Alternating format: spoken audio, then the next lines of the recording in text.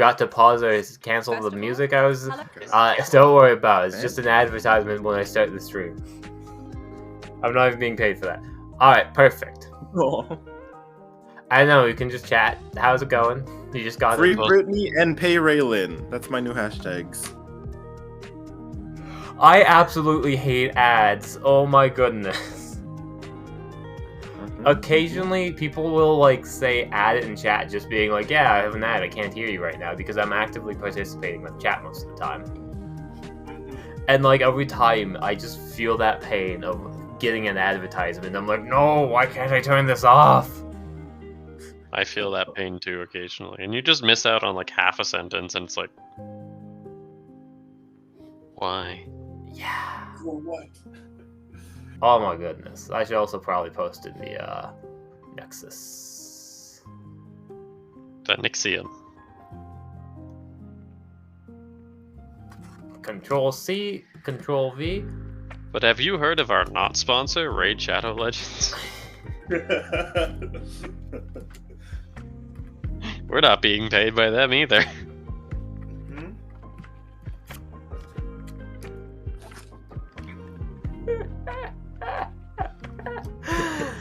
Their new hero, Raylan. I feel a bit guilty because, like... Why?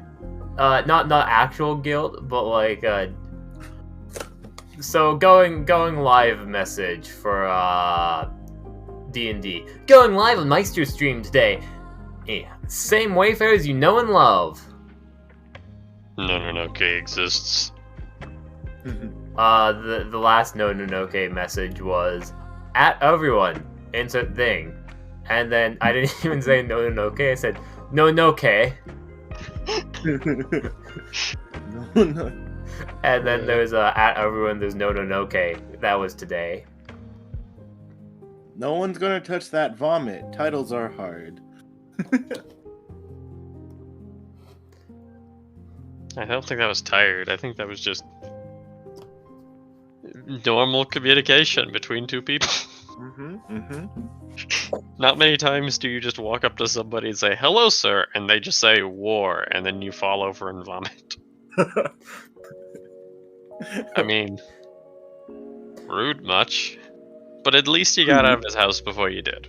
Yeah. Literally, walk up to someone in their home, say like, "Hey, what's up? Do you need anything?" War, and then get out of there as soon as possible to vomit. Oh, right, the vomit. Okay. Yeah, there's a political joke in there somewhere. Yeah, leader of a nation. Be like, Could you tell the server Happy Mother's Day? I mean, yeah, celebrate with your robotic overlord, robotic Nakama. The robot is kind of your mother in some D&D senses because it's playing your parental figure. Maybe if we say Happy Mother's Day, all our parents will come back. Oh, that sounds really sad, actually. Out of context, that sounds really sad. Oh.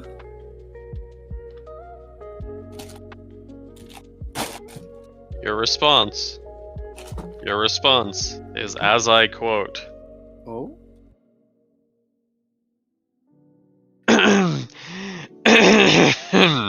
Thank you.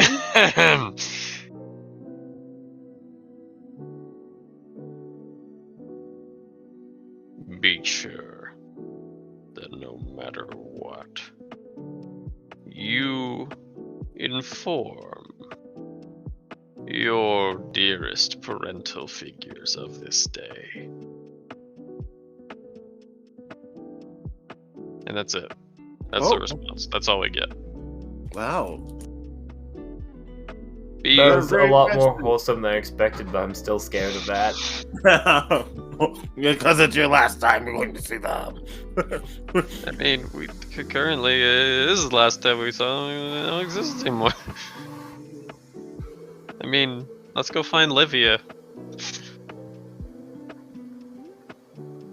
You can't keep me from finding them. Oh my goodness, because Nononoke, we can't. What? Our parents are missing in Nononoke? Oh, that's what you mean by can't. It's dangling it in front of our faces. Don't worry. Clarence is here. He's clearly our mom. Clarence is our mom. Clarence has a connection to mom. You just have to enter Clarence's mind space and then, bam, mom. Yeah, that was Mistress' dying words. Mistress said, please adopt all of my children and all my children's children. Or I'll find Happy you." Mother's Day. And it's gonna be like, what? Really? That was the lie? She just put her hand right up to his head and said, "Who's mom?" Did you do your vocal exercises today, TJ? Ooh, let's do vocal exercises.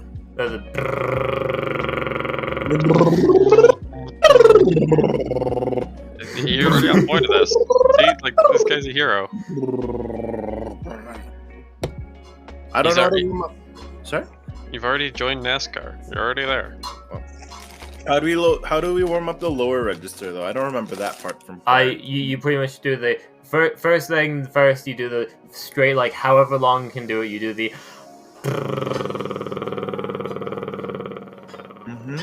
Alright. Ah, that was a bad one. I usually can go a lot longer. Then you do the low to high, the. And then you go up and up and up and up and up and up.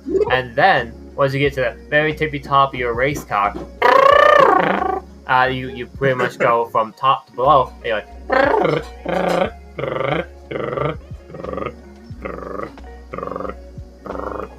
Downshift the gears. That's so cool. I don't know why I remember it so well, but I remember it.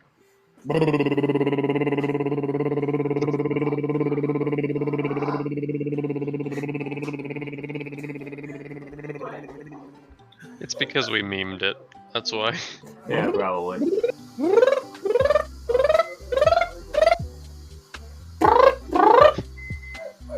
Here's Tim actually just sitting here having been in choir and actually like having reason to know all this stuff.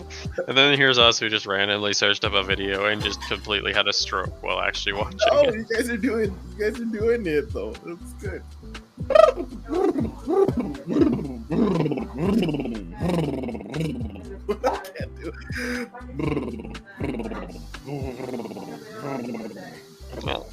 I can't do Well, I don't have much of a lower register. I wish I did. I really wish I did. I wish I had a lot. Well, I don't wish. I would like to have a lot higher and a lot lower because my range is kind of mediocre at best. I think you have pretty good range actually, because like even when you do male and like female characters, like they're very distinct. It's very cool. I'm trapped. I'm sealed in my register. Just kidding. You're sealed to your upper register, you say? Mm-hmm. Well, then why don't you unseal your potential? Your power was too strong. You studied with your voice too long, and you let your muscles grow weak. Damn, sorry, mister. You know you didn't want me taking choir. No, you can't take choir. You are a businessman. Businessmen are not allowed to sing, especially at my funeral. Especially at my funeral. But Borengo, he can sing. He can sing fine. He's allowed. I realized I didn't enter the health for Pauletta. I will amend that right now. Don't worry, she just doesn't have health. She's just a go. She's actually just in my head. I had to imagine a girlfriend for Barone. Yep. Why do you think she stayed with Barone? Did you Oh see my her do anything of relevance? That's so sad. He was dipping a piece of biscotti in coffee and just gave it to the air. He dropped it. He just dropped it, bro. Cassandra just has too much mental ability that she like reads his mind so well that she thinks that Pauletta actually It's real. Yeah, Pauletta's the actual girlfriend from Canada. And then just manifests it only through Tassandra's eyes. She gaslit herself. Oi, Catrice. Becoming an imaginary friend reminds me of a game I played recently. Have y'all heard of Gloom? Bloom? Yes, Gloom. Oh, Gloom. I'll Google it. GLOOM. Essentially, what the game is, you're trying to give your people the worst life imaginable. You have like a whole family, and you're up against other people. As you keep on playing like different cards, and you're like, this person broke all their bones or something, and like, Oh my gosh. your opponents can play cards on your people to try and give them better lives, and you just have to like tell stories. I played it with the my roommates, and it was so fun. I want to play it again. That sounds kind of hilarious and sad.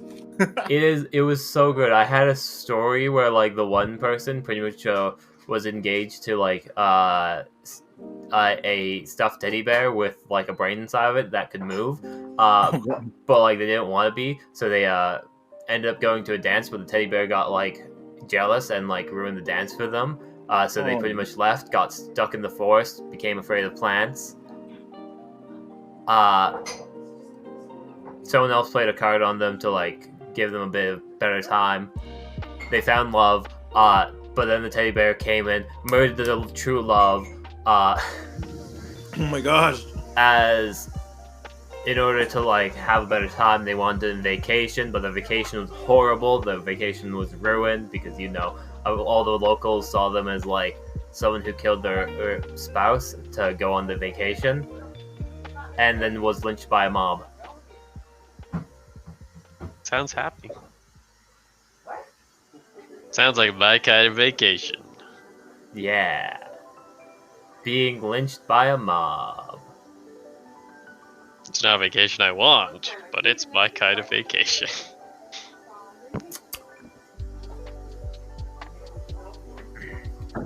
Oh my gosh.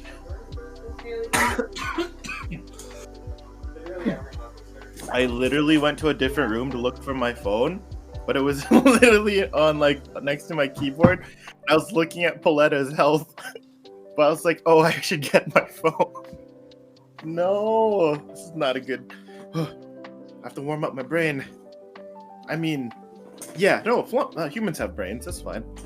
Do your brain exercise. You just do the same thing with your voice, just in your brain. Just like things start to like levitate telekinetically. I was just thinking the internal monologue, but the internal monologue is just a constant stream of however long you can go and have that playing in your headspace. That's how you do it. That's how you warm up your head. Everyone in a mile radius like hears it in their brain. They don't know why. I'm so happy I have an avatar. And I'm so happy I have the expression. Ooh, let me peek. I'll peek. To the Twitch mobile. Alright, I'll let you open up Twitch before I start doing it. It's gonna be a delay, but you'll understand soon. I'd say let me know when you opened up, but I have a cheat device of like seeing who's following is watching currently. I have no clue what like non-followers are watching, so I always assume there's like nobody watching. Oh. I get super nervous when I know there's like when I'm counting the followers go up and then down and then up and then down. That just ruins my mental state, so I do not look at that. Good. I mean, good that you don't look at it. Not that good that it happens. Good that you found a method to overcome. Lucky for you, 3 people just disappeared. Ah! No, Justin, no. You just said that. Pain and torment with that sentence. To be fair, they showed up for us going, and then. To be fair, in all fairness, never mind, I don't regret anything. Having people showing up to. Sorry. It's okay. Soon we'll get Alan, and then everything will be perfect. Because Alan, by far, is a hero.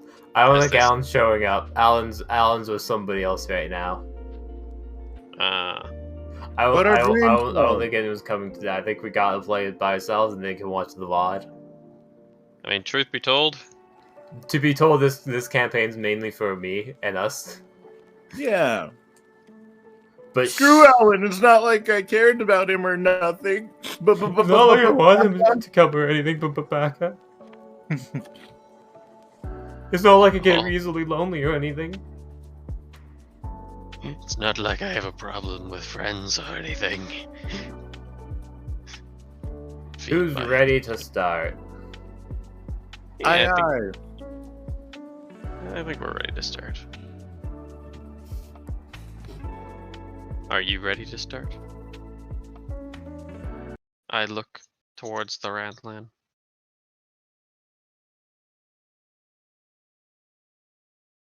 Umu, I am ready to start. I was like less ready after you said, "Are you ready to start?" somehow, but I am ready to start.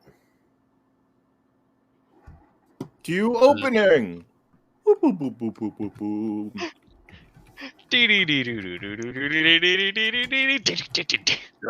We don't have an opening song here.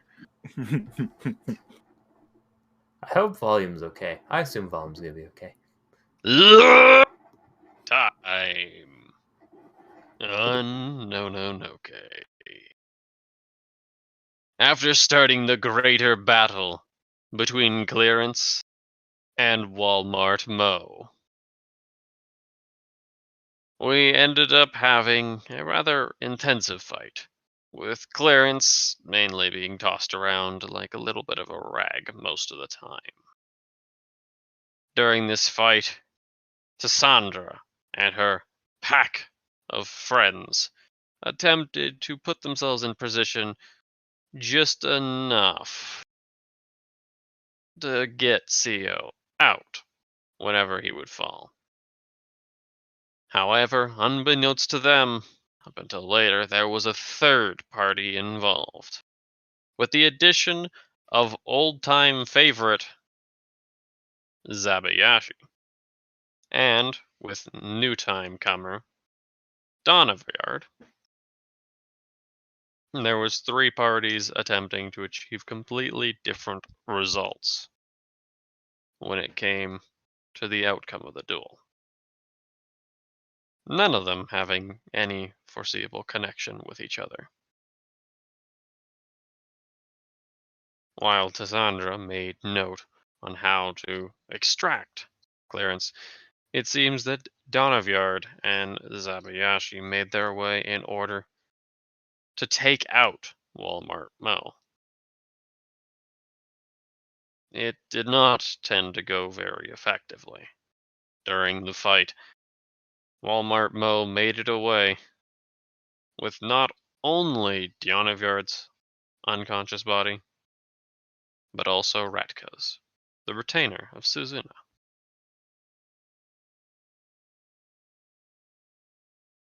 After the battle, Zabayashi gave a few words towards Tassandra's husband, Zaonok, before perishing himself, leaving a message to be delivered.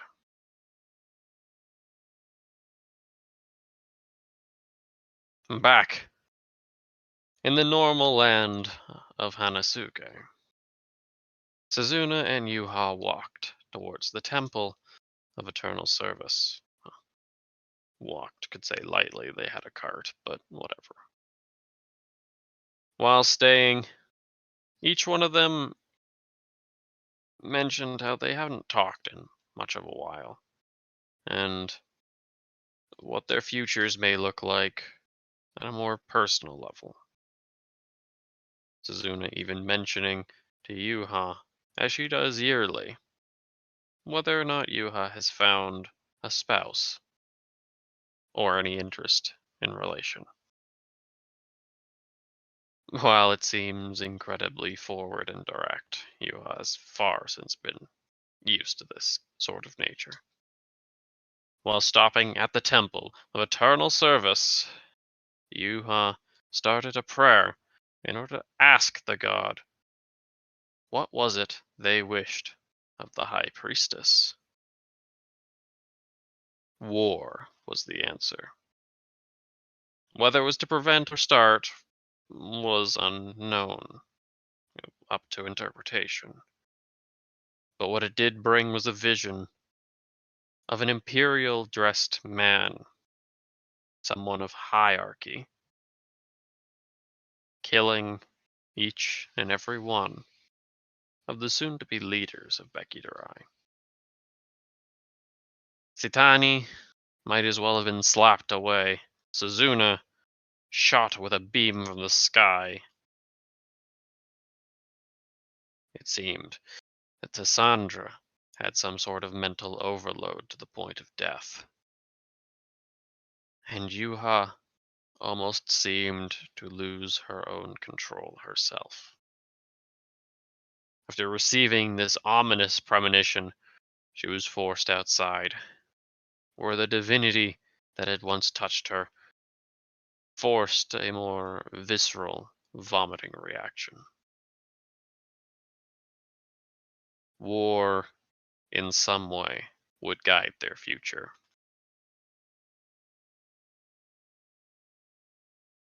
In some way that was unknown. Yuha had a few moments to sit and reflect on this nature, before she then would choose her next direct path to take. So let's start it off with Yuha. Where are we going? God, you golly. Starting off with me? That's so strange. It's not the protagonist. Yeah, no, Tassandra's apparently not first.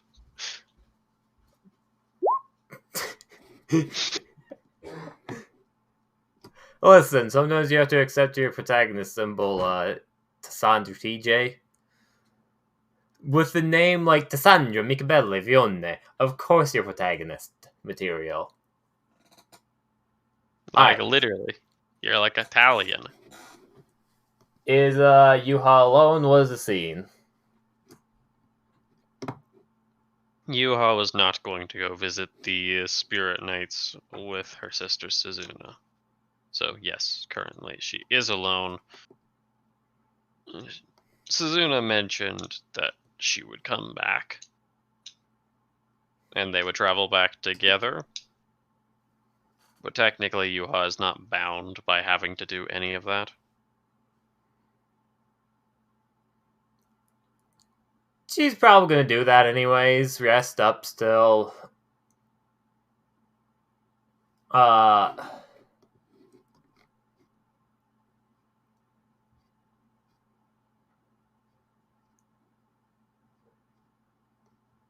Oh, apparently I have entangled that I never wrote down.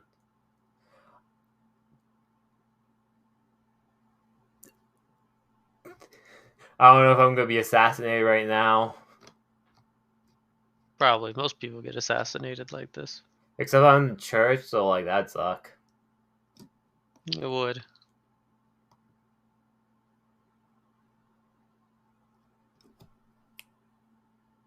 Within the time you spent looking over and staying within this beautiful hall, it's not held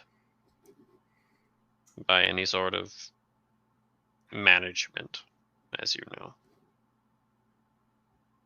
You do notice a couple people tend to float their way in, give respects to Eternal Service. They appear to be farming folk. While the gods tend to be enforced to be worshipped by everyone, every single god, the unfortunate truth comes down to usually most people don't worship every god, but instead pick and choose their god that they worship in particular. In this case, normally farmers don't tend to worship Eternal Service, as funny as that sounds based on his temple location. It's not uncommon, it's not shocking, but it's never the first thing that Yuha considers. She doesn't hate farmers, not in the slightest. But normally the farmers will give their thanks and praise to the sun. And these farmers don't look like they're from the Tralimba region, which makes it even stranger. Yeah.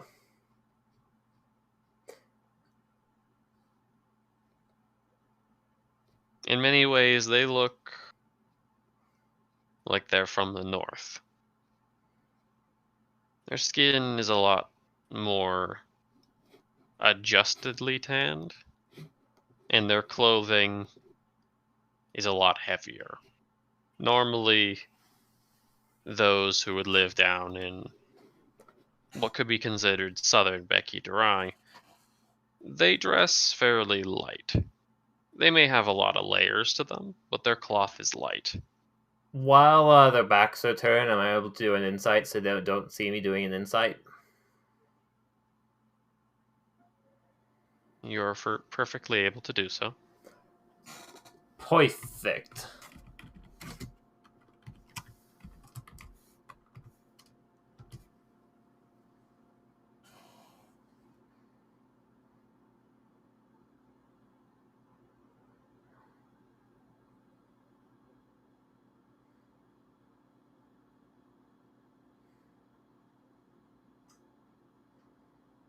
It seems like whatever has come from these people, you would assume them, you can't quite put your finger on where, but they're from either Brianchi or from Meldai.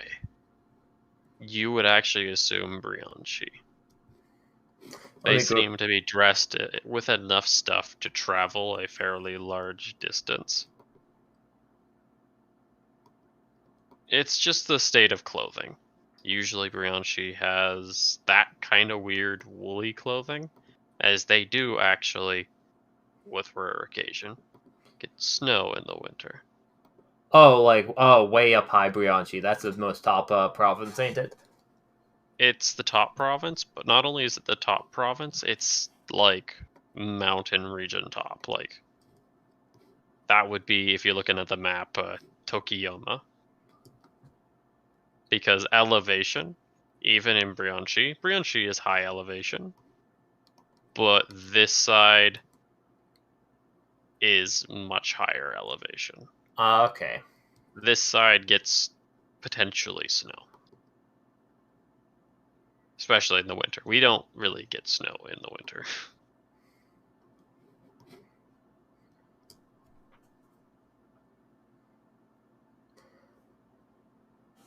I would let them do their worship. I would not interrupt their worship.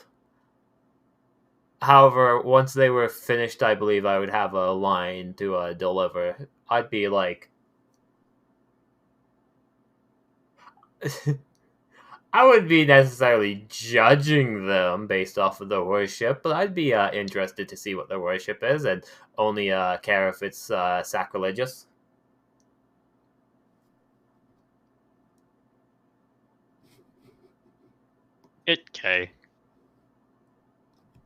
It not bad. It not the best. It's a casual worship. Well, not casual because they came like super far away to do it. Very much, it's what you would expect of a citizen or civilian to do. It does seem like it has the innate tailorings of another god, but it's directed towards eternal service. Clearly, they've just been integrated, so whatever god that they used to have. You're pretty sure back in the day they used to have a bear god before they were taken over by the larger collective. How could you say such a thing? Oh wait, sorry. That was a reference neither of you are gonna get. No, I didn't get that. Unfortunately. Don't worry about it. The larger collective in this regard being our northmost province. And a little bit of Flugami. It looks like they did actually give us a little bit of land. Huh. Oh, Didn't actually Fugami did. Not a lot. Don't get me wrong, they were stingy as all that hell, but we got a little bit from them. Just a little bit. I assume these travels seem like weary. They don't seem necessarily weary. They definitely don't seem like they're in the best condition, but they don't seem necessarily tired. They've paced themselves, or at least they might have spent some time in Tempest Wake before coming here. You would call them almost, in a way, pilgrims, although pilgrims would not be a word to describe them well. Yeah. So once they're done doing the worship, I will call out to them. Devoted travelers, do you wish to spend some time and speak with myself?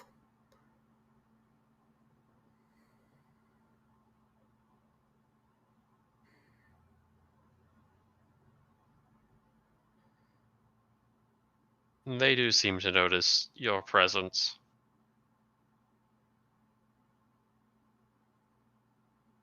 Oh, sorry, miss. It is our greatest apologies if we've interrupted you. I have already performed my prayers to the gods.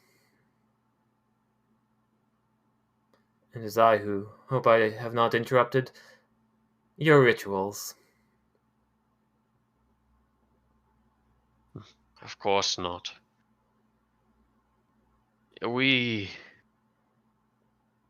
are the wandering monks.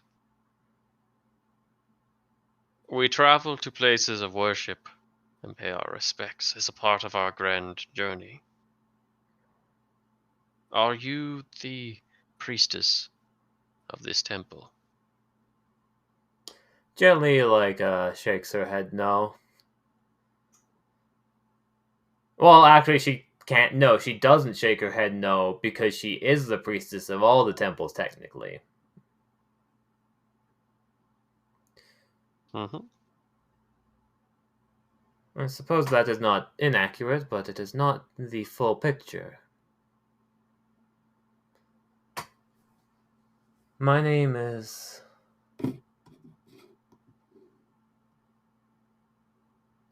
High Priestess Yuha Yokishino.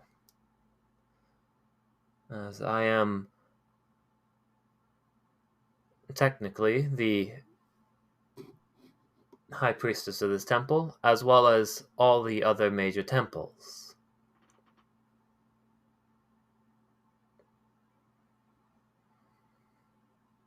What an honor it is to meet you, Lady Yoshikino.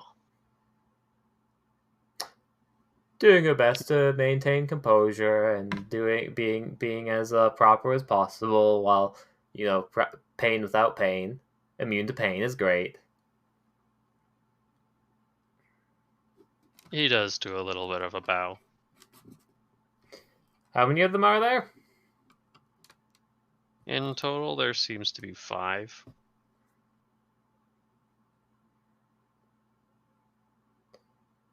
This would realistically, starting from up there, be like the last. No, I guess Hakumba would be the last one. Yes. They probably, not necessarily, but they probably, if they came through Yoroshiro's scar, they could have taken a non-path and just walked their way direct to Tempest Wake.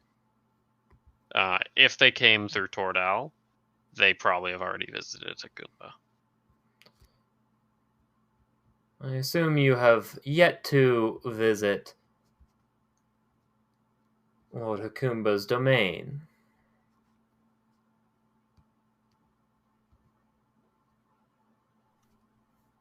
We have seen and spoken with the priestess there, and we have paid our respects to Lord Hakumba.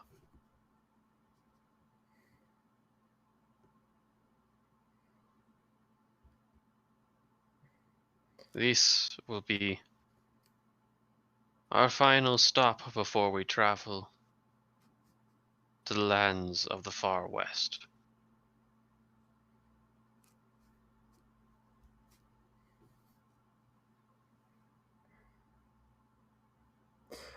Far From that, west. he doesn't seem like he's... They don't actually seem like they're citizens. They're not citizens of Becky Durai. Oh.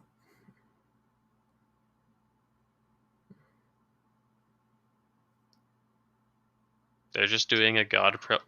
this is weird. Not many people go on god pilgrimages of the Great Empire. It makes sense for someone, I guess, within Becky Durai, but the Great Empire? Most people just stick with their patron god, and that's that. It is not often that other provinces show a devout aptitude towards more than one deity.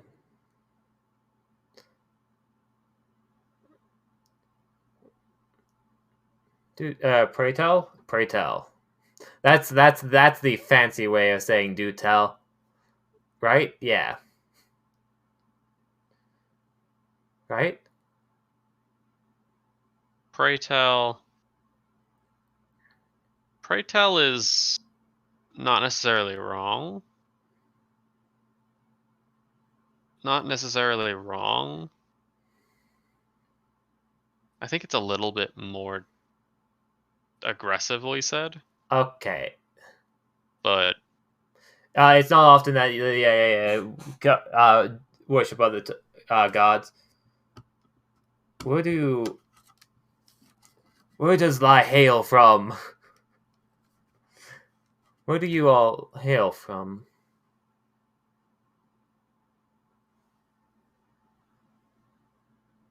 Kaline. We hail from Kaline, the province of gold.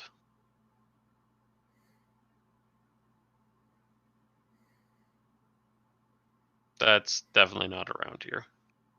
Yeah.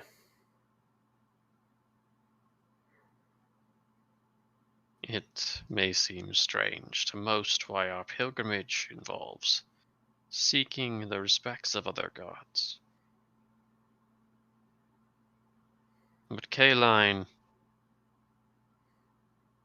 is a province of enlightenment. It is not that we worship one singular god, but we pay respects to all who are a part of the great empire.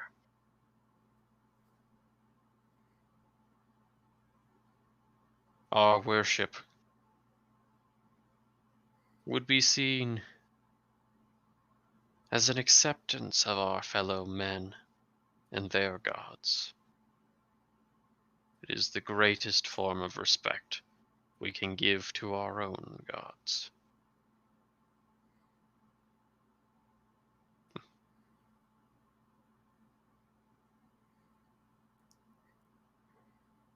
It will also help us seek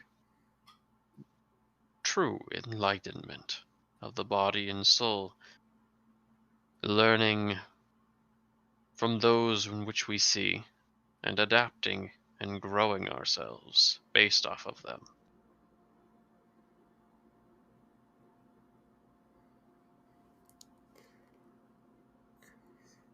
Oh, I'm so scared.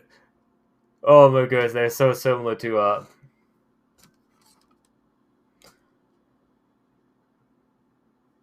These are Budatsu's people. It might be Butatsu, it might not be Butatsu's people, it's probably Butatsu's people. They've come to kill him.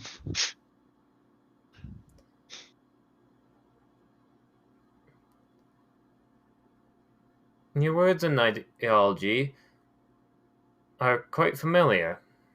I have a retainer that does such a that holds such a belief within their hearts.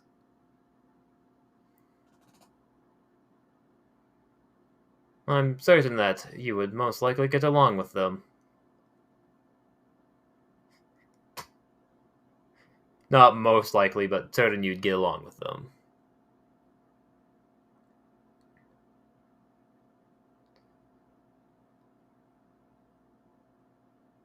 It's good to hear that you have a guide of enlightenment with you as well.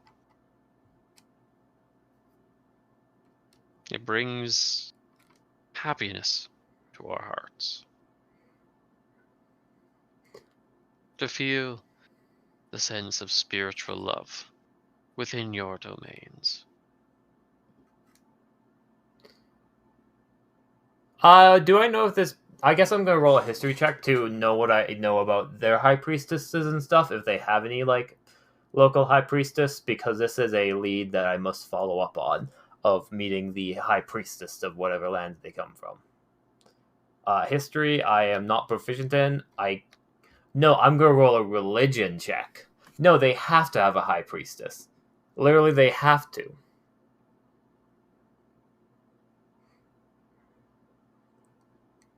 History is more for figuring out who the high priestess is. I think a religion is only going to give us what their god is. History of 11, and then I hate to do it because I'm like tired right now, but I need to do a religion.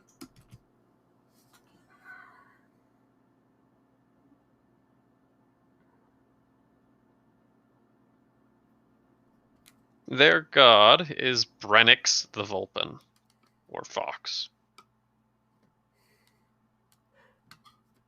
Which, normally when someone assumes a fox, we don't have them down here, but normally it's a more trickstery kind of animal. However, from your insight towards the local religions, Keyline is not that far away. Their god does stand for essentially being friends. You could call them the god of friendship. They are a province which does not make enemies with anyone, and they are vastly wealthy. They don't need the amount of money they have, is what most people tend to say about them. Cassandra would know more about it. Their high priestess, you're not sure what they do or what their name is, but from your understanding, they don't leave the Keyline capital ever. You've not seen many of these wandering monks, as they say. But it would be perfectly inclined as a sign of worship to pay respects to the fellow allies of the Great Emperor as a form of worship towards your own god. It sounds counterintuitive, but not only does it actually benefit the god of eternal service, Hakumba, etc., It also benefits the fox.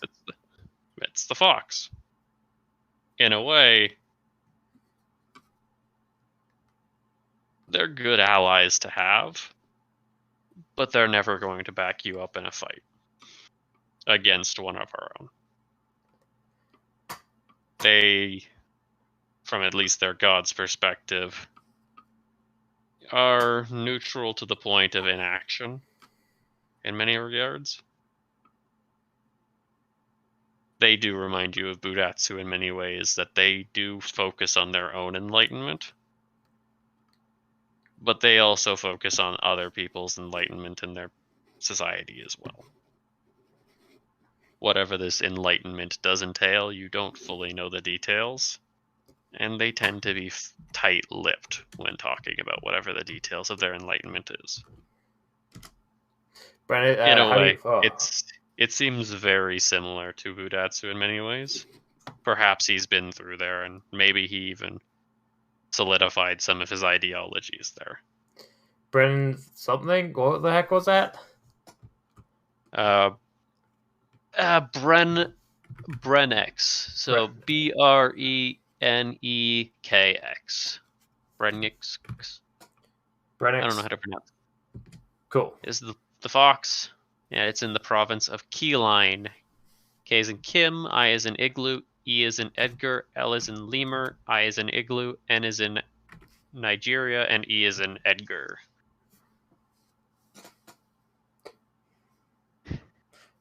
Brenix. I was gonna say, Did it have a Nancy. last name? Or would I just refer to it as Brenix? Brenix is the god. Okay. Gods don't have last names.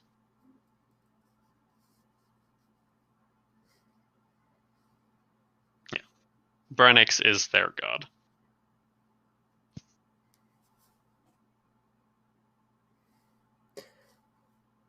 What's...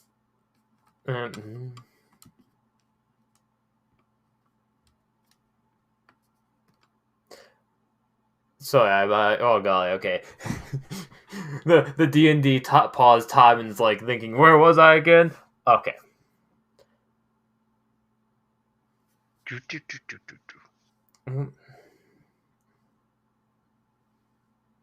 Seeing such devout worshippers such as yourself does make me wish to visit and show us return the Bug monster. Thank you for the follow. Bug I'm gonna continue playing monster. D&D because I don't want to get distracted. We find ourselves Usually I'm more talkative with chat. alone. I wish to repay the token of friendship towards Brenix. To Lord Brenix or whatever the proper way to refer to a god. Lord Brenix. Over much as the high priestess of your home, I am hesitant to leave mine. But I shall do something. That is certain.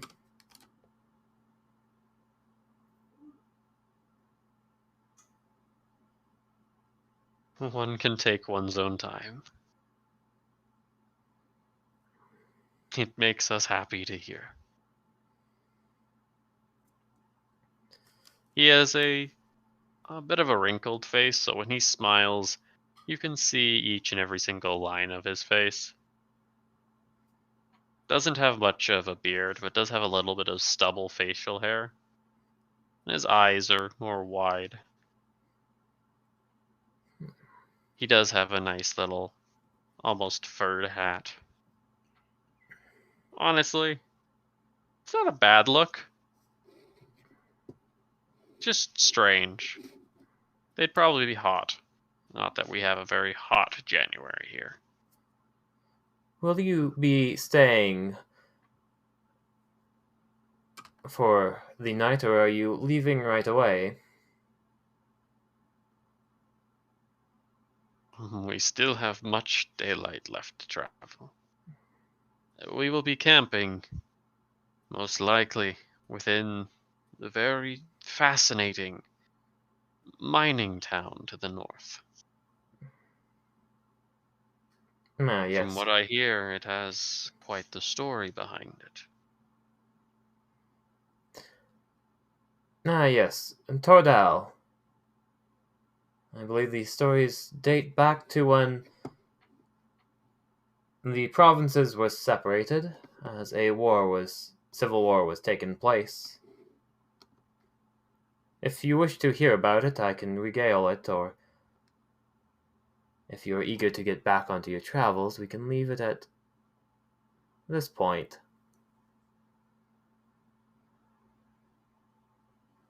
It would be an honor to hear the story before we depart offwards.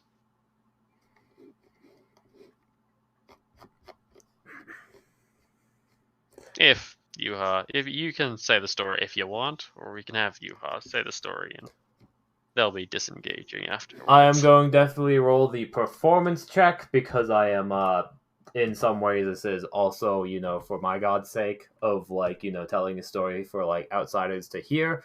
I am debating if I want to. No, I am not gonna give myself advantage on this. Yuha doesn't want to give herself steroids every time she does a performance check, only towards the gods. So, well, it's kind of towards the god, but this is kind of more shaky towards the gods. this isn't a ritual. This is performing for the people. No! It's so good! It best reflects the fact she's exhausted. Yeah, she's doing it despite her exhaustion, and she's a mediocre storyteller when she's tired, apparently. Yeah, considering it's a skill check, minimum is like literally, it's not just an auto fail. That's literally a 10. That which is literally a pretty 10. good. That one does apply.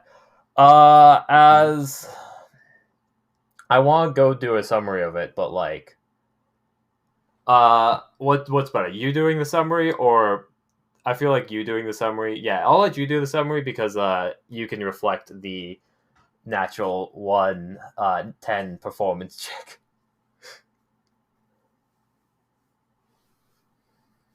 The story of Tordal is one that is not a very happy story, not fully.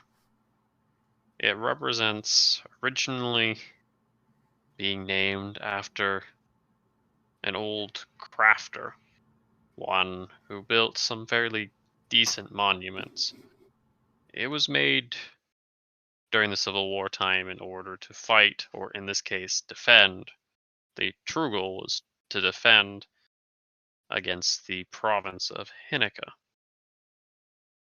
During the fight, they had delivered a massive onslaught down to Tordal. And eventually Tordal, the wall it was, blocking off the pass, fell. Not too long later, however, when things had evened out, Tordal was originally remade. And it stood for a representation of the people's will.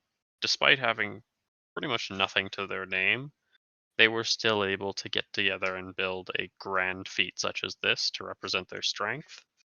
And although it may have fell, it has never fallen since, and it has always stood proud, acting as, in many ways, an essential city within the entirety of the province. It doesn't go very much into depth, such as some of the stories of the battle. It's just a loose description of Tordal.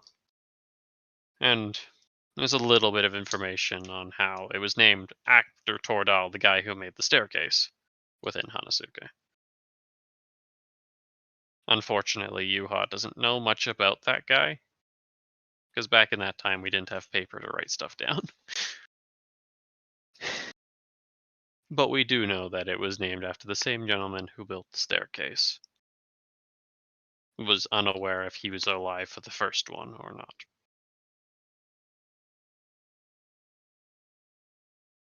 With that departed, they don't seem to be looking for the quality of the story at all, just kind of the words that she says before they end up departing.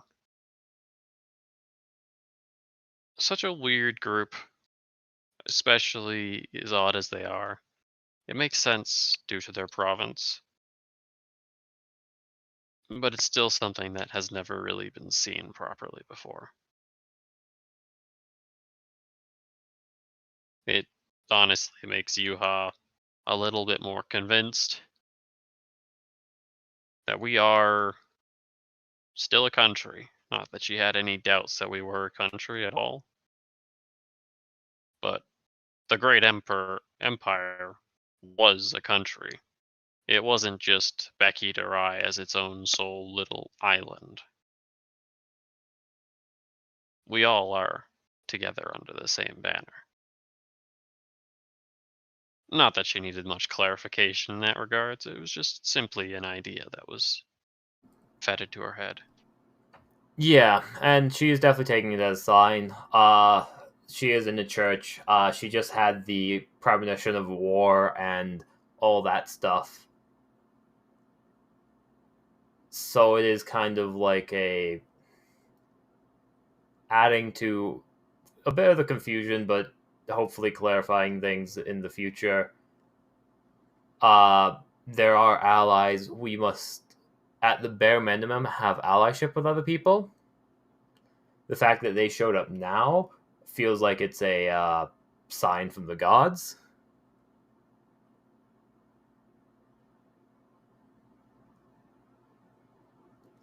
As it is something to consider for the future.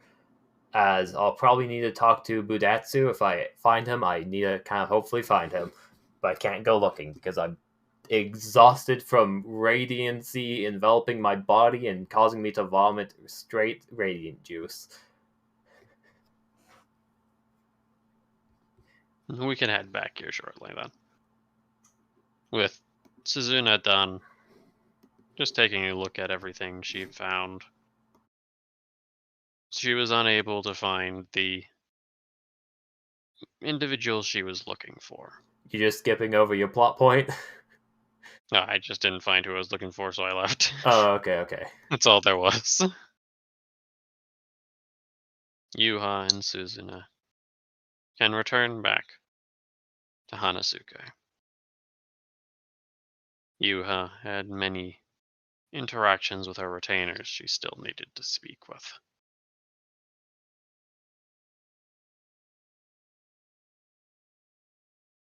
On the way back, the sun dipped lower and lower in the sky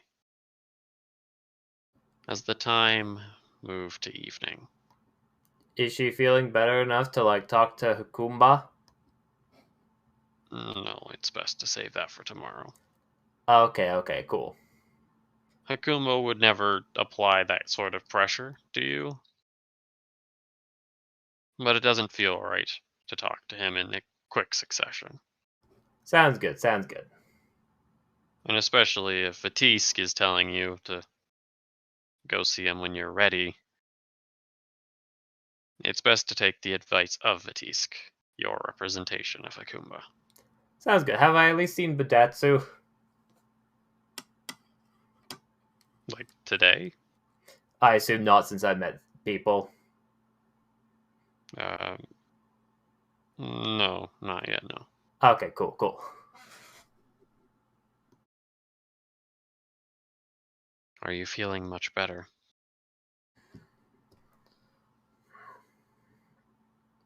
I am better than when it transpired.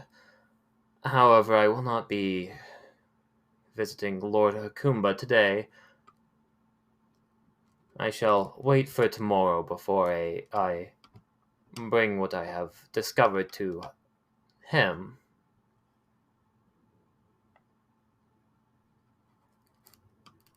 As for the meeting with our siblings, I suppose it is whenever we have a chance to all be together once again. Yes. Something tells me that it will be tomorrow. My own premonition likely says that Cassandra got caught up in some sort of event gathering at Tordal. Perhaps some sort of party.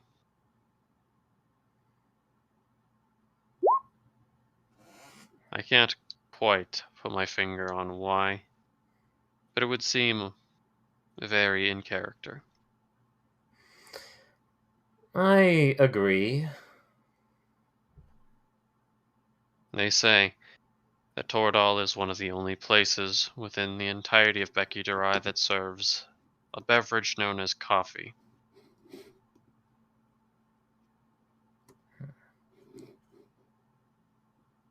I do not quite know what this coffee is, but if it's exclusive, it definitely sounds like a drink that Cassandra would indulge in.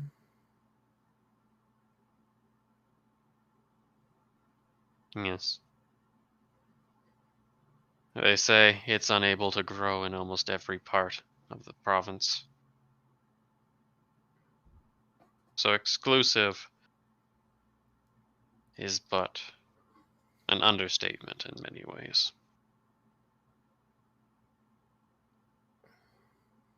I would be looking into it if I was Sitani as impossible.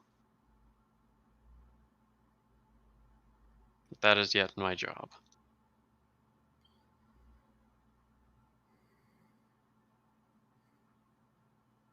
Do you believe you will be well enough to climb the stairs?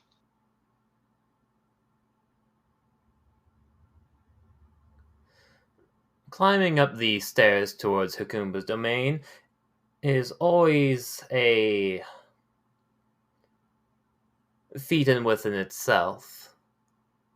It is a reminder of the hard work and dedication required.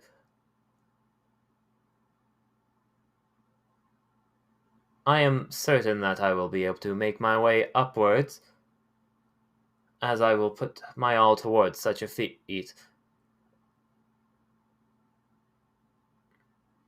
Then I will not help you up. I believe in your inner and outer strength.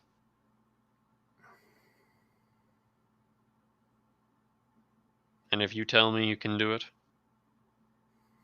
then I will put full faith in you. Looking at Yuha's, Yuha is not so bad off, right? She just feels like hungover, right? Better now-ish. She'll be fine. She'll be fine. Yeah.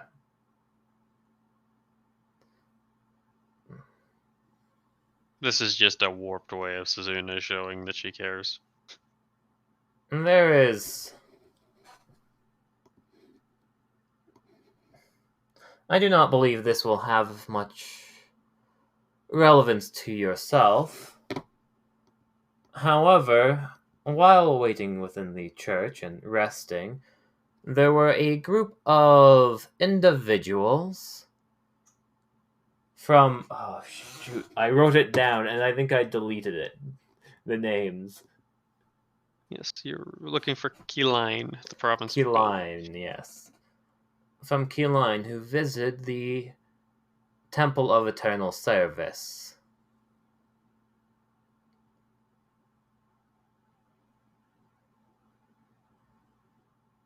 I believe it was assigned to make allyship with the rest of our friends in other provinces. This is much more of a Cassandra topic. However, I wish to bring that up nonetheless with you.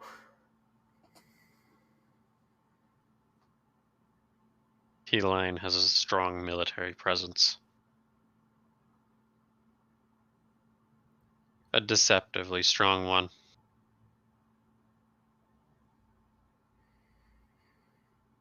There's a reason they're capable of being who they are for so long. So we can ally with them. They're the type to make sure they don't pick much fights themselves, and that can be good in many ways.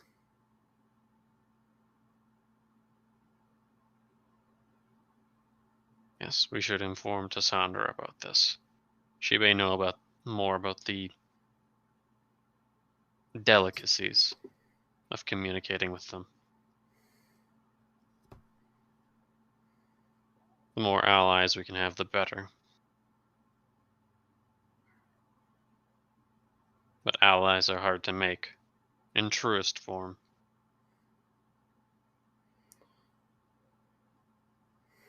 This is just Suzuna not being able to make friends. Anything else we can bring up during the meeting tomorrow as well? Of course.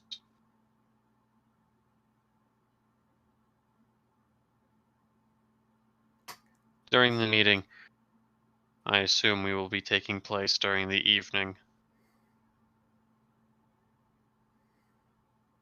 I would implore you to give me a proper response on the retainer I've sent with you.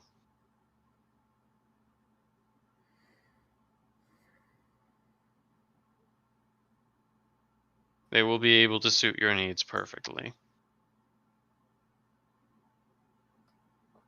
But even still, I'd prefer to get it out of the way, and with you, whether or not you wish to have another one.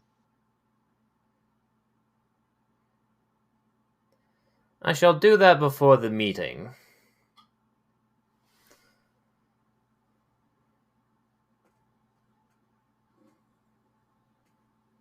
I will make my way off then, and look forward to seeing you tomorrow. You all will do a slow kind of just nod in acknowledgement, or returning the sentiment, but without saying it. Susanna just takes up her breathing and sets off into a little bit of a sprint.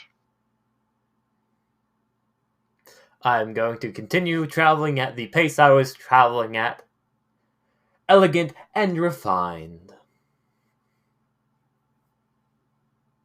Susan has got to do some cardio training.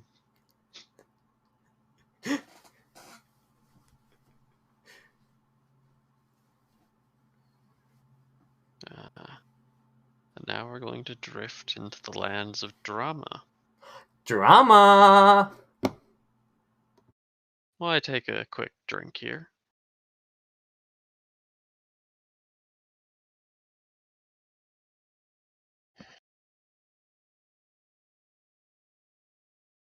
You knew it all too well.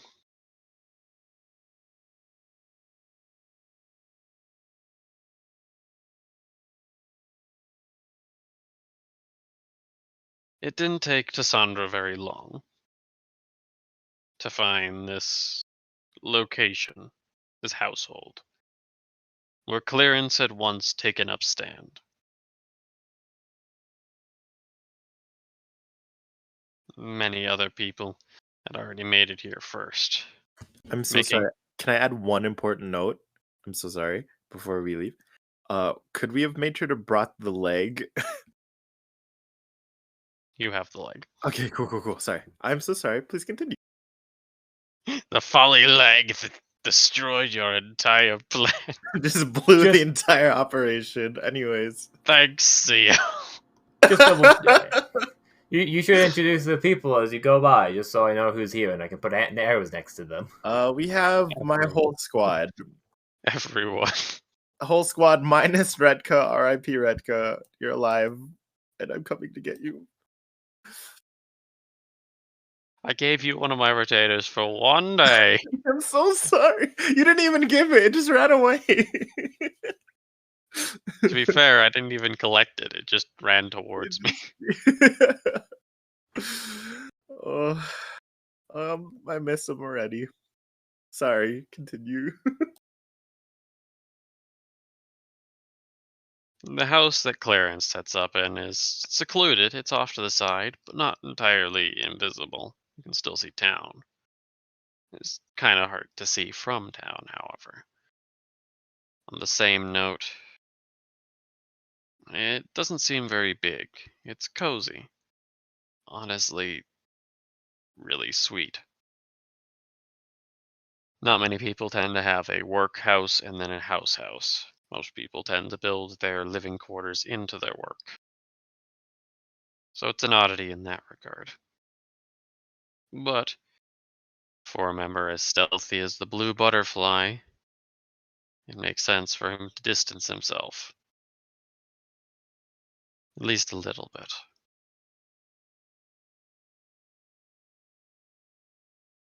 Looking at many of the people as Cassandra enters the small, rickety-ish wooden door, passing over a placemat with elaborate flower design. The sight of Clarence missing one of his legs and having his other leg rather swollen, it looks like, is the first immediate sight. Everyone's keeping a straight face and remaining mainly calm. But as Cassandra gets in range of most of them, you can tell that it's not entirely true. Paletta isn't as hurt as she comes across as the only one. Valletta seems to be keeping a level of reformity, of kept somber nature instead of lashing out or yelling or anything. She's keeping the mood stable. Barone seems to be considering different outcomes of trying to properly piece what together is happening. Could we have said, I think Barone has an ice infinity. Could I telepathically instruct him to try to keep the leg as cool as possible? And then I'm going to telepathically instruct Polly to maybe assess. She's the only one proficient in medicine here, I think, to assess whether it's worth reattaching or not, or just see what our options are. Rather, I'll just have them. I'll just input that real quick. This is the worst. TJ, we just developed we just developed spiced bread. I don't think we have like the That's an technology to reattach incredible. limbs. That's an incredible jump in technology. That is like a big jump. We just got spiced bread. I don't think the concept of reattaching a limb is even a thing yet. I don't know though. Server has to confirm, but like I'm asking the person with medicine proficiency. It's fine. Oh no. Zeonak is still caught up in the sense of more their enemy and what they might be doing. Calvain seems to be plotting different sorts of battle strategies, but all Tassandra senses from Beatrice Oh. is sorrow and anger. Beatrice seems to be not quite staring at anyone in particular, but mentally she seems to be staring daggers not only towards Clarence, not only towards herself, but also towards Lawrence. Oh. She's keeping it quiet though and not making a fuss. I'll do a proper insight check. I'm so sorry, B. Because I'm about to be very buddy with these people. +7. I can't roll lower than an 8. 22. What's my bestie feeling? What is she going through? What is she thinking? If you had just gone ahead and died, Donavyard wouldn't have ever had to get involved.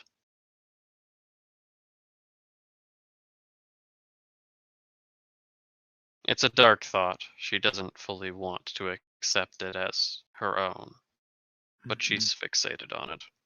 Mm-hmm.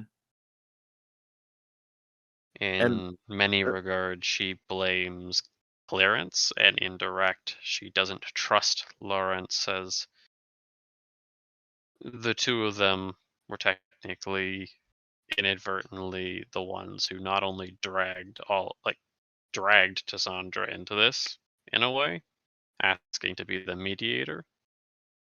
She doesn't know that. She doesn't know that information directly, but Tassandra was dragged into it by them. Not to mention, they had someone in their care who was not a part of their retainer circle. And then on top of that, her adopted father. Yeah. People who shouldn't have even been there to begin with. She, despite being talked to by Calvain, sees herself as one of these targets, as Beatrice doesn't feel like she could have done anything. She felt like she was literally fighting against a force of nature. And the force of nature just cascadingly, like a waterfall, started to call every single one of her bluffs. It was losing and then losing more up until the point where people were literally lost. all at the extent of some dumbass old man's honor or something. Damn, when you put it that way.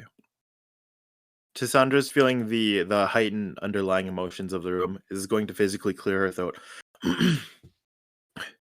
We're not out of the woods yet, everyone. Kelvane, could you please establish a perimeter with your familiars? Xanok, if you could guard the entry and exit points. Yes? Already done. Thanks. Telepathically, I tell him to please stick very close to Beatrice. She's having a very rough time. Paletta, Baron, could we assess what we could do with I'm so sorry, with clearance with Master Owen's current condition? See if there's any solutions we could come up with two bright minds like yours, yes? It's Baron. It's not looking very good. No, not at all. The swelling, if sorry, it will keep continuing. The second leg will have to be amputated as well. Sorry, this is TJ, the second leg too? Oh my gosh! Sorry, that's TJ. Okay. Whatever that monster he was fighting. Pardon my response. That monster he was fighting. That was no human. That was more akin to a demon. Blows like this shouldn't even be possible. He's fractured not only his legs, the bones in them too. And it's not looking good. I don't believe he'll make it yet a night. I haven't done many amputations before, but if we don't do it, he won't make it till tomorrow. Is this Paletta or Baron? Paletta. Okay. Okay. No, it's good. Let's see what we could do to reduce the swelling. We'll start there, okay? Lawrence, is there any metal or anything that could help us transfer over the cold of a cold spell? And I give him the image of Baron casting frostbite on some metal to help cool down the metal to then apply to his father. Yes, I should be able to achieve something like that. We have many nifty gadgets. All right. For now, our objective is to stabilize Mr. Owen until he's in condition to move. In the meantime, while we wait, let's prepare let's prepare for extract and for him to eventually live under a new alias. Lawrence, do you have any other do you have any family members or anyone else that could be targeted by being associated to your father? No one that is known. Understood. We're not out of this yet. Everyone, be strong. And I go out to hold Beatrice's hand. She's silent. As Paletta and Barone, you can tell very clearly within their minds there is no saving this leg. Okay. They already know that when they'll try and reduce the swelling, but what has happened is one of his bones has shattered completely and is now abrasing not only the arteries but the veins within it. Shit. Okay. It's slowly pooling, like he's going to die of internal bleeding. Yeah. We'll need to figure out. Someone has to have fire spells, right? Hold on. We need to cauterize. Do the spells. Wrathful Smite. I don't think that works. Okay. Telepathically, I tell Beatrice, could you please watch over me? I look at her with very genuine and pleading eyes. Could you please watch over me while I explore Mr. Owen's mind?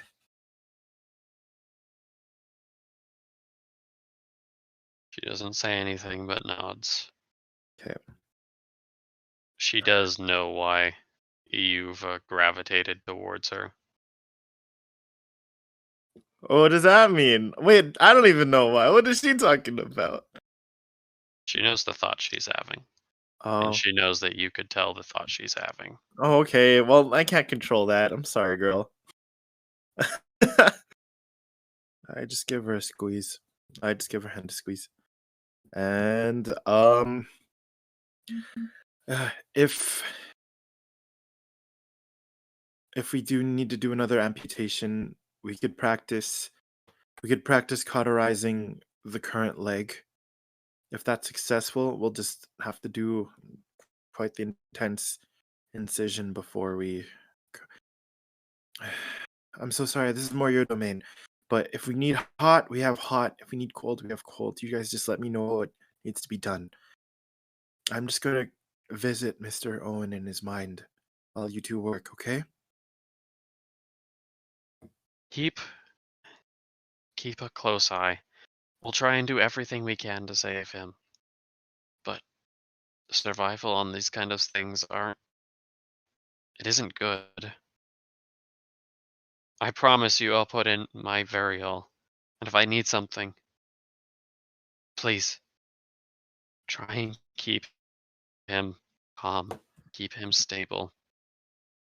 The worst thing you can do in a surgery like this is have the patient give in. I give a very serious nod. Sounds like we need to be better than good. That's our entire thing. We got this. And I say that out loud for everyone. And then I close my eyes, put my hand on his temple, and I knock on the door of his mind. I'm coming in, Mr. Owen, and I deep dive him.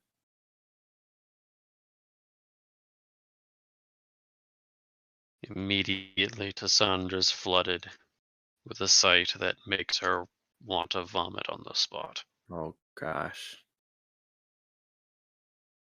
All around her, mountains of bodies set ablaze, spears that appear like daggers due to how far they're plunged through them. Mentally, I reach up to Kelvin. I'm gonna need a little help here, buddy. I'm gonna need your good vibes. I It's a take a little deep hard breath. to focus, but you feel slowly as you have a happy sense. It's still the scene is still overwhelmingly It really disgusting, is. but Take a deep breath. These are his memories.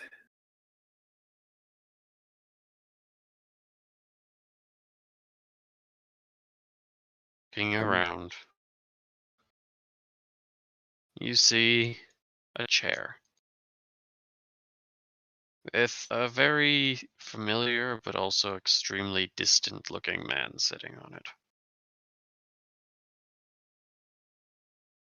On the chair is a man with silver hair. He's young, maybe 20, 25. Dressed in armor with a sword by his side. Not heavy, but it's light. The sword, the armor looks familiar.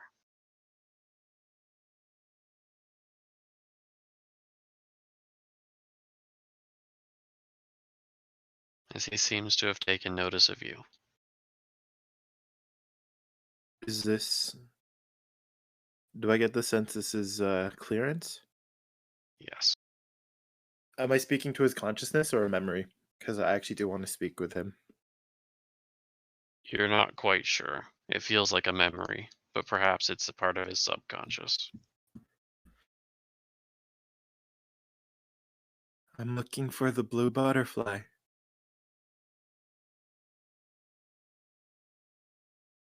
The blue butterfly is very hurt, you see. The man stands up. Uh, Very soon he'll be joining those around you. hello, insight check. 21. This feels like this is like a voice of his past. Like a life he once lived. It seems to know the new clearance, but it's not him. For this one, there is a level of regret that is uncanny. In many ways, he takes responsibility for that around him. He's fighting soon. I was hoping he was you. I'm assuming you have your own name then, yes? He was me, at one point. I am Clarence Edgar Owen, Knight of Aresh, Hand to Lasais.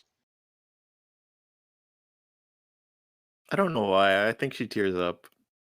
Like, he used to be so young and strong and hot. Specifically that. Is his attractiveness higher in this one? No, it doesn't matter. It doesn't. It doesn't matter. It doesn't. It doesn't matter. But yeah. For many years I've stood by my lord's side, despite not having anything similar to the knights who joined me. They stood with their unearthly mights.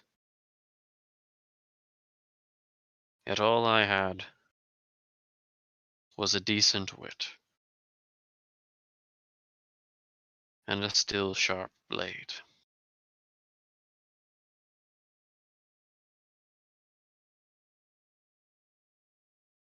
Do you wish to see the blue butterfly?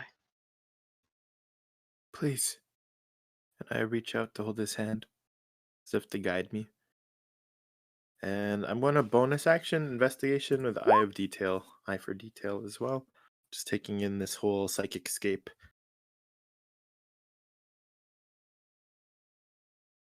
Cassandra has never envisioned what hell looks like. But surely it could not look worse than this. The halls of your mind, just haunted by hurt. Has he carried this entire time? This entire time.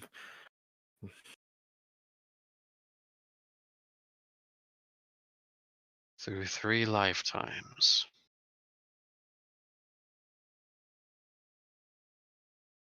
And for us, and for us, we will first have to meet his second lifetime.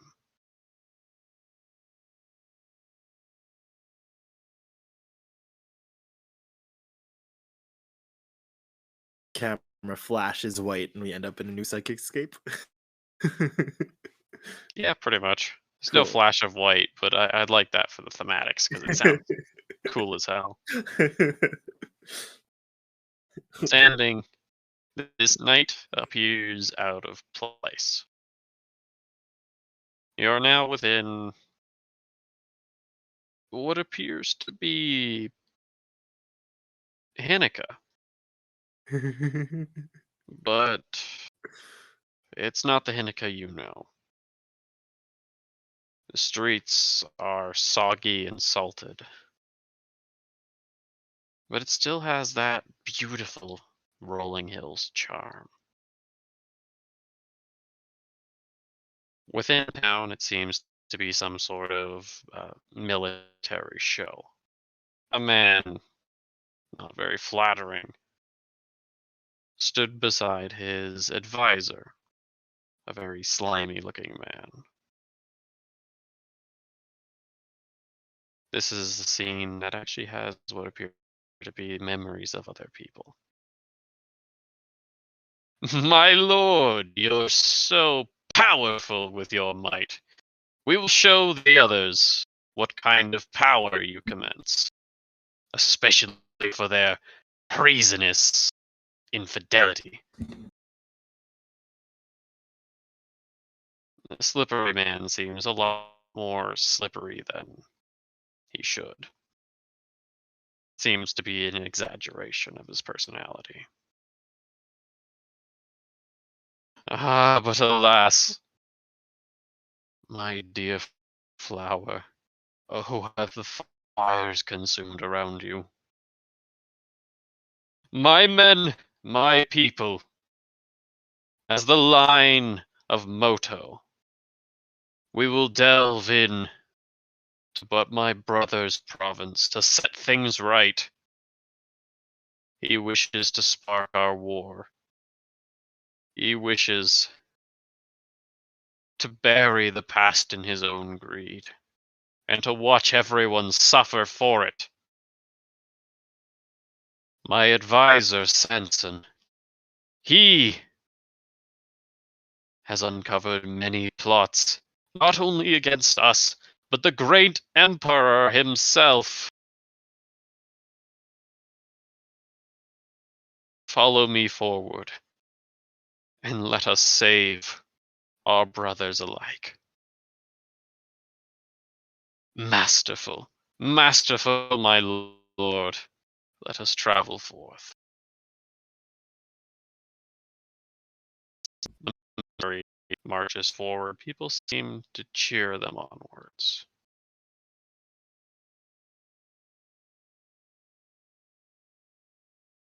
Standing not too far away, it looks like a little brown-haired boy, maybe nothing more than 10, consumed by a sense of duty. He takes note of the two of you standing and seems to continue walking. What am I seeing here, Clarence? What is all of this? Who is that This boy? is Edgar. Edgar. The name we took on our second life. Hmm.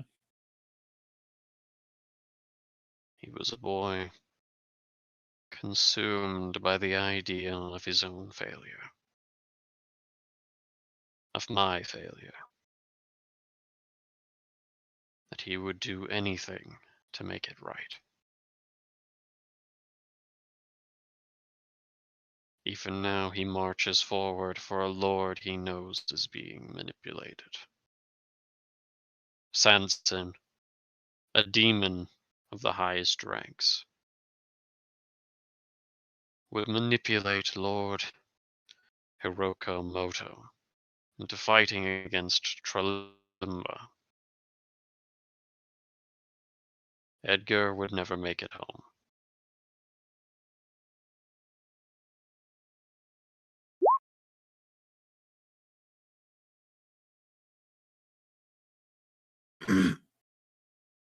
I reach out to the boy telepathically.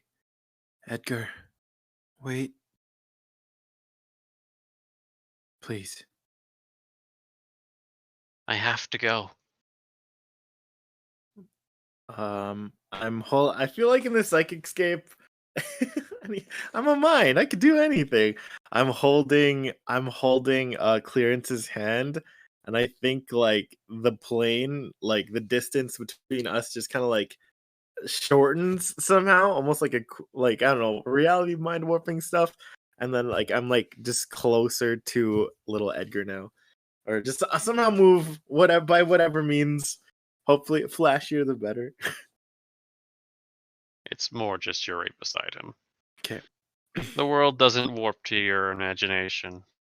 Okay. It seems to be still commanded by at least one of these people, if not all of them. Okay. Well, But you do tend get there very quickly beside him.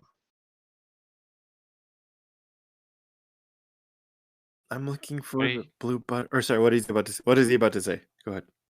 what are you doing with him? He's helping me look for the blue butterfly, and he led me to you. Can you? Helping? He can't help anyone.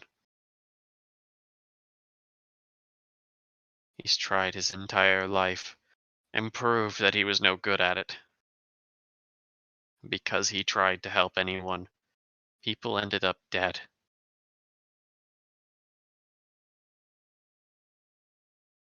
Everyone ended up dead. The one person he tried to help the most, the one person he put every piece of his being into, died in his very arms. He wasn't a good knight. All he was a good person who had nothing to show for it. Psychically, I feel like this is so strange. I'm speaking to two different beings, but not really. An image of Cassandra hugging Clarence and also simultaneously hugging Edgar kind of just manifests into the feeling of a warm embrace. I'd like to try. And you were brave. You chose to do the best that you could with what you had. And you knew for the longest time you didn't have as much as those around you, yet you still gave. You put in more than anyone. You gave it your all. And that is not something to be ashamed of. You gave your all and you took the risk of failure, but the biggest regret would have been doing nothing. The biggest regret would be giving in to fear and cowardice. And the regret of saying that you've done nothing in the face of your people getting hurt. You were brave. And you did your best with what you had. And if I was directing this TV show, I'm trying to I guess fuse them together. I don't know, just kind of like that realizing. No, I can't do this. Is his mind. He has to do it himself. But just realizing these words are meant for both iterations of him, rather. People don't survive on bravery alone. But that bravery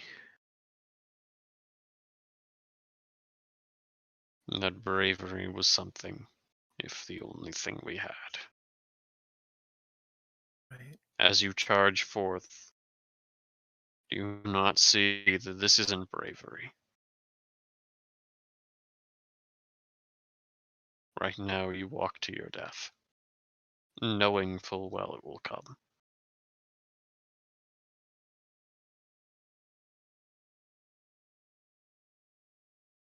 It seems that Knight Clearance Yeah. doesn't want to accept the outcome of what he does with the miracle that he's received. The little boy Edgar, he doesn't fully accept the way that made him who he was. That's fair. I will take you to the last one. Thank you. I hold both of their hands. Step. Flash white. Not quite. Not For this one, it seems to be back at the Battle of Tordal. Ooh. The men and women of Torlimba, well, women aren't noticeable, hurl boulders and stones and rocks and things downwards as men, women, and children fight one another. It's known that Hiroko, Moto, and Sansen are in the back lines, as they sent the weakest soldiers in order to give the best sort of fight, to give the honorable fight. They didn't want this to be a massacre, they wanted it to feel authentic.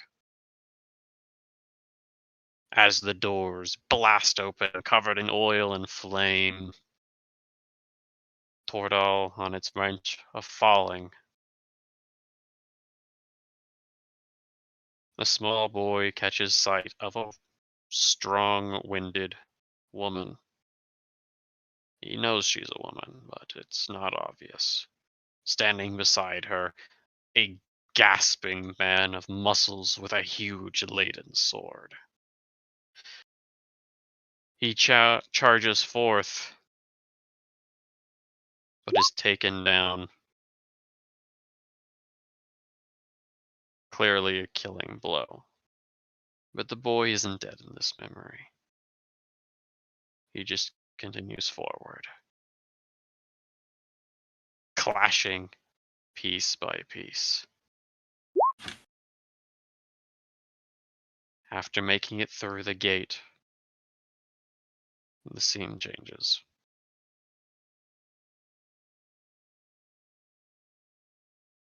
A dimly lit room.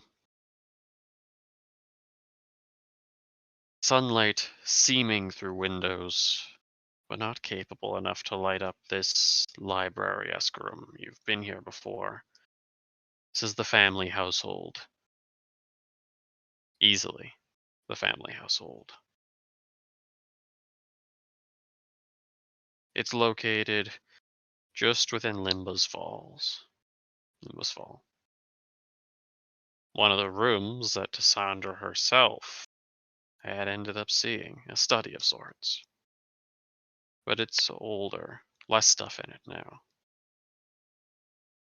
Sitting at a desk beside the window, silhouetted in gray. Both the knight and the boy pause for a moment, as before them is a blonde-haired man with a short mustache, a pair of spectacles, and a very, very uncultured, out-of-scope outfit. A red suit. I guess in this case, you would have to get to me eventually. The knight seems to be scared of the man sitting in the chair. And the kid doesn't want to believe that after his sacrifice there was another, despite both of them already knowing him.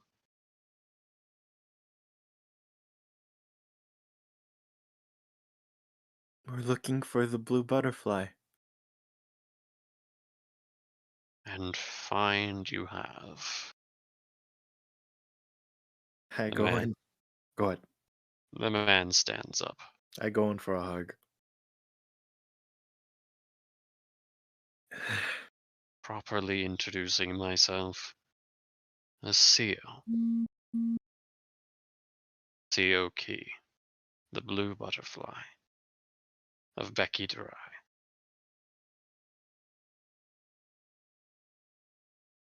I have so many questions. You're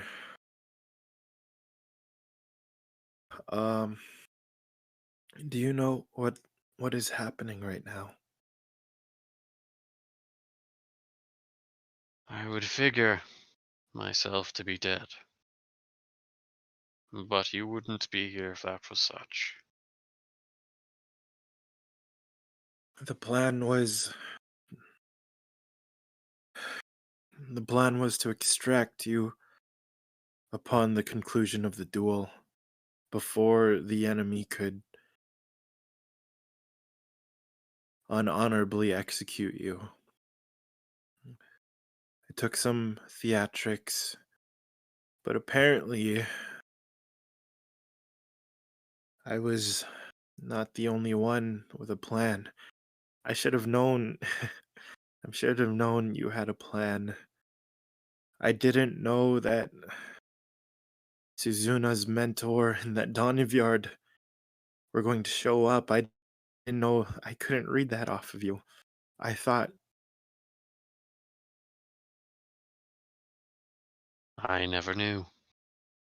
eyes widen. Well, I did plan on cheating that fight. There was no doubt about that. My true goal ended up wanting to at least lay her down to size. I had many cheats. A familiar I had bought and simply planted beforehand. Gave me the edge I needed to cut low blows. But I should have figured that old wolf wouldn't let me die so easily. So why was he there? I.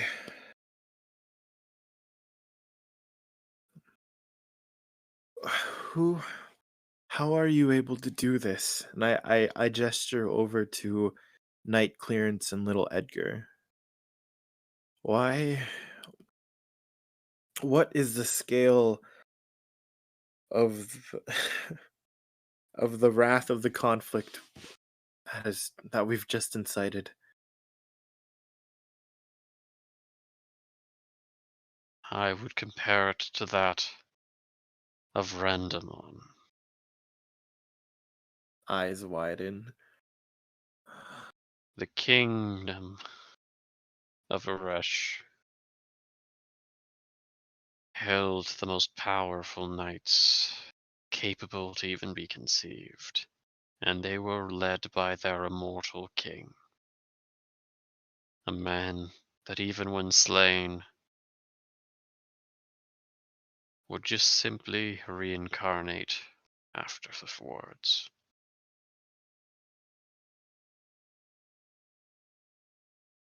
On one of his deathbeds, he gave that power to me.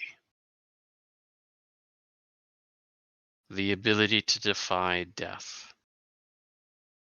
In a realm where death will take you when you're still alive, your soul could be snatched from your body in a matter of seconds. The ability to overturn the very world itself. That is what the Kingdom of Eresh houses. Knights that have become monsters. They're all just like her. Worse. Shivering. But not all of them share the same grievances fully. Knight Clearance. You're wrong. All of them hated us equally. But not all of them held grudges eternally.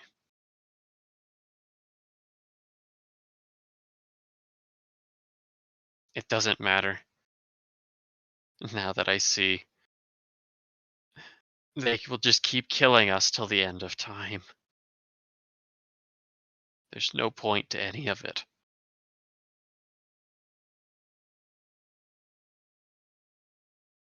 Perhaps.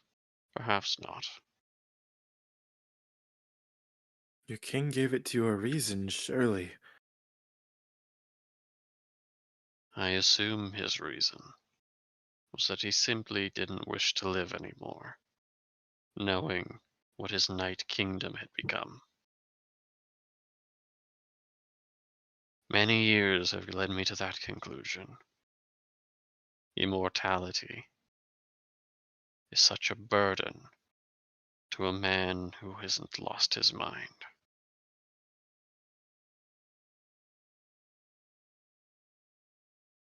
Do they possess the gift that you have as well? Sounds like it was literally 3 lifetimes ago, yet she spoke to you as if it was just days. They do not age, but they can die. The king was able to die and continue forward. And now I can too. Well, at least I would be. I don't believe I'm very affinite with his gift. I think that I'm on my last run-in. No, don't 12 doctor me right now. Oh my gosh, please no. This is TJ. Sorry. I always knew it. Freaking anachronistic looking out of time Dr. period. Butterfly. Dr. Butterfly.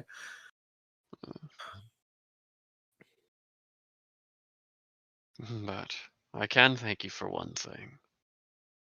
If I'm not dead, I'm sure you're trying to make it so I at least wake up tomorrow. Yes. I need you to fight. Please. Promise me you won't give up.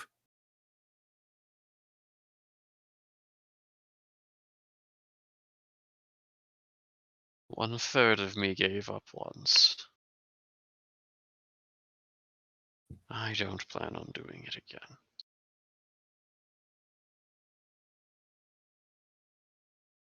The kid looks ashamed now. Oh. This is going to hurt, Mr. Owen. Take me to a memory that gives you strength. And in my mind, I start projecting, I guess, I don't know. I remember his music playing. I don't know if that brings him joy or not, but I guess I start projecting some general music, see if that helps influence him to choose like a musical memory, possibly.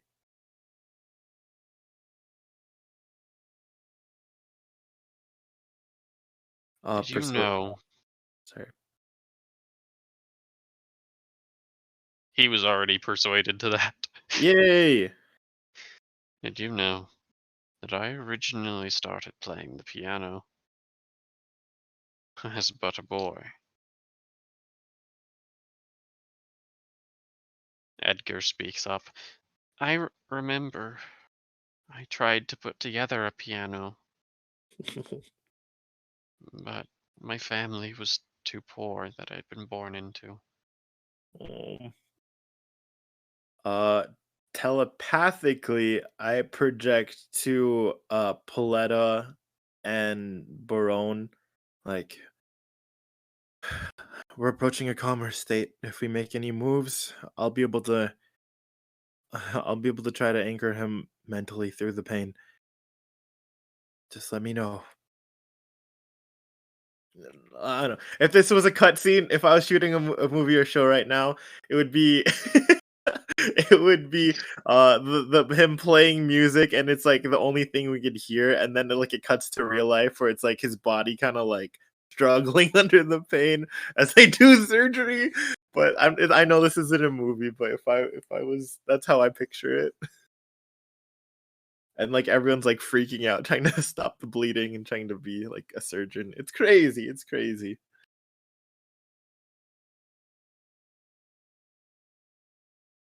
Oh, I kind of like the fact it's not showing us any of that. Good. It's just the peaceful moments, yeah. Good. Oh, Entering in, there's a large stage. But the audience seems to shift like a weird reflective card every time you look at it. At some point, it's a dirty road with some fairly common looking folk. Seems to be some sort of solemn celebration. On another side, it's a grand hall filled with people who you'd almost dream that you could speak to. Highest of highest class society. Wow. And another, an empty church. Not sure what once held here, but Only a few kids sit around. And the piano, it changes too. Sometimes it looks chic, sometimes it looks a little weathered. Other times it looks practically unusable. As Theo sits down, he gestures for the two to join him.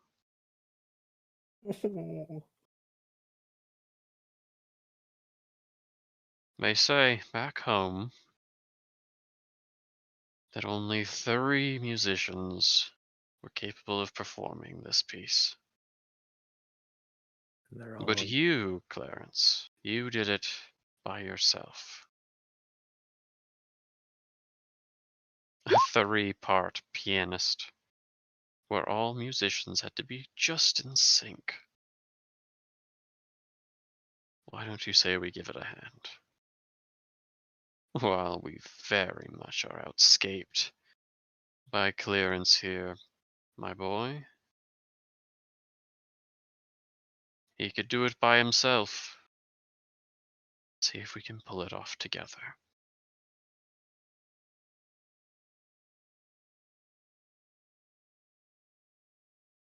Theo sitting in the middle, Clarence to his side, and Edgar to his right. The piano starts whirring.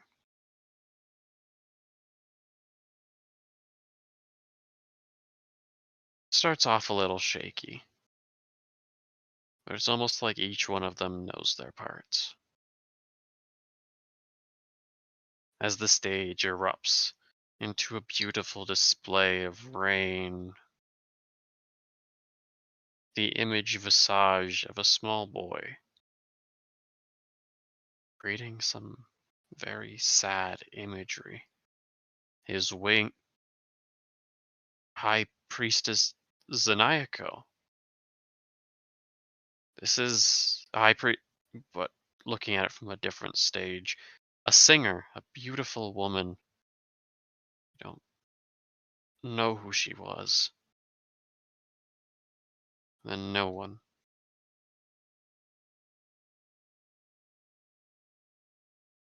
Sandra.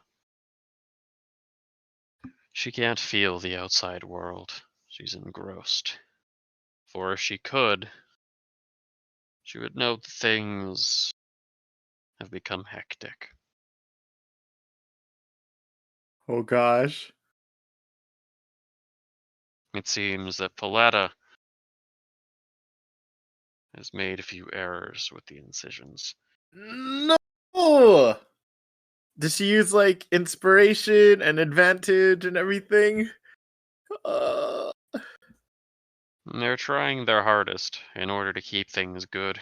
Zayonak has even stopped his post in order to try and swell what is going on.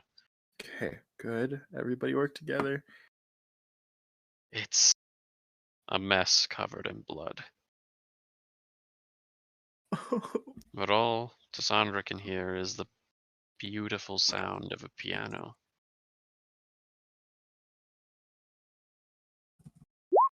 The inevitable and the expected by none. Swan song. No. Why did I do that? Oh, so many secrets. The piano roars, filling the entire arena. Tassandra can't help. A melody those would kill for. An impossible one. The knight's hair long and flowing, no longer tied up as it was. Fully engrossed into this part. The man, blonde hair slowly graying and growing old. Still cut clean as his glasses become more worn. And the boy sobbing.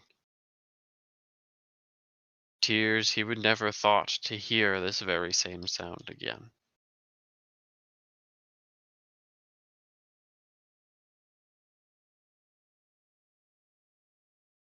Sandra, would you like to make me a wisdom saving throw? Oh shit! No! Can I just be fine? Not have to face any consequences? Is that possible? No? Failing is an option. That's technically could be being fine, assuming it's from a source that's wholesome.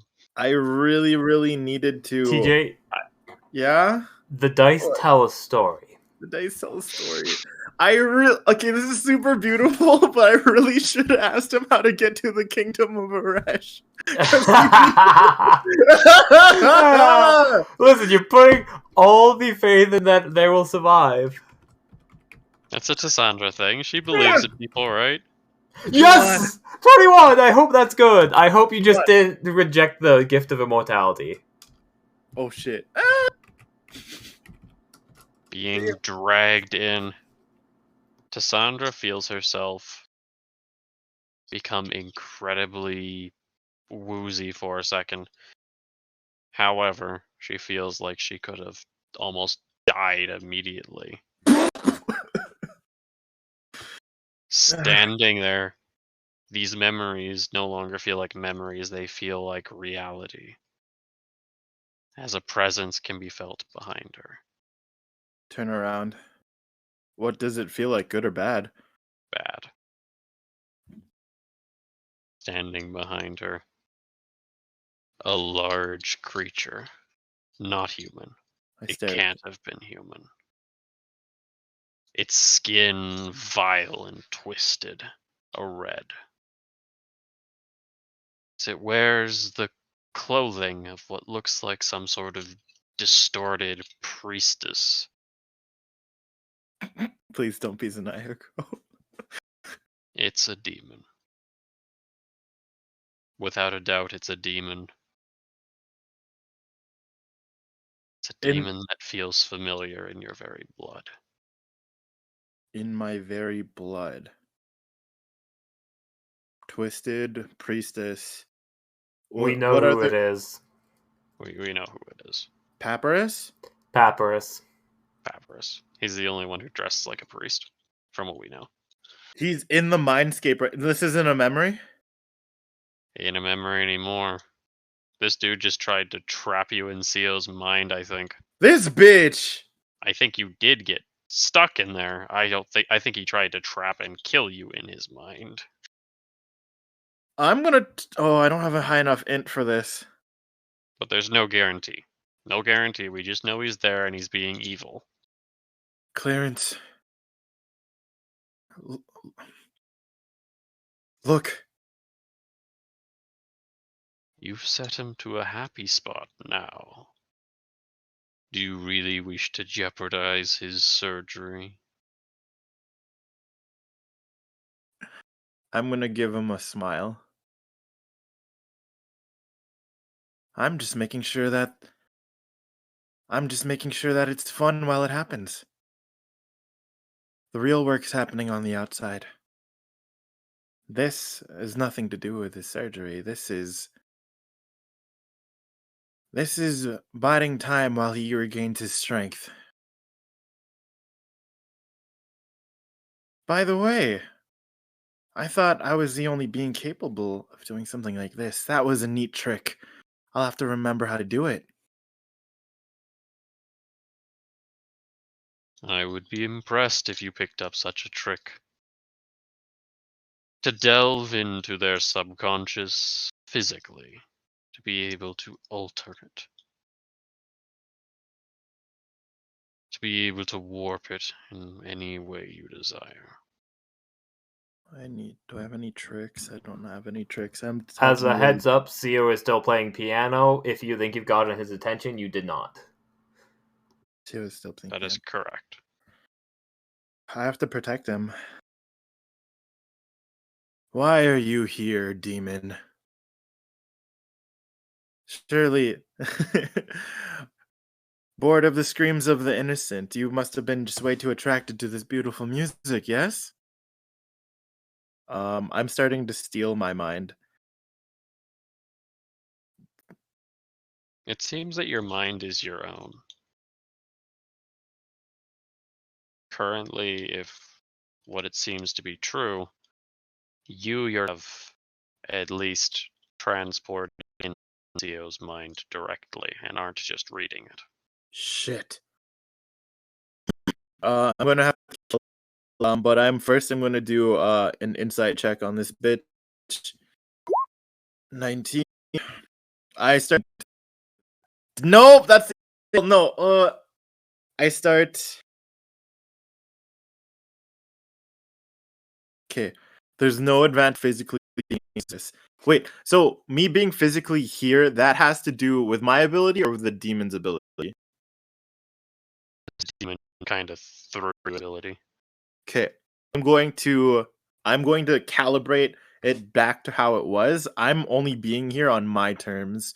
So I'm still connected. It's still my body reaching to his mind instead of my entire consciousness dropping into CO's.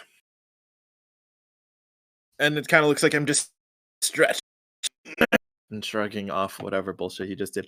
That's a 26 insight. And I want to know the extent of, I guess, all of our powers and reach and ability in this plane. I've never really done psychic warfare before. This is interesting.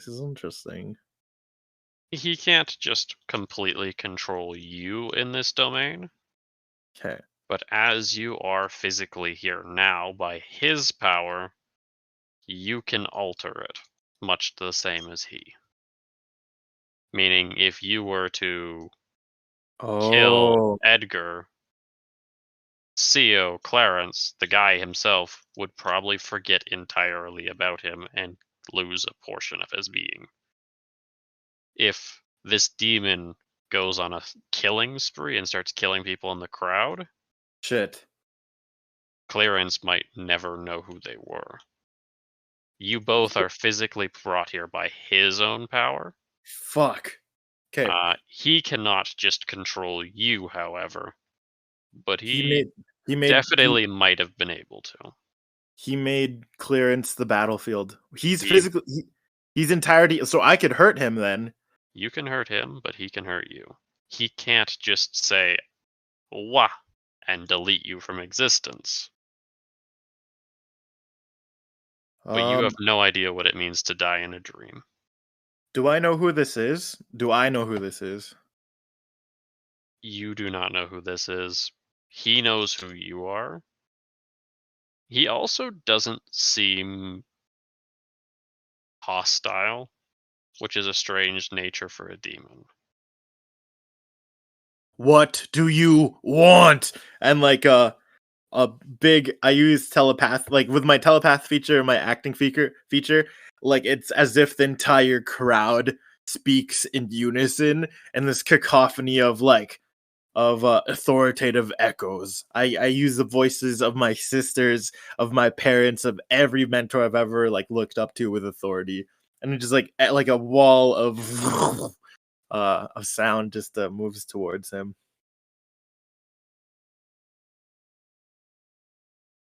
A wall of ghosts.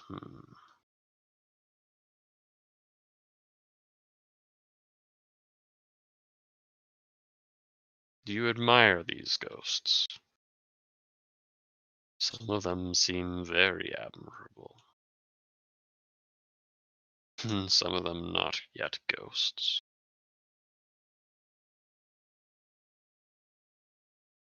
Quite a thing to yell. Perhaps a temperament has been struck.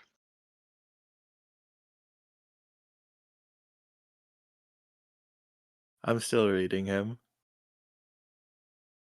He finds your display interesting. He has taken an interest of some sort of like. Did he find us, or was he always here? It seems almost like he's here. Somehow it feels like a debt collector.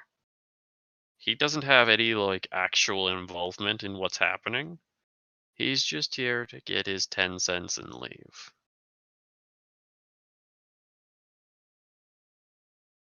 You feel However, there is, from what you understand, no debt. you feel entitled to something here. That's very transparent to me. I'm sure it is. Many people can read those who are hiding nothing. Damn, that was a good line. I don't have any response to that.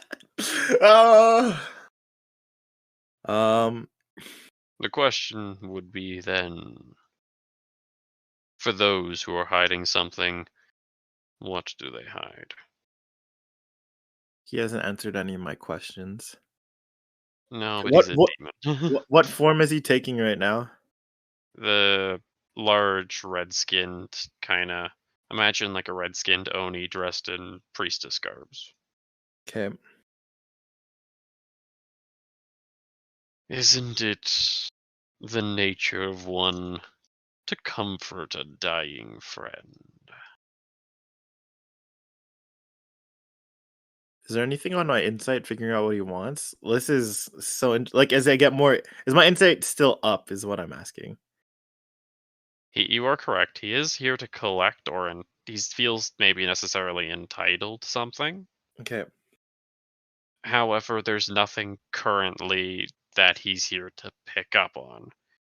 He is being very transparent. It Okay. could very much be that he is just harvesting information. Very much so. You're about 90% sure he tried to get rid of you, so it's with clearance. He's trying to do something with clearance. Okay. Your guesstimation would be, this is when demons pop up on deathbeds to say, hey, I can extend your life for a cost. Oh. That could be his play, but demons don't tend to play deals. Deals are not something demons do. Hmm. The fact that he hasn't already done something reminds you of a story of a demon by the name of Papyrus. A demon who, in every single way, was not a threat, but he proposed bargains in which would take something in return, much greater than the distance he would give. He may give you, in example, the ability to save something you needed, but in the future he might take something back. Tame for a demon, still evil tinged. Has my red rose rapier been blessed by my sister Yuha? For your red rose rapier, you yourself, because of how it works, you need to individually bless pretty much every single petal towards it. Damn. Okay. When you summoned it last, it was blessed. Currently, it needs to be re-blessed. Okay. Okay. I don't think I should start a fight here, but I do want to flex. So I'm hearing the story of Papyrus. I want to understand more in terms of its weaknesses or just like anything I could leverage. Is that a history or a religion check? Investigation? This is more of a religion. Okay. Legiones. Oh shit! This demon can only be killed by a blessed weapon. Taking a fight here does nothing of value to you. Even if you were to destroy it, it just gets it out of the way. And it's not the time to be doing a fight. Could I You just start? have to make sure no bargaining happens, no trickery happens. Be the watcher, because he's most likely here to take advantage of someone who's going to be hurting. He's going to probably try and sway Sio. It's probably not going to work. No. He's done it before too. I mean, not that I know that, but he's met with Seal before. Tassandra believes in his ability not to succumb to it. Yeah. At the worst case scenario, when he realizes he can't do anything, he may just leave. Mm-hmm. In best case scenario, he just leaves right now. But he's not here to start stabbing memories. He's not here to start playing the game. Mhm. He's learned about you. He's Damn it. definitely put a sight on you, Okay. but he wasn't here for you. He was here for the good old clearance. I step up to him, just look him in the eye, and say, "You're salivating." Or hold on. When I am closer to him, does it proc? This is weird. Can I? Does it proc Crown of the Mindhunter if I'm physically not near him? That's so weird. I don't know. No, currently you are Crown of the Mind Huntering those around your Yeah. physical body, Yeah. Okay. not this one. So I you just still do technically kind of read the minds of people like Seal okay. if But you focus. this thing is in Sio's mind, And and could I? This is technically, so are you. oh, true. Okay. With my hands behind my back, I just look him up and down, unimpressed, and say, "You're salivating, Papyrus." I walk away and I start dancing around the piano. I'll make a performance check, and I say, as I'm walking away, "It's embarrassing." And I'm just gonna do a performance check. Oh gosh, performance. Acting like someone who can dance. Oh no! I think I manifest not the red rose rapier, but in my mind I'll just manifest a blade, and as if I'm dancing with a blade. A metal blade, not a leaf blade. He finds that absolutely hilarious. Not even in like a sarcastic kind of like, screw you, you're a worthless piece of trash. Like literally, he just kind of finds that funny. Okay, cool. Salivating. That's quite funny. You're a real trickster, you know. Say, would there be anything you desired? Anything you would be willing to bargain for? I hear that a vacation to a Resh would be nice this time of year. Do I know anything from my Nat 20 history check that Papyrus is like he's jumped there before? No idea about what his powers are, Okay. but he's definitely, as they would say, a demon slayer, upper rank. He's a strong demon. He has strength to him. He honestly should probably be lashing out in anger or something, or he should be coming off a lot more Menacing. arrogant than he Yeah. is.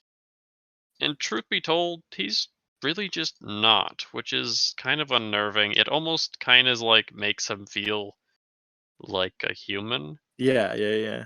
but you have to catch up and it's like, nope, this guy's a twisted piece of garbage. I'll play along. Oh, and what could you possibly offer me? And I just keep dancing with a sword. Sword dance. uh Transport there and back.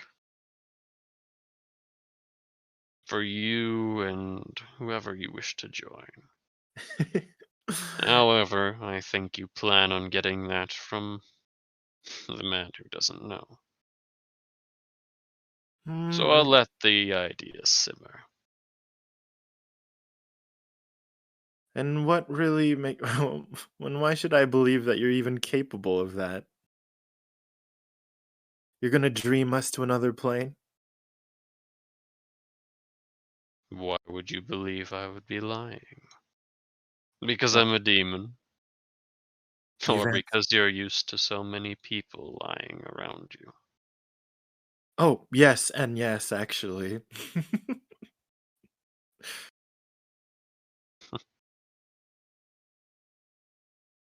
I'm literally just stalling.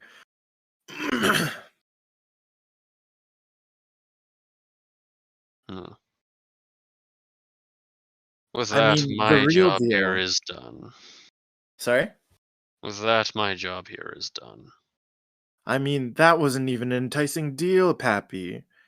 The real what would really entice me if you brought her and her hostages over here. You strong enough to do that, big boy?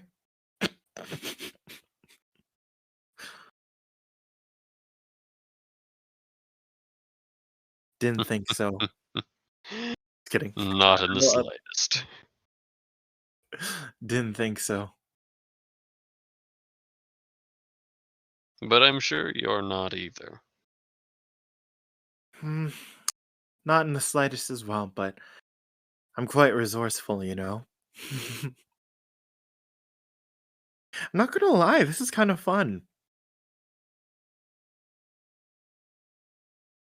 The best part about making deals with people is you don't have to work for something someone wants. I'm sure you know that all too well. They will show you what they want, and they will ask you when they're ready.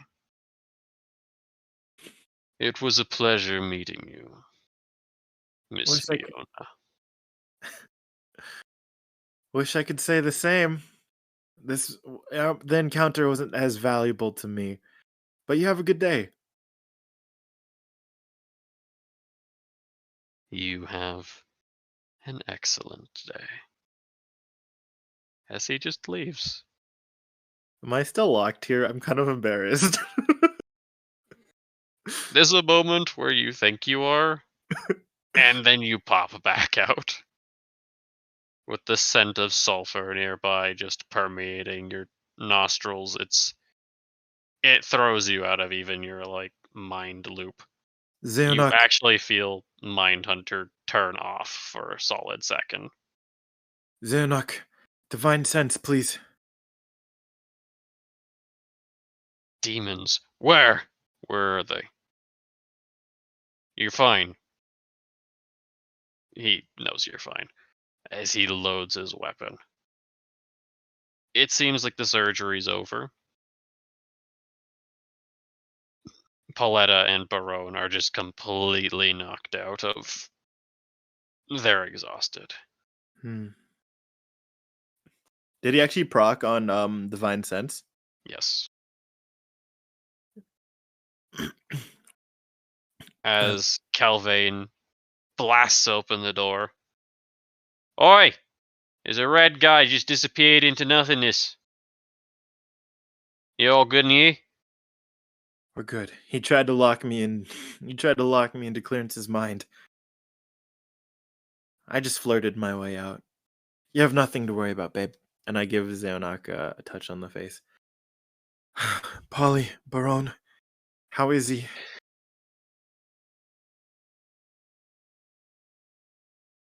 Pauletta's face is completely drained as Barone answers. Somehow he's alive. He shouldn't be. But he's alive. Guess we're making prosthetics this generation. That was TJ. For the time being, Lawrence sits up. Why don't I get you all something to drink? I think it would be best if you stay here for a night before we then move out. Especially if what you say about the demon is true. We've far been since compromised. Thank you, Lawrence. And I like to imagine like I had Sio's head like on my lap. I don't know if that was true, but I'll just make sure he's comfortable and has a pillow underneath. And, Lady was Mistra. what? Hmm? He was Mistra? No, the lady was Mistra. I just realized that. The lady that was dancing was Mistra. Oh. Oh. I think we got our answers, boys. Is he? Oh no. Because that was Night Clearance.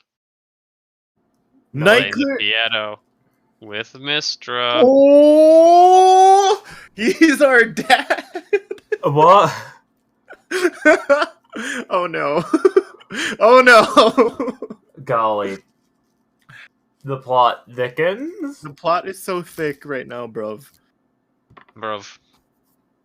This is As- exhausting. I don't We're even know how gonna to set up. We're gonna take a dip from that because Please. you're going to be going back home Okay, yeah. after this. Yes. You're gonna come back to Hanazuke after this. We'll NPC that a little. How Yeah, much time does everyone have to exist in life? State. I got till like 2:30. That's me. I don't know if 1:30. y'all have Mother's Day stuff. Y'all got moms? 1:30. 1:30? Cool. Do we want to take a quick intermission if people need it? Sure. Let's I'll call get that- one. I don't need one. I'll just sit here, but let's take it. If people have questions, we can answer Q&A of what's happening. I'm gonna BRB myself. Yeah, it's just kind of like I imagine literally coming into any of this story just gets hella confusing the moment it Yeah. happens. Alan did pay for the rap, so I think you have to make a song or something. Ooh. Alrighty. This bitch tried to kill me in Seo's mind? Or is he just banishing me? I don't know. That was really scary. I don't even think he did anything. I think he just showed up and said, "My time is done," and then left. Like, literally speaking, I think he was waiting for Seo to die Yeah. just solely to grab that. You're dead.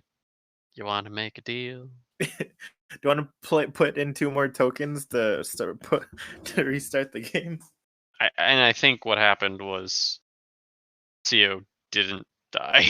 Yeah. And he was like, "All right, I'm done," and left. Polly and Barone need a raise. Oh my gosh. Oh my gosh. Surgery doesn't exist.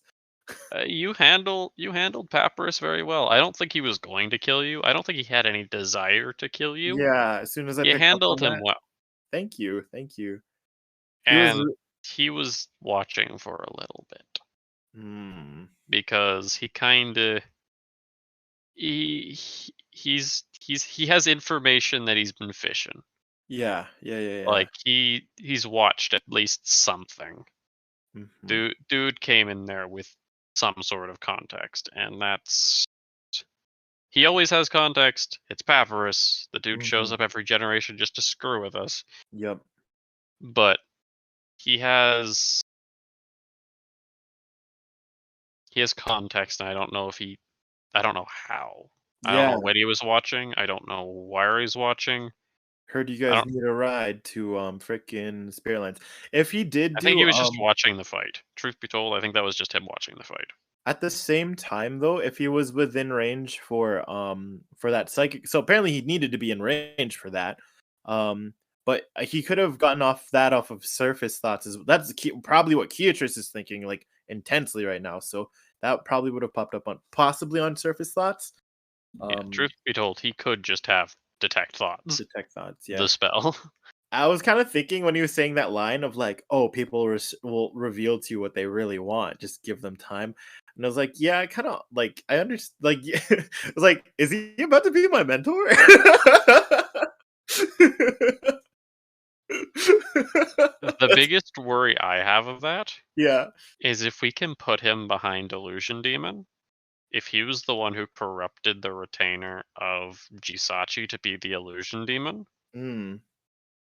he could be wanting to be your retainer, or not your retainer, your mentor, because he could see premise in your power being used to do Illusion Demon crap.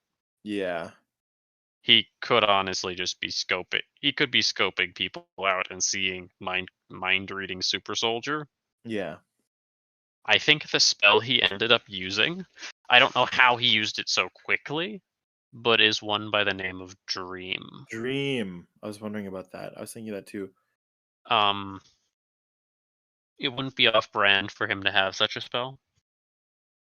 You know, it'd be crazy. Like Retka getting a read on Papyrus would be so juicy. Oh my gosh. If he can. Yeah. I think Papyrus is careful enough just to... I think he's careful enough. Yeah. I think he does mess up a lot. I don't think he's like the perfect definition of does everything right. No, He messes up a lot, he left a leg. I've returned. That noob. but he's careful. The dude's careful. I gotta say, I don't know how much growth Cassandra had during that entire like into the Seoverse, but To the Seoverse. Zanayako could never. I don't know if y'all saw on Roll 20, but I she's just never had got to zero do it, times it's so 3. funny. In terms of growth, it was because different being in someone's mind because that way I'm not constantly reading everything. It was more so like the manifestations were revealing themselves rather, and I was kind of like invited in a way with each of his lives, which is interesting. you but were yeah, reading a dream. You were reading a dream, I was reading a dream. and for him to transfer to the next part of the dream, he had to lead you there. Mm-hmm. I didn't realize that his second life only lived to like 14. Though. That's so sad. Like, oh my word. First life, at least like 20 something. Second life, 14. Third life, 62. Does that mean Mistra was like hundreds of years old? Hold on. Mistra was probably a spirit. Either that or she was a reincarnate. Oh. I don't know how, but I cross compared the visual of like the physical description of her because it Yeah. did go into a little bit more depth. We're just not doing that for time. Yeah. It's the same. Okay. It's the same. That's Literally the same. Like exact same physical description, different clothing. crazy. Thank you, server. Thank you for throwing in a scene that lasted half a second that told us the answers to our questions. Sio is our dad. Got it. CO is their dad. Got it. I was really, man, I feel a lot more. It's kind of hard. Well, it can be difficult managing multiple characters, but I'm so glad, like, instinctively, like, calling out to Xeonok for Divine Sense. Like, yeah, I felt in sync with my characters. This feels good. Woo! I think for when you have multiple characters in the room, Hmm. honestly, just Cassandra yelling commands at them is probably the easiest way of playing them because you just let the server finish the rest of them, and you just be like, do the thing, tell me the result, figure it out, you do the thing. This is what I want you to do. Go. Even I'm if glad they were Calvain already picked up. doing Was it, like, hey, there was time some works. freaking red guy who just like teleported. You guys okay? Yeah. The best part about I loved it when Calvain was just like already on it. Yeah. He was just already on it. Like, dude's perfect. He's my favorite. Calvain he's I'm loving too many wolf boys. My heart is too full. I can't. I'm gonna get more water. Burb. Retain a lineage. Wolf boys. Ranland back? Hello, yeah.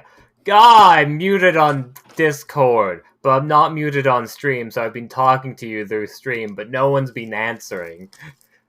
No, I couldn't hear you worth anything. Yeah. But yes, I'm Stream back. could probably hear you. Stream could hear me. I unmuted myself for the stream. Did y'all see my times 3 I put on Clarence? I thought that was absolutely hilarious.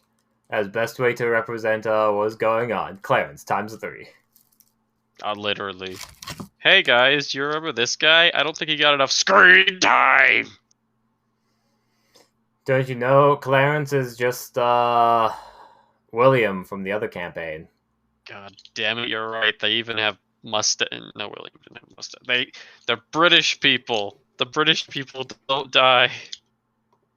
I should just give all my characters English accents, because then they'll live forever. Exactly. I'll give all your Is next scene English the meeting, accent, or too. is strategy meeting a lie? We're gonna zoom over to that eventually. Do you want to... Of the tomorrow. There is a scene in between that we get to watch, and I don't know if we want to watch it. We can skip it, though. Oh, but in the end, can you push towards my squad closer together so I can fit everyone on screen and maybe push TJ's a bit closer too? Yeah, it's just that he was in between us beforehand. Yeah. You could also just move TJ back in the center, but like... Just so there's like an actor like it can fit everyone on screen with their names being readable. Back. Welcome back. Yeah. Welcome Thank back. you. If you guys want to dip, we can go into the Shadow World just for a little bit. By Shadow World, I mean Spirit World. We have an hour and a half left. Yeah. You See guys' how choice. to see how Redcut and everyone's doing. Yeah. Say since we have a bit more time, we come back to it if that's possible. As a after Ooh. the credits scene. After credits, okay. Yeah, can I'm actually very. I miss my sisters, and I just want to feel safe. I'm okay with time skipping, like going back to Hanazuke and like having a meeting in the family tower. At least that's the extent of my input, unless something really bad happens. But yeah, essentially, objective is keep Seal alive and out of the sight of the public. I And, assume the tower is we an just have a- optional event. Yeah. Yeah, I hope. If we can meet And, in the tower, we will. Also, just double check. Does Lawrence want to go on the run too, or I'm actually so confused about that. But yeah, I'll figure out if Lawrence wants to go on the run. If he does, he could come with. Lawrence will be joining, but he won't be sticking with the whole thing. Okay. He's going to be manning the shop. Oh, brave boy, brave boy. Okay, well he could come to Hanazuke. He's coming for the meeting. Okay. Family meeting, Lawrence. Woo! Who? And I tell everyone the truth of the situation. Of I made a big red guy. big red guy. Are you bringing Uh, everyone in your retainer group into the family meeting? I don't think all of them are allowed somehow because there's Right. Yeah. at least in the tower we could have a big family meeting, but the tower is like a really exclusive apparently. Yeah. It's New Game Plus. New Game New Plus Game- safety talk. Yeah. But yeah, Fable I think- 3, it's the area where you go like to fast travel. oh yeah. But also emotionally just very much without I'm going to try to focus my power to be less invasive. I think that's what I'm learning, and I want to learn to actually be there for the people in my life without TJ, I don't want to Yeah. call you out. I know but I know I can't control it, but Cassandra is going to learn to control it. That's something on her mind. She actually wants to be there for the people around her without like having a god complex. So she definitely checks in on everyone in the team. Special attention to Beatrice as well. And whoever needs it. Yeah. I do wish to call back to a previous conversation we had Yeah. about here, let me find it. No, is it the messages? Is it the group chat? I did say I was gonna make this power wholesome, and I think I did. I don't know. I don't know. The demons are looking at.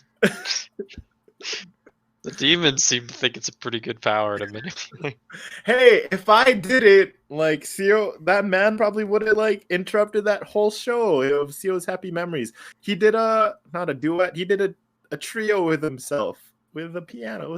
That was so cool. Anyways, I'm gonna keep making Crown of the Mindhunter character. In conclusion, Crown of the Mindhunter Shadow Monk. Yeah. And if you can't get Crown of the Mindhunter, you're getting to text that.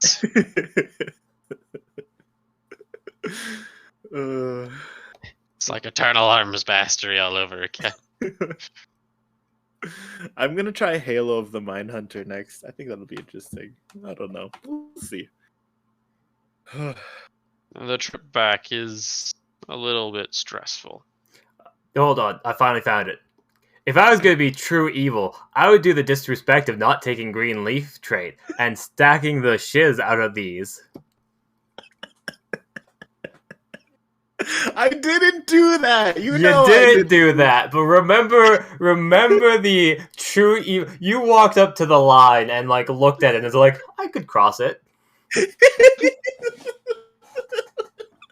I didn't do it. Stop shaming me for my powers. I didn't do anything wrong yet.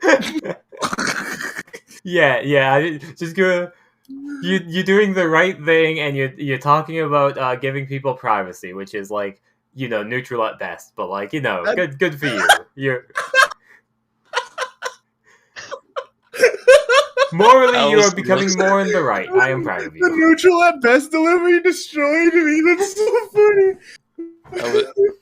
Like, I think the best part about that line is it came right after you walked right up to the line and said, I can cross. I think by far it made the neutral one as just on point. I took psychic damage. Oh. All right. So yes, we're going to the meeting time. From I'm the gonna sounds mute of it, myself. from the sounds of it, Lady Beatrice, she doesn't have very good grounds not to like Clarence, but she's going to hold that. She's going to let that fester. Unfortunately, there's not a whole lot to do there. And she doesn't want to talk about it. As for I everyone, respect her boundaries as an action. Alright, focus Crown of the Mindhunter on self. Oh gosh. No, wait, we already know what that does. Never mind. Not now. Not now, please. But what if I was a demon? I mean, if I went true evil, I'd renounce the Green Leaf Blade and just... I'm joking. Life art imitates life. But just in terms of surveillance, I'm gonna have Kelvin have his familiar take the form of a bird to watch over us, or something with good senses. I'll leave it up to him.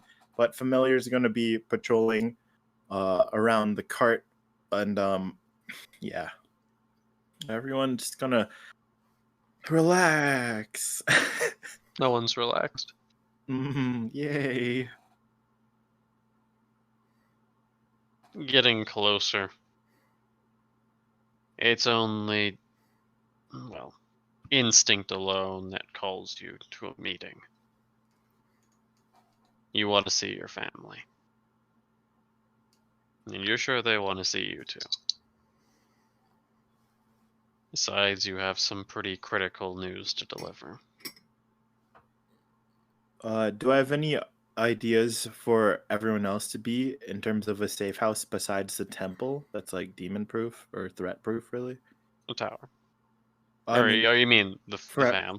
for the rest of the squad, for retainer squad. The town should be fairly demon proof, but that doesn't mean that they shouldn't keep their eyes out. Okay. You would suggest they just stick together. Okay.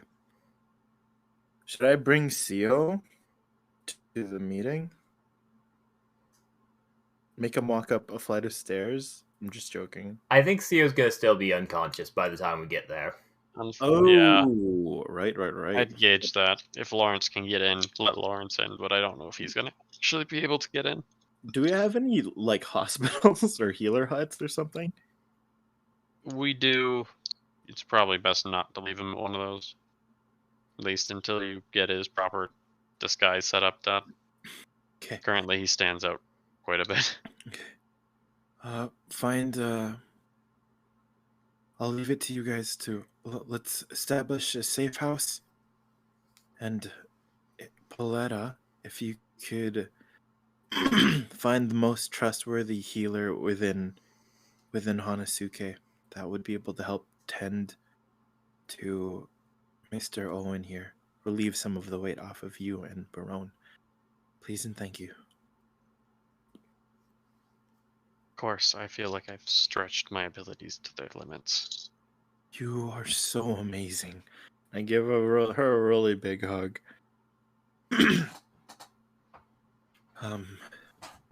I could feel it in the air. Me and my sisters shall convene at the tower.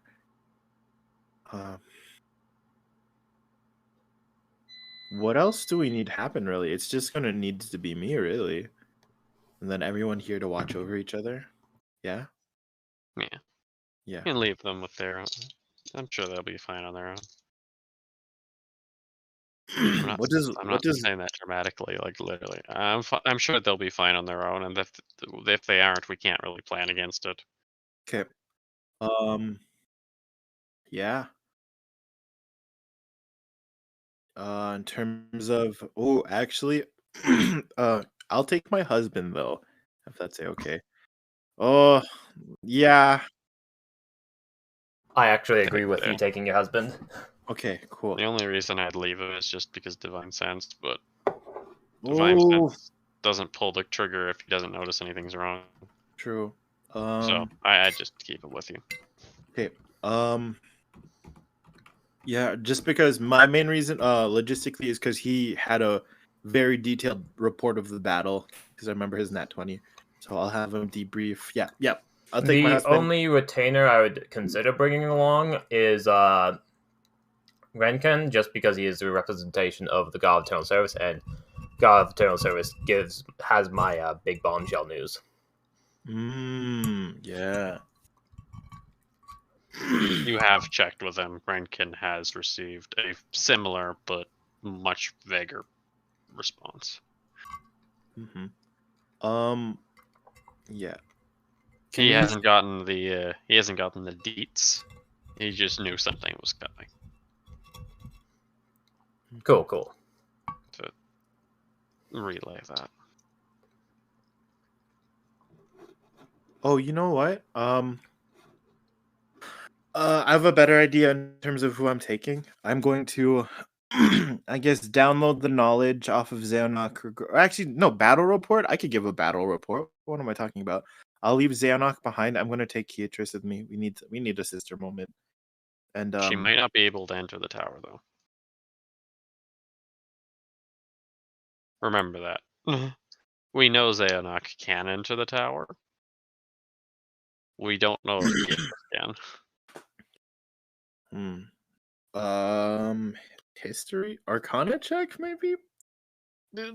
It's honestly just because they haven't had their memberships renewed. Oh, And by that I mean they haven't actually been punched into the tower properly, so oh, she's got the best chance other than Xehanok, but mhm. Xehanok's literally spousal. Tr- Same with Renken. We don't actually know if Renken can actually enter the tower. Yeah, that's can't we just be like Servakun, can they? He's never tried, so we don't know.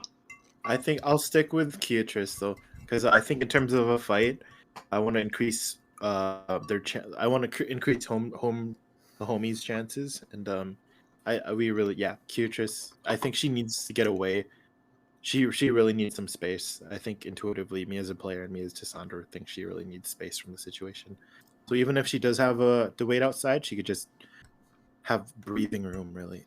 For me, it's a big enough situation where if he can't come in, Renken is required to be here, even if he can't enter the building. Yeah, get him as far as you Um. At the tower, Renken is unable to enter. Okay, cool. Unfortunately, that is going to be at this point Suzuna, Yuha, Sydney, Cassandra. Lawrence is also unable to enter. Oh, Lawrence came. Interesting. Okay. He did come. He's going to watch over the shop, but he came to hear the information. Okay. Sorry, who do I move the arrows to?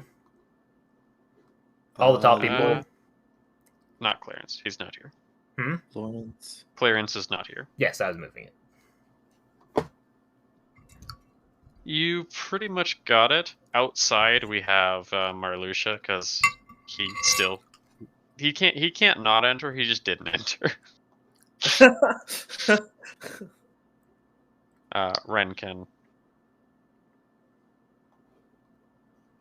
Beatrice, and shockingly enough, Sithani did not bring anyone.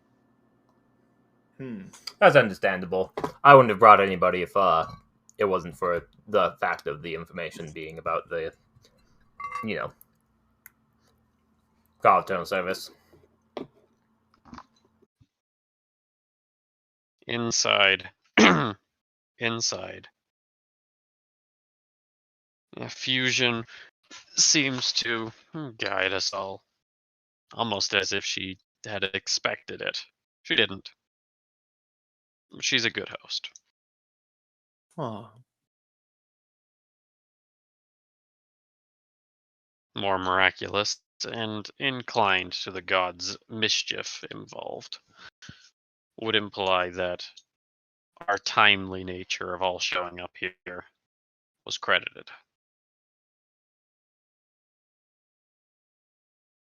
And soon enough, we all gather around for the meeting of the minds. But we are not alone. No. We have someone else joining us today. Who's the NPC of the day? Amen. Oh, amen. Oh.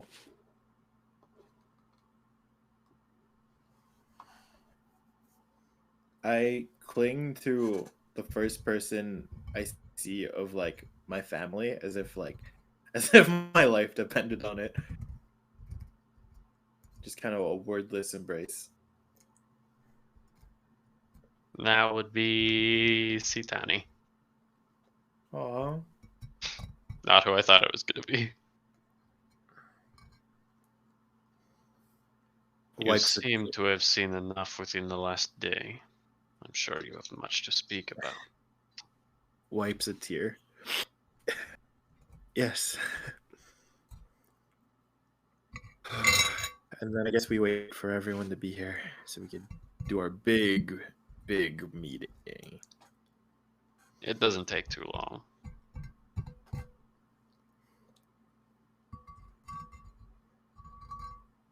Sat around in a circle. 5 figures of importance. All sit down for their local words. I hope you don't mind me being here. I had just been in town, visiting my sisters, but it seems that something has happened. It appears that the gods have began to make their moves. Since you are currently and officially the head of our province, it is best that you are here as well.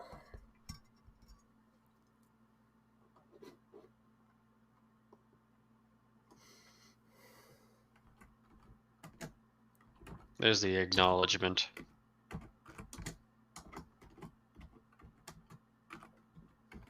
And with that stated, allow me to get some things out of the way before we start.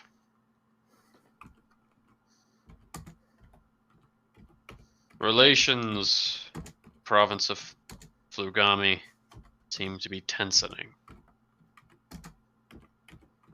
Something's egging them on, and they believe it to be us. If you plan to head up north, be careful. Mr. Obrianshi and Maldai. Flugami influencers have started to spread discourse. While it can't be entirely tied back to them, reason believe it's true. These influencers are much more violent than they would sound. If history were to repeat itself, then the cause is most likely some sort of demonic influence.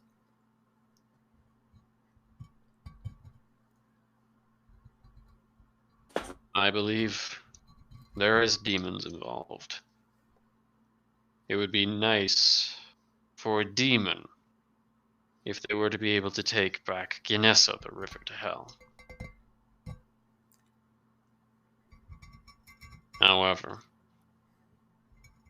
do believe there's a certain point of this. That comes from unfinished political insult.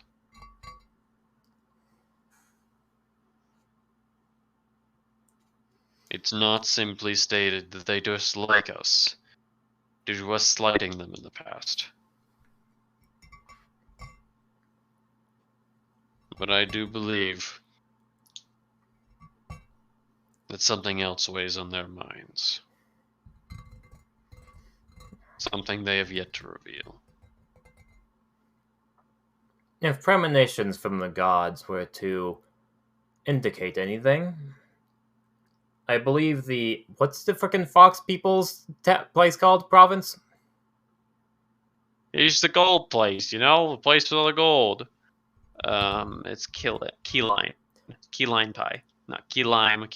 The like province as in of Key Lime may be an excellent point to start forming a connection to heal any mended wounds. But I will say that I do not believe war with Fugami is a good idea at this current moment. But that will be up to Sandra to give her thoughts. You said it might be a demon plot. What was... The same thing was done to Hinako, was it not? Was it? Spamson? Is that the name of that demon? Do you think he's back? Sanson engaged with my father long ago, and my father made sure that he did not walk again. He was banished, and then purified on the spot. There is no chance of him even having a trace of his entity still remain. I'm sure of that. So they're likely a new player with the same old tactics. Interesting. I'll follow up with Yuha's suggestion of finding allyship with Keyline. Hopefully that will. Hopefully having a mutual friend will soften our hardship. This premonition. What was it regarding exactly?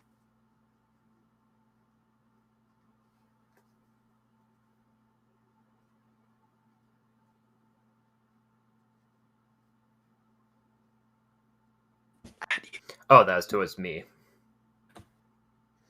The one who had the premonition, yes.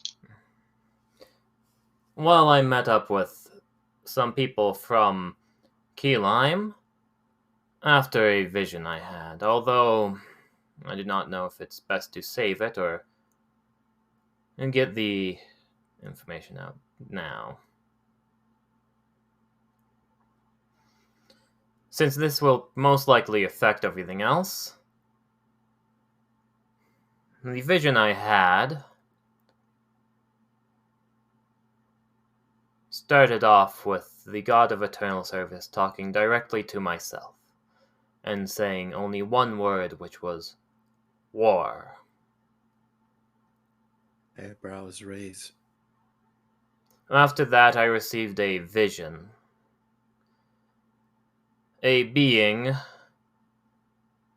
bathed within divine energies, one that could only assume to have been the great emperor himself, and the four of us standing against him.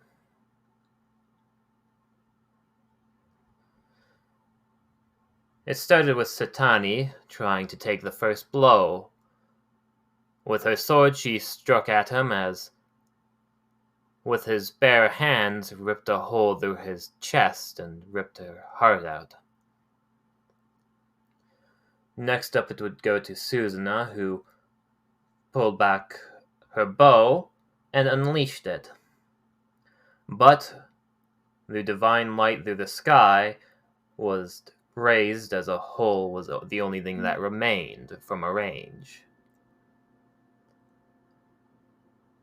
As you approached Cassandra, your head started hurting as you gripped it, as it would explode. As for myself, I lost control of my body and started choking myself. Of course, I did not see this, but I inferred it.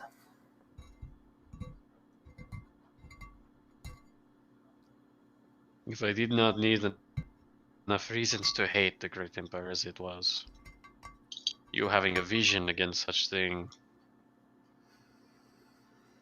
it would only enforce my feelings. I have yet to discuss this with the other gods. So whether or not this is what the God of Eternal Service desires, or a premonition of what is to be destined, is not fully confirmed yet. But for now I will treat it as that is what he desires, since that is most likely the case. It is best that you treat that as his desires as well.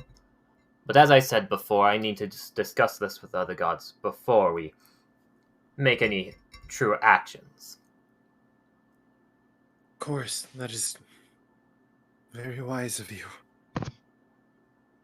Just hated that imagery of all of us dying like that.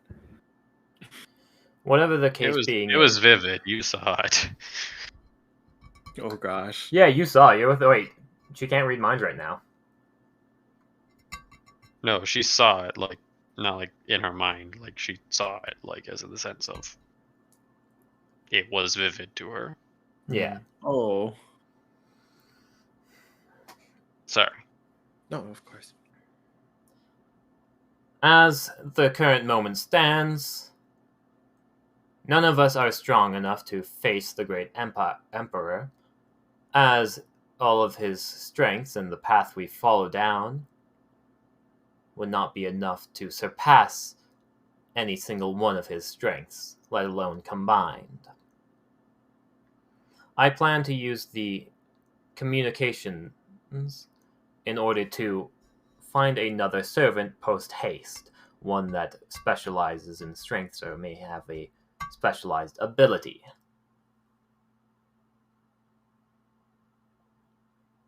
Are you saying we go on hunt and train ourselves up? Because I am very much in agreement with that. There are My sword skills needs experience. I Sorry, agree. What did she say? What did she say? My sword skills need experience. I agree as well. Simply going out at your best may not be enough. Remember that this is a vision of what was to come. Meaning, even if we were training like we were before, which should be to the best of our abilities, that is not enough. A threat has come to pass in not Trilimba, sorry, in Tordal. One that seemed immeasurable, the strength that me and my comrades had. The strength of the generations before us, it paled every single one. There's threats in our own country that could leave as they please and return without our say being in mind.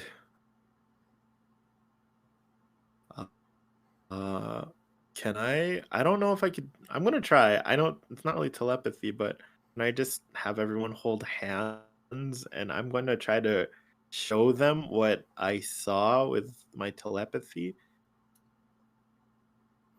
I'll describe it as well. I'll replay the battle. I'll replay the plan. I really hate to do this to you, but we're in the tower. Yeah, you were in the tower. Uh-huh. But if you like go to hold people's hands, I probably don't go to return it and probably say it is best to cut the thematics of the situation and just explain exactly what happened. Oh, damn. Fine, I'll just hold their other hands. I just don't hold... I only have 2 hands anyway, you-ha!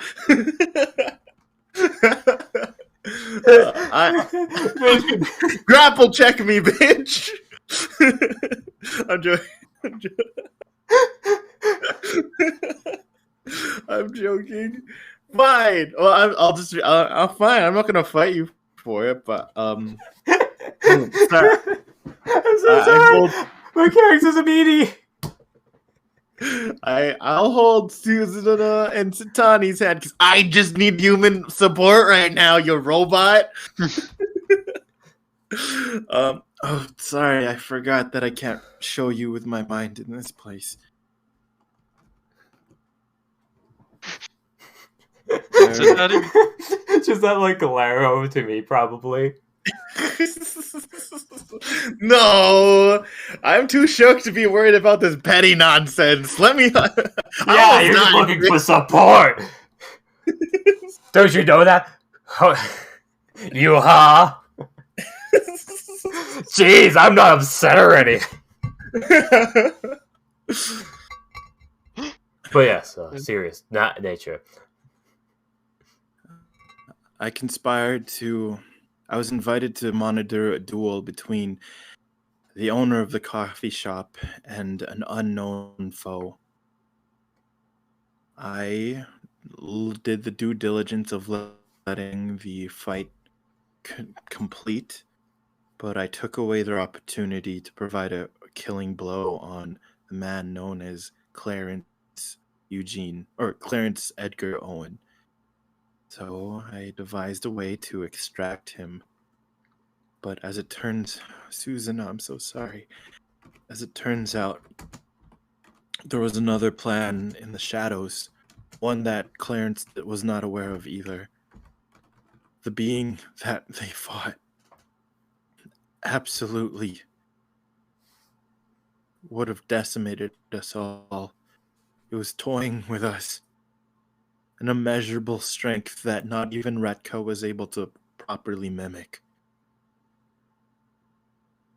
The being ended up defeating Don Hivard, the Grey Wolf, and taking him and Retka to their plane. In the fallout, for reasons I can't explain why I thought he was fine, but your mentor, Susanna, fought valiantly, but ended up exploding with magic by the end of the fight, leaving you this letter. And I hand her the letter.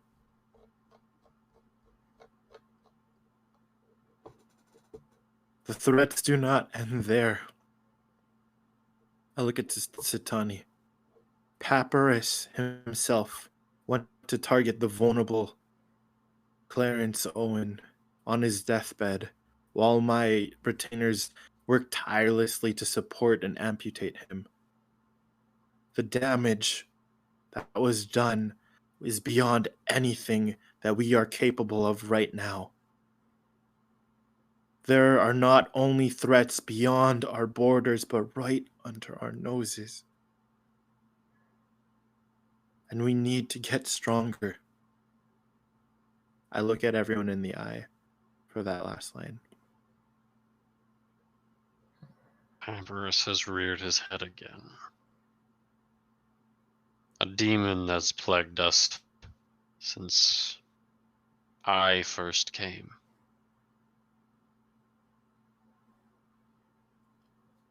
That was Amon, right? That was Aemon, yeah. Okay. He seems to think for a moment on that. And threats beyond. I don't believe it carry to hold coincidence like that.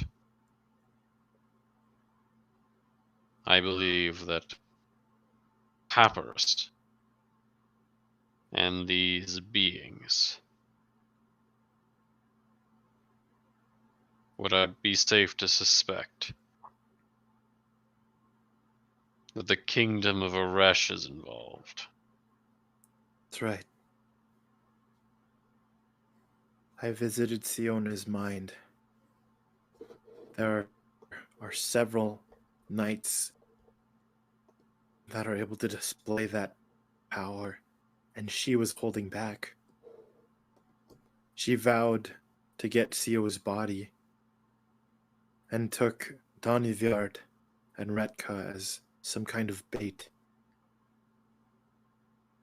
My retainer has deduced that likely they'll be serving as hostages until we come.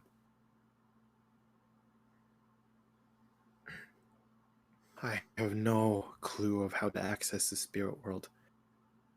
And apparently that was apparent enough for Papyrus to hold that over my head, to try to cut a deal. I flirted my way out, of course, but my suspicions, and I look at Satani, is that he targets those on their deathbed, where they are most desperate and likely to abide by whatever deal he proposes.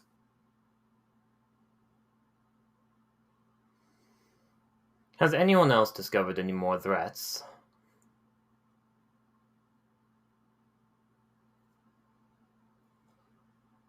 Just gotta No. want to make sure, I've- like, cool, we've got 2 things down. We got a few things. I have not discovered any more threats such as this. I do believe you're correct. I should find a way to fill out the rest of my retainers.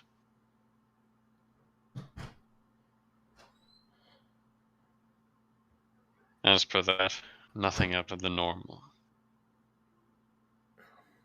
That has not already been stated here. Satani and Amon. Eamon said nothing much other than he mentioned. Okay, oops. Satani pauses for a moment. No.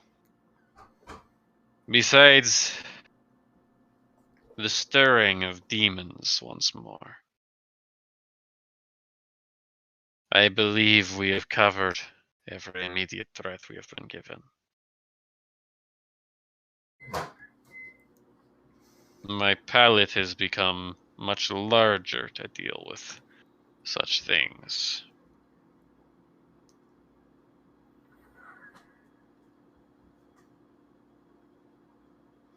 No one here has to feel overwhelmed, despite that it will be overwhelming.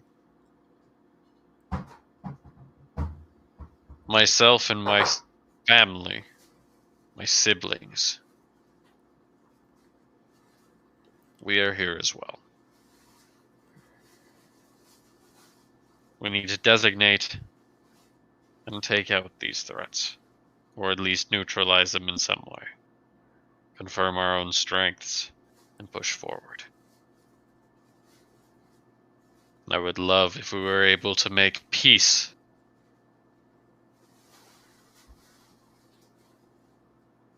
But even if it is a suggestion, one of his domains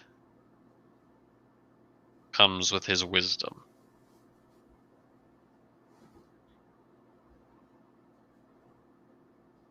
It's likely that whether we like it or not, war will be on the horizon. With at least one of our threats, if not all of them.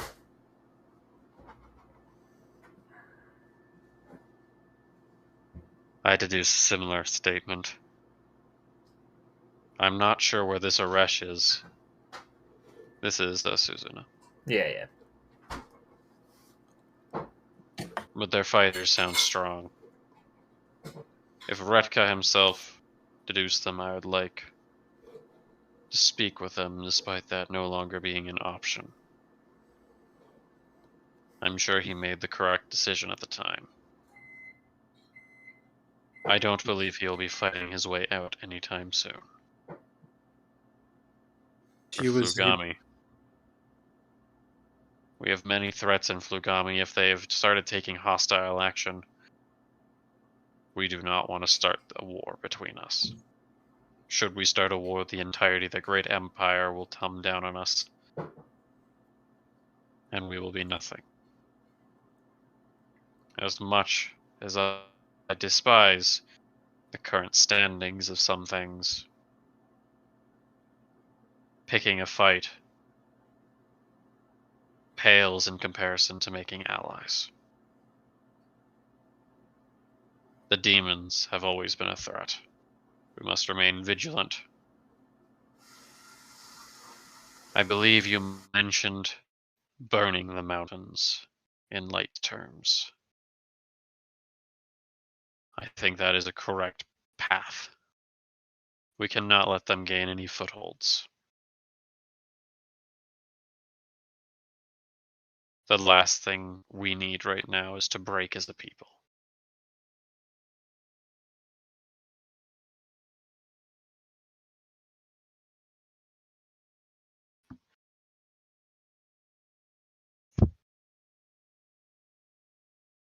I agree, sister. It will be my job in order to dabble with the civil disputes, if any arise.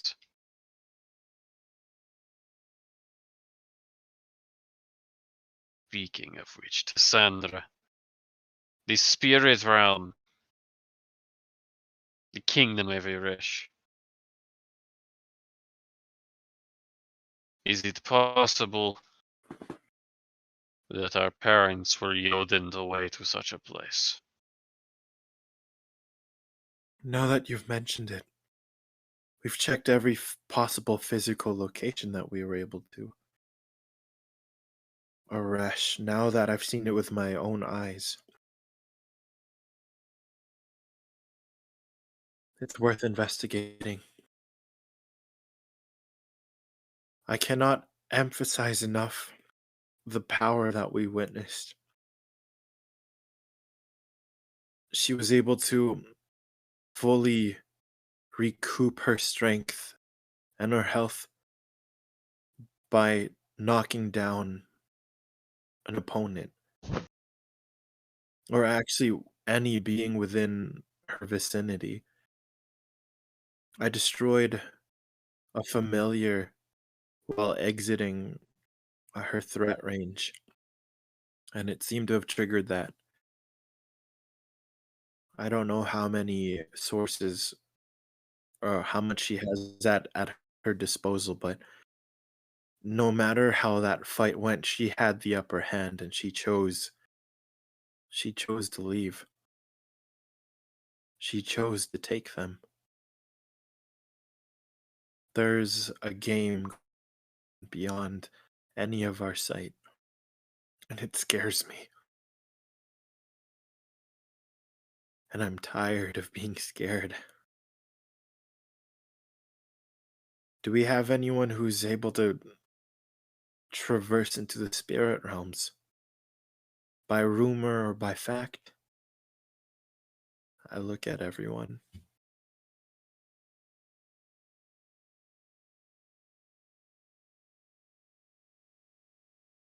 A religion would be a good idea. Yeah.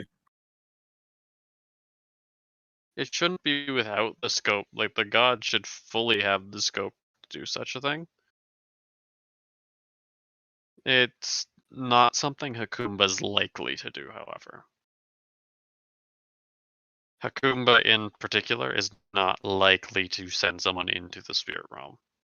In fact, most gods shouldn't be wanting to do that. Spirit realm's a very dangerous place. If you wanted to go behind the scene, however, there is a potential.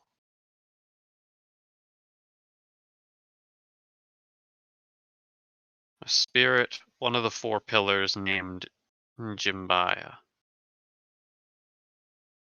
also known as Kali. Oh, the four pillars. That's in Hinnaka. Yes. Jimbaya was the bass fish guy who's constantly sleeping. It's said that he might be able to access the spirit realm directly due to his slumber, which preceded him into it. I'm glad to know that guy woke up. Hmm.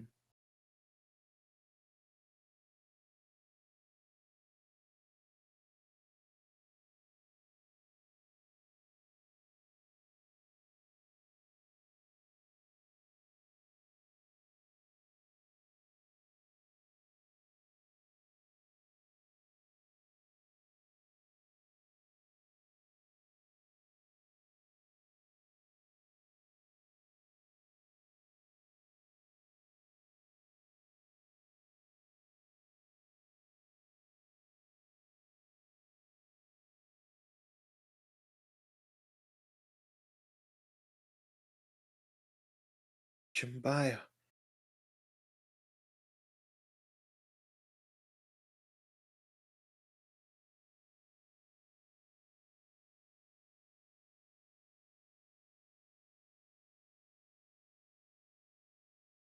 Zimbaya. They are a very strong spirit pillar, most recently awoken. I see how you would have taken that. But it is unlikely for them to help unless one has gained their blessings. The spirit pillars, they do not rely on merit, other than the merit they have seen. They are not likely to help us simply because we are royalty, but instead will help us based on how we can prove ourselves to them. A spirit knight like myself or like Zeonok, one of the last portions of our training is to become blessed. I, unfortunately, did not take that path as a spirit knight. I do believe that Zeonok has, however. Would I be mistaken, sister? Do I have that information? I don't know. He very I much personally, has. 100%. yes. I'm sure he'll excel to rise. I'm sure he'll rise to that occasion with the training that he has.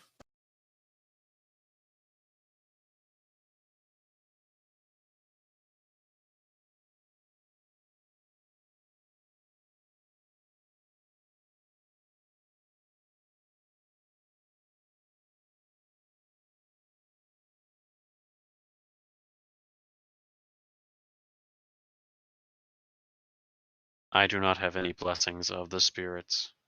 They're most likely not to follow me. Nor do I think Renken has.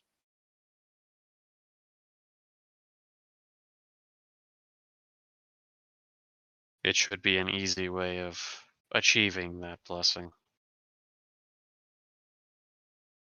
Yes. As of current, they have entered our lands and attacked our people. I don't plan on fighting them in fullest. But what is true is they have taken hostage citizens, retainers or not.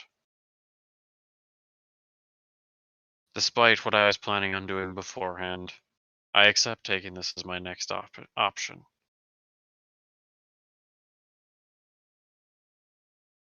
From how you've described them, these fighters are hardly even human.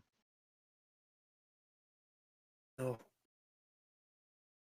Much worse.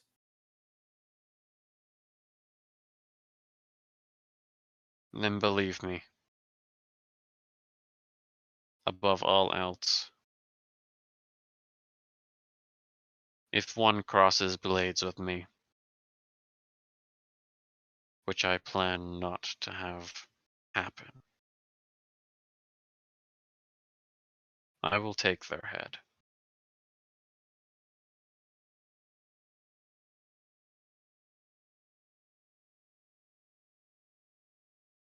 My mentor has fallen. The least I can do is put his skills to use.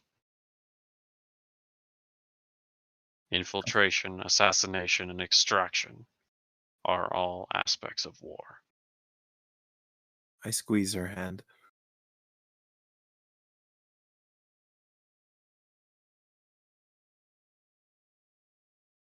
It's clear that Susanna probably doesn't understand to the extent of how powerful they are, but she's taking a very, very wide assumption of overly powerful.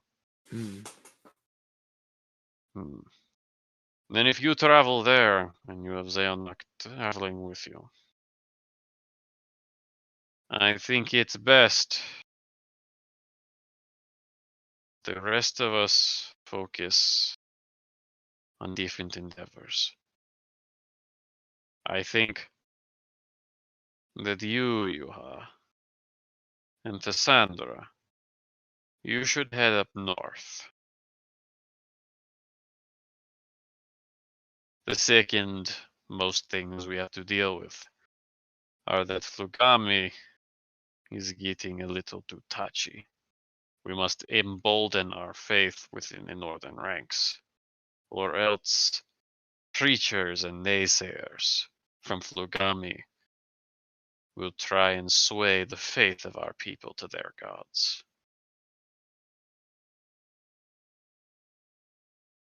Not only that, making allies up north can only be good. Larger provinces are what we need association with. And what shall you do, Satani? That leaves the threat most. Sorry. That leaves the threat most unacquainted for me. While one of my retainers will travel into the mountains to help deal with demon problems. I plan on taking the demon papyrus out of the picture finally.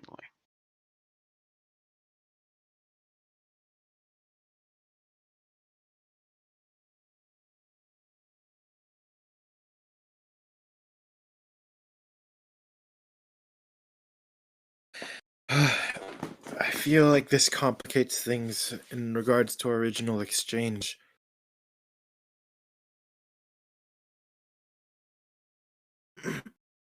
My team, certain members have quite the personal investment in those that were taken, and I want to honor their willingness to serve. So the two fronts are you and Susanna deal with the spiritual matters while me and Yuha manage the external worldly conflict. Is that my understanding?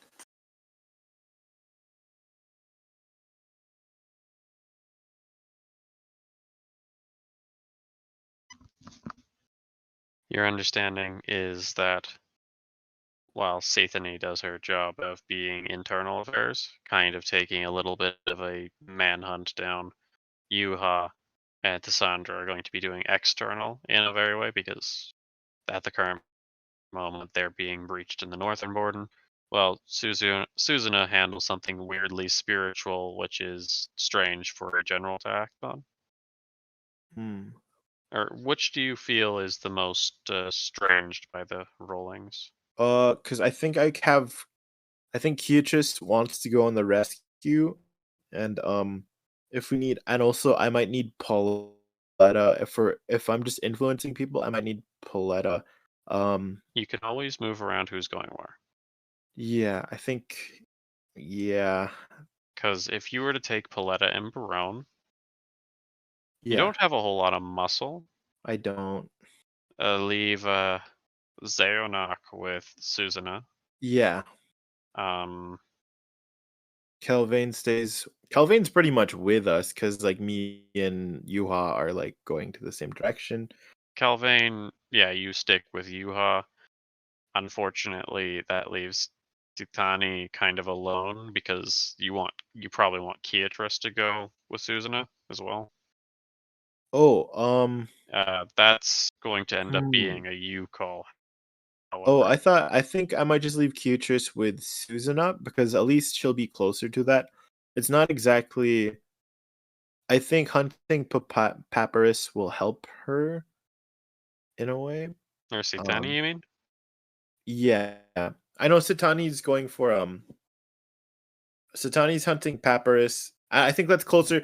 Yeah, I don't want to. This is so complex. I'll have to double check. I'll double check with everyone's emotions. I'll double check with the emotions before I make any calls. Actually, yeah. I may need to exchange the composition of who I'm sending to you all.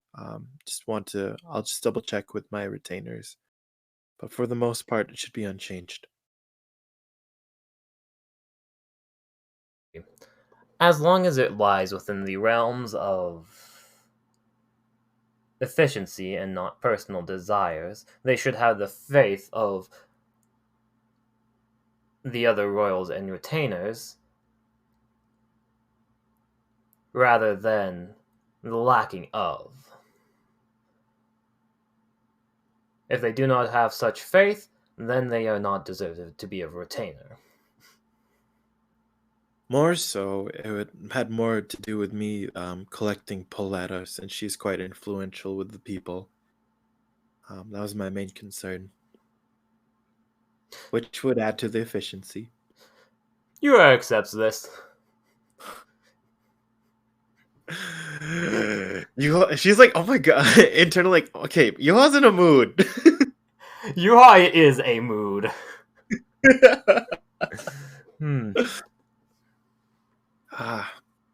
My current proposal, depending on, I'll make sure to check in with my retainers. My current proposal is that I collect at least Pauletta and exchange Beatrice in your hands, Satani. She could provide great oversight for your operations.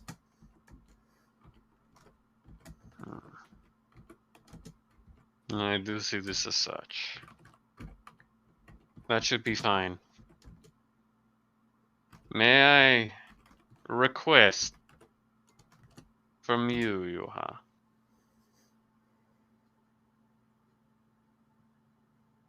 You are going to send Mr. Vatisk with me.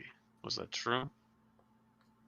Indeed. As Pio, I was planning to send to the mountains to burn the demon filth.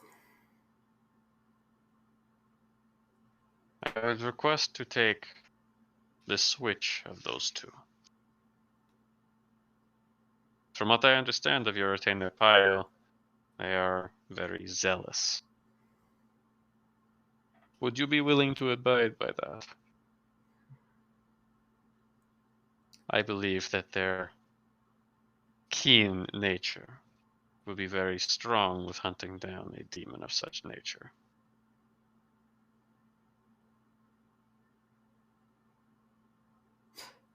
Definitely thinks about it.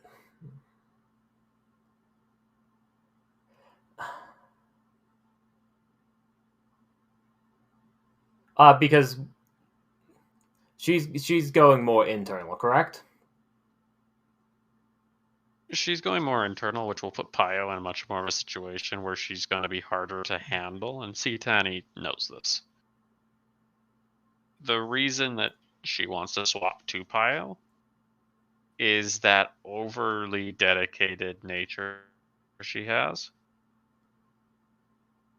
Citani wants to use that in order to essentially flush Papyrus out. Vatisk would be going to the mountains. In my personal opinion as the general, I would not vouch for this, and I'll probably actually say this.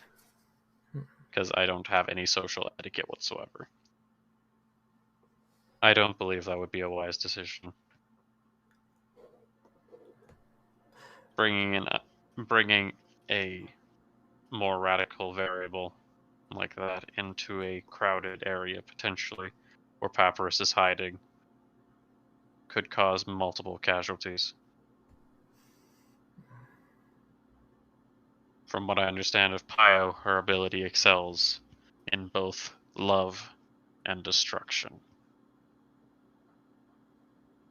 In many ways, she fits the mountains perfectly, as she is able to go full out and destroy whatever demon filth that she encounters.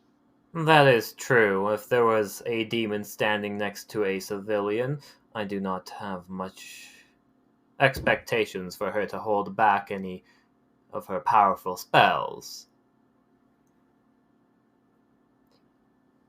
I do see where you're coming from, and I was thinking that having a paladin with the ability to detect demons would be more useful for you. If you're willing to put the civilians at risk, then I won't have anything to say against it.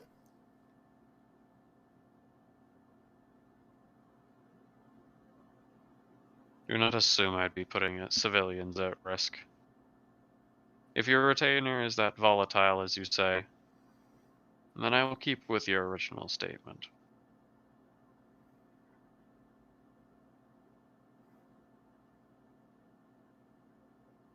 Sorry, that was supposed to be more Russian.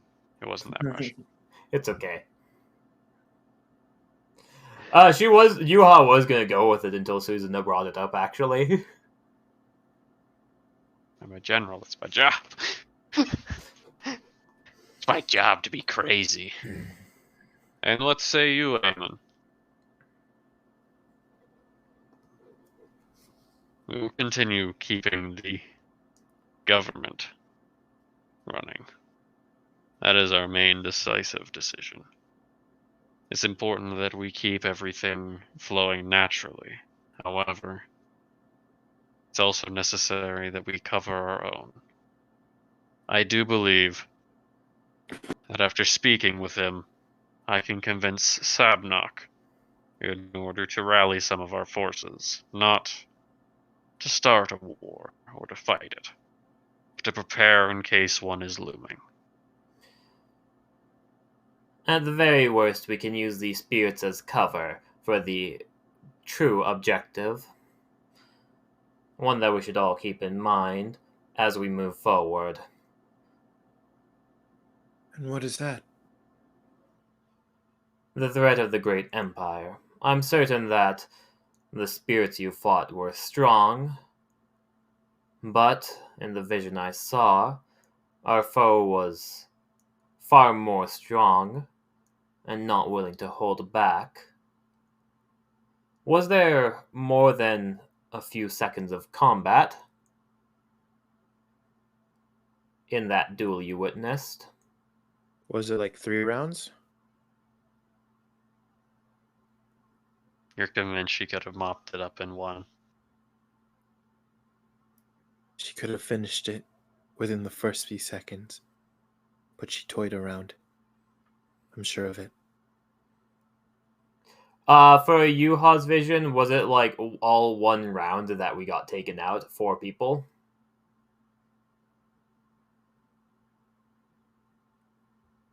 Well, Yuha's convinced that very much the Great Emperor is, in this case, an unruly force of destruction, according to that vision. Hearing that this lady did actually just toy around does kind of bring up the attention of that threat to be at least similar. The Great Emperor is still much stronger of a threat, but that is a realization. Then perhaps I was underestimating these spirits a bit.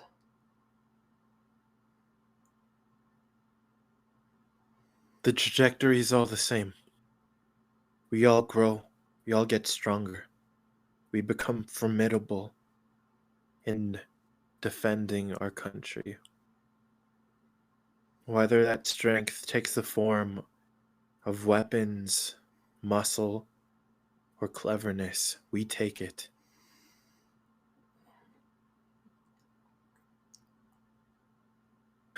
What was the spirit? Fuck. I'm thinking Sabnock, but it's not Sabnock. Amen. Sabnock's the cool one. Hey, Mamon. Wait, do we? Yeah. What is the royal treasury looking like? It is best that we Thank you. use it to the utmost ability we are able to. Shopping! If you are convinced that you can keep the weapons safe, while also using them to keep yourselves safe, there is things that we can utilize. Magic items passed down from generation. If you want. I feel like it would be best in order to speak with Barbados. Whew. Let's go do that. Good idea. We must keep them safe, however, even if it were not as possible, it is still something that we must look into.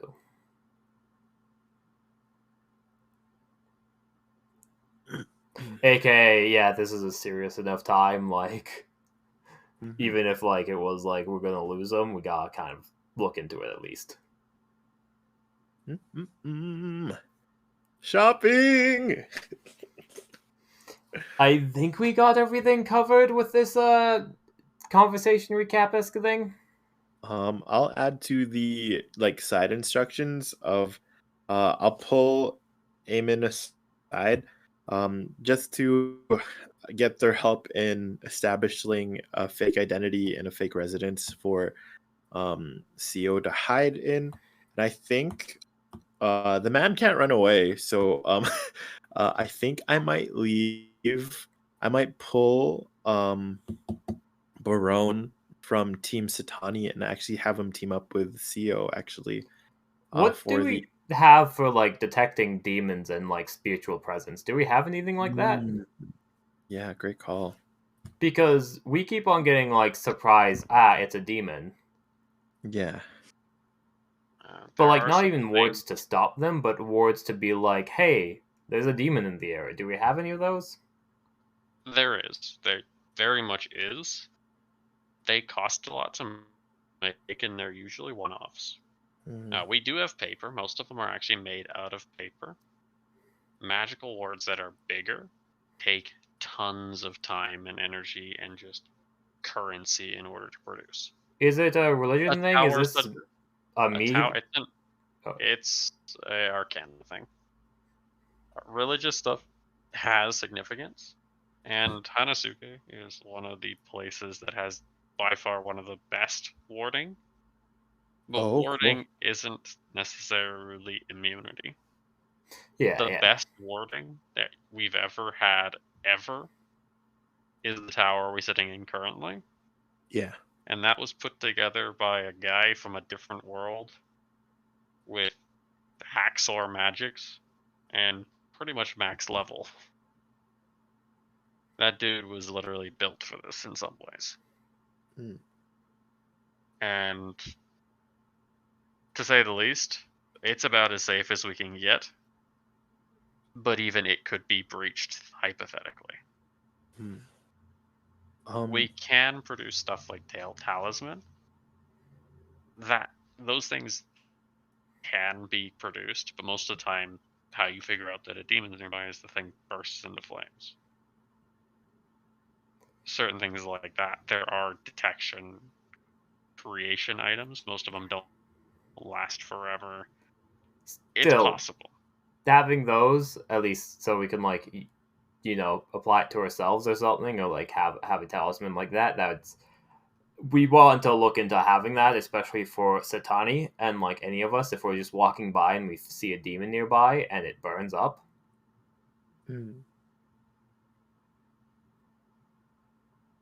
Yeah, there are things that we can utilize, and that would be a good idea of utilizing them. Question for you, Ha. Is Budatsu able to bless weapons? Just wondering. Or you like your retainers in general?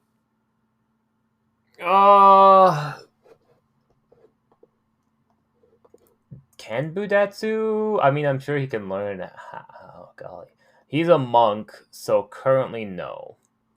Oh, okay. Is this sheath here the Jisachi sheath? Because maybe I could loophole that. Oh, well, we will 100% have to get the big blowout of what we have available.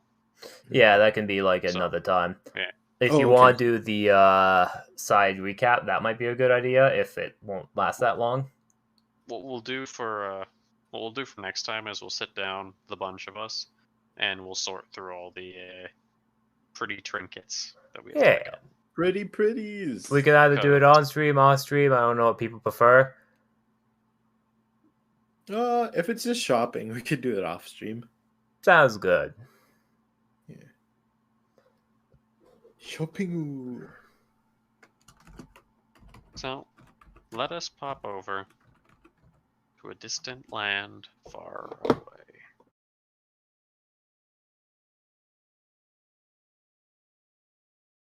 With a quick surge, Retka awakens in a cold. He still has his clothing, but the scars along his body are fuming.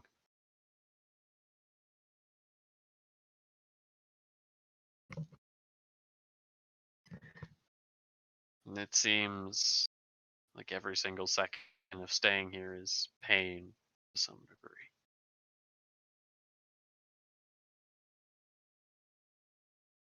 He tries to regulate his breath. He's in a cell, prison cell. Bars, beautiful bars, white. But only 4 of them in the corners of the cell. A white light finishes between them.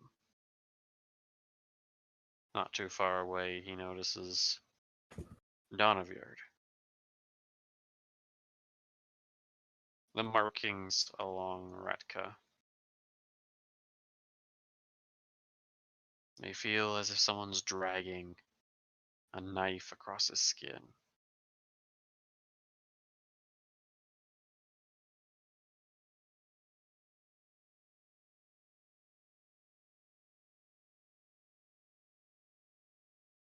Nothing.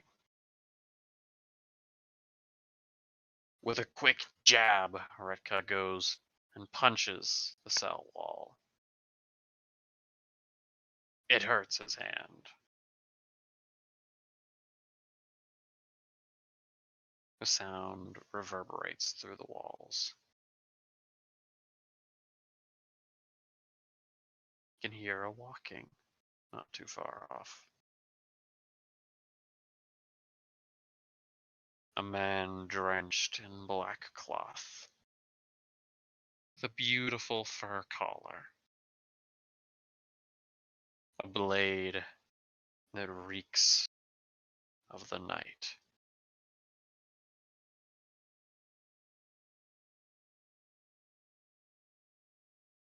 Wake. Good. It would seem as you are a prisoner here as well.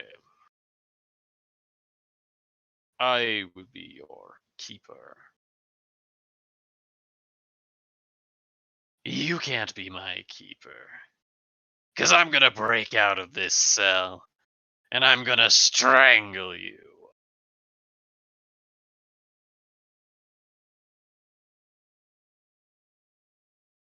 You may try, small dog. But I'm sure you won't get anywhere close.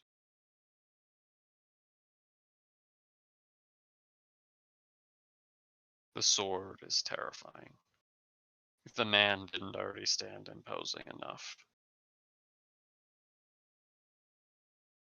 Retka will smash against the wall again.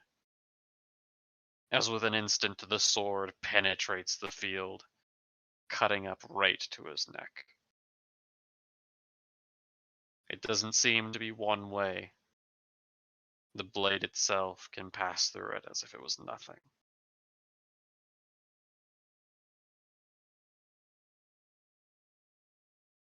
You have no power here, little man.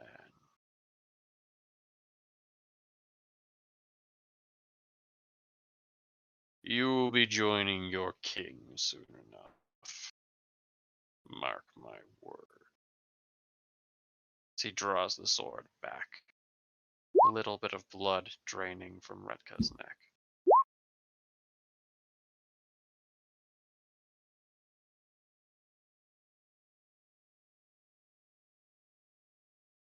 As the man continues walking, he passes by Donavard, just taking a look to him, continuing into the darkness. For Retka, he stumbles back. That sword. He thinks to himself.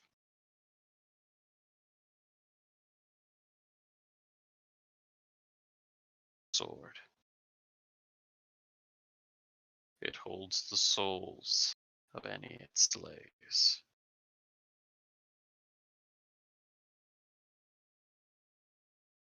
Could hear them dying as the force field sacrificed easily 10 to 16 lives. That man, he was no human. He was a monster. But monsters were stupid.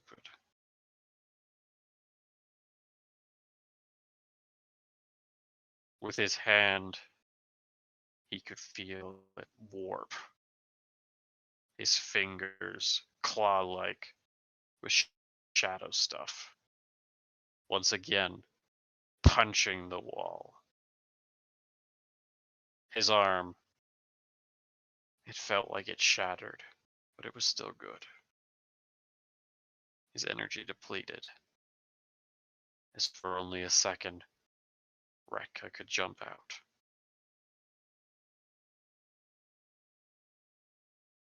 As the ability left him, he could feel his spirits straining.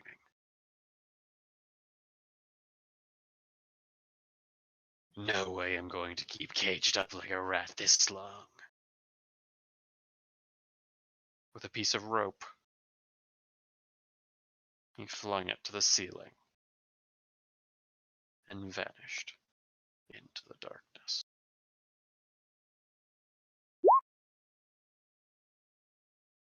And that's our end credit scenes for the day. That man's badass. Oh, Prison Break episode. Prison Break. You know, this guy actively chose to be in prison when he was a young kid. Yep. Oh my goodness, that's his whole shtick. He knows prisons. Favorite terrain, prison. And he's not dumb. And he's not dumb. They have... Is that magic or tech, though? That's so cool. I hope it's magic, Hmm. because tech scares me. I assume it's magic. Yeah, it felt like a physical force field. It was probably a magic force field. Magic Especially that. because he has like a soul blade or whatever. Hmm. Freaking Frostmourne. Just chilling. Just Mhm. chilling. That We're all- man.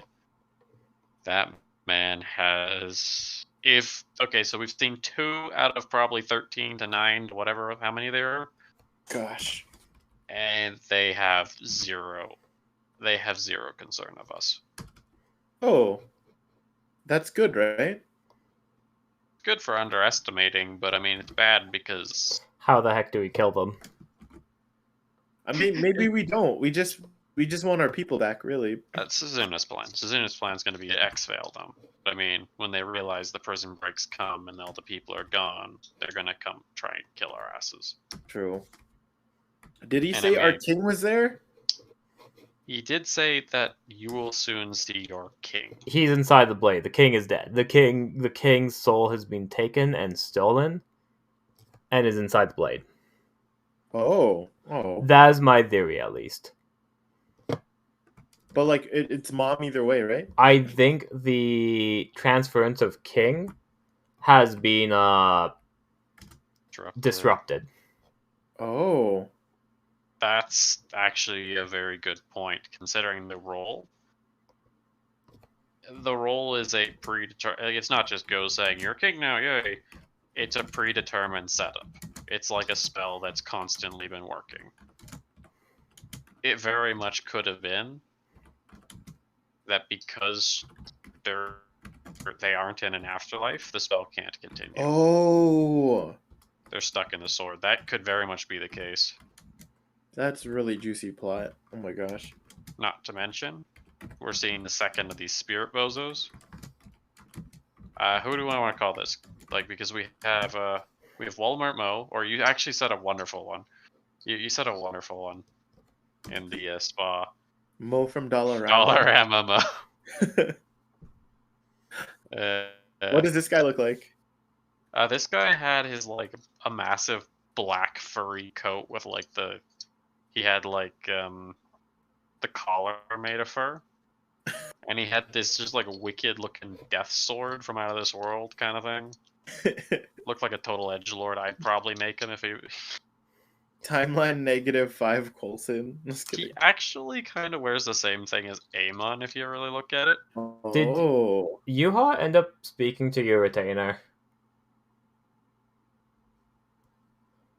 Which She did. She just didn't realize it was one of my retainers. Oh. Because she needs to. She was like, "Yeah, I'll talk to your retainer before the meeting," and we didn't do that in game. Oh. It was honestly 100% because she didn't realize that was one of the retainers. She literally knows Nasakino as that one storytelling lady and not an actual retainer.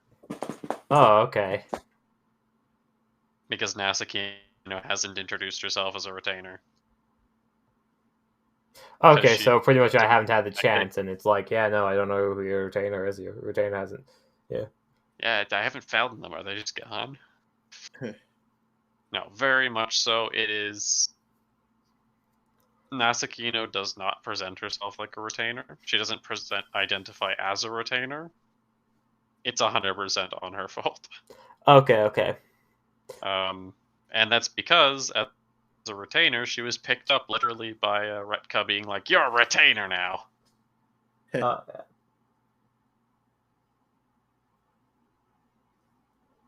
Please help Suzuna get retainers.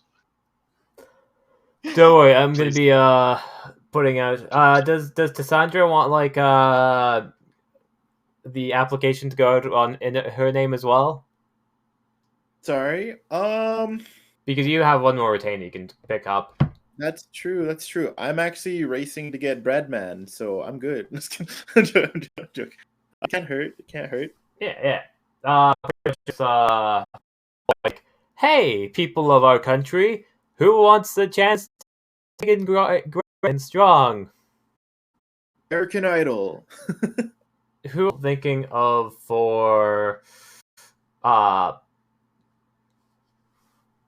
looking for wanting to pick up Someone who beat me in combat. strength? Okay. I don't know if Yuha's the kind of person to consider this, but Suzuda probably has retainers that can't combat, and that's all they're good at. I don't know if Tassandra's going to say something about that, because Suzuda's literal one goal of retainer is you can beat me in combat. I was very attractive. Like all the applicants. All. Alright, so that procs Yuha to telling you both you're both wrong and pretty much with the idea of we must go outside our comfort zones for these new retainers. In order to change destiny itself, we must remember what we would do normally and improve on it. So you're saying I should recruit a retainer I can beat in combat? So I should get. Well, you know what? Retka isn't the easiest on the eyes, but he was a great retainer, and I'm so sorry. Whether or not they are attractive or not, or if they can beat you, as long as they emphasize your strengths and or cover your weaknesses in a way that would help defeating our foes, would be best to pick up a retainer for. We You know must what? Now that keep I'm thinking the about it, future in mind. you know what? I'll look for some. Okay, attractiveness aside, I think I'm just really interested to see what applicants would show up if we put like. I'm looking for someone with very unique skills, so something that we may have never seen before. I think Something that'll be my unique and special in their own way. unique skills. Yeah. Because you never know. You never know. Can I put down a preference though for very attractive? No, it will make the royals seem vain. Aren't we? Oh, aren't we? No. Okay. If I'm you do not joking, wish to I'm pick up joking. somebody due to their appearance, then I would most likely be the one to pick them up. Yuha, I'm joking. I'm joking. Insight. I don't know if I'm joking. Insight. I'm proficient. Do it. Do it. Slash roll d20 plus 3. 11. I mean, like, not lying. Well, she thinks it doesn't hurt if they're attractive. What does the service say? What's a true feeling? Cut It through doesn't the hurt if they're nonsense. attractive. She does want someone with unique skills. She'd prefer them to be attractive, but it's clear that her real goal is for them to be like, to say the least, just really cool. Alright, I'll believe that for now. Just because I Deception insight wasn't- you, do you think I believe you? Of course not.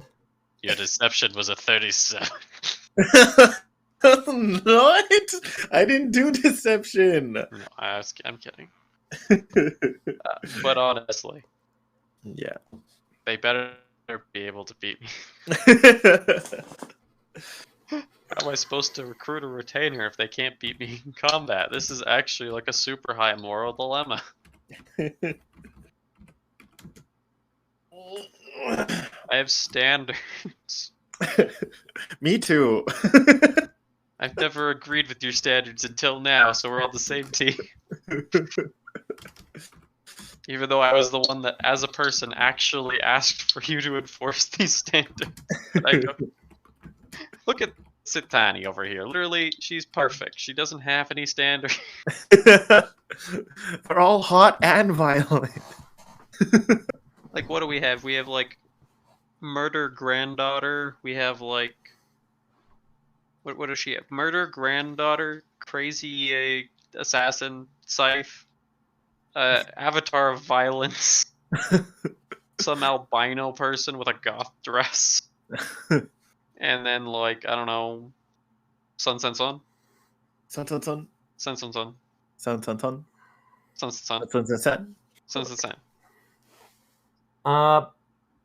I don't think even know what that's these guys look like. They've actually introduced themselves to us. We just don't know their retainers. I want to know. I do want to say something to King. So pretty much with life and magic, the reason why it conflicts with the Wayfarer's lore is because essentially of the fact that the world is being created at the current moment, and the fact is if you have like an elemental lord of life and magic, they would either be torn to shreds with the creation or not yet formed.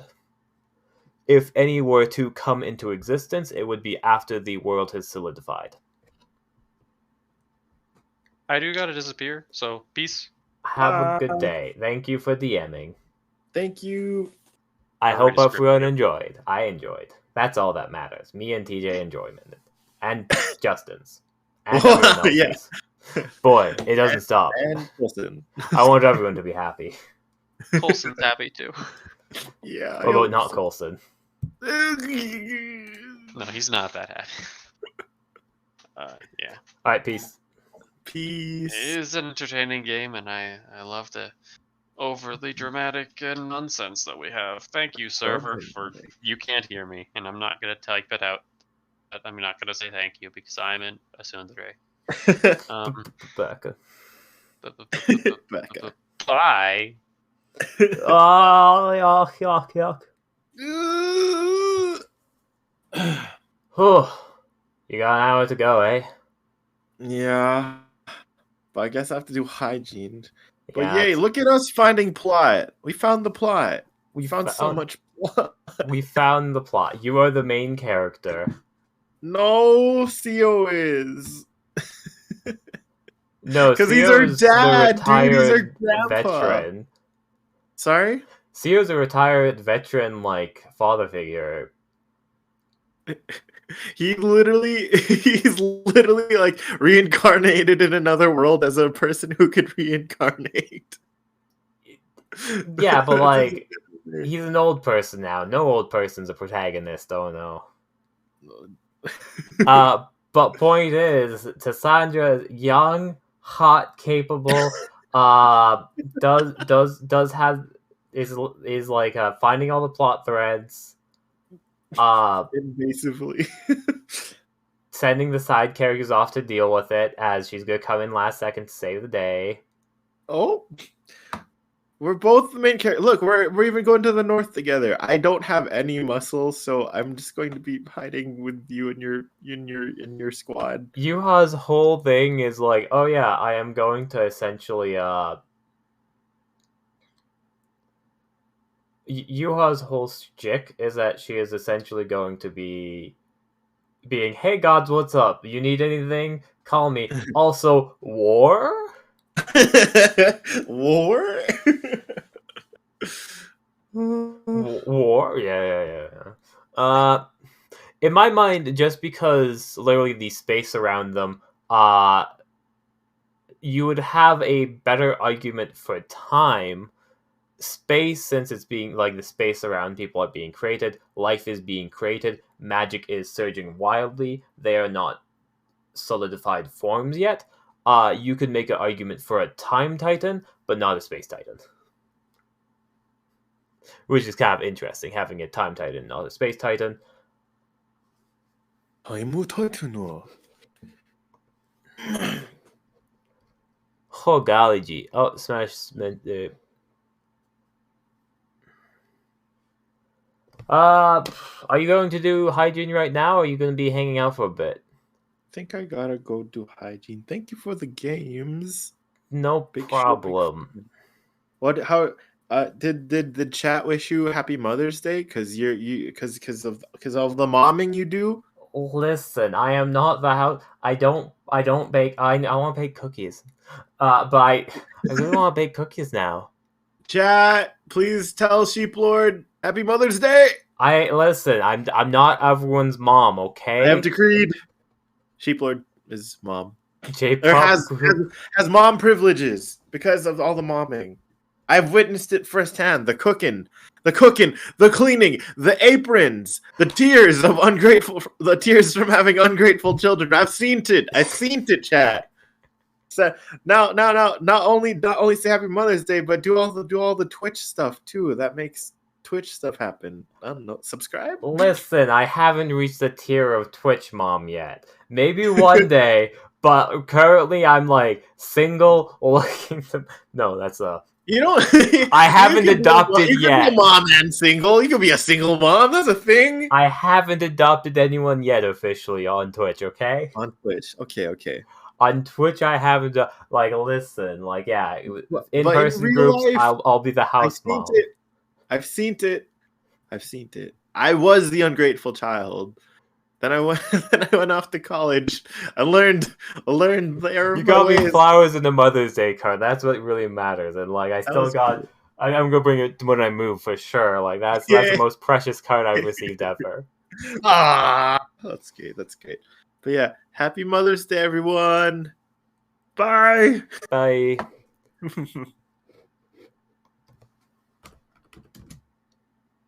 Next time, right now. Alright, so that was okay. I am going to do the smart thing. And that is I'm gonna do the smart thing, and I'm going to do a cheat thing to split it up. I will reach out in a second. Oh, that's what I was really confused for a second, Alan. Uh, honestly, I do whatever. House Mom was just mainly a joke of like, I kept on like, whenever people come over, I like to make food for them, not like just order pizza and nachos all the time. So I like, sometimes I've made stews, I've made, chicken, I've made, berry pancakes, berry pan crepes.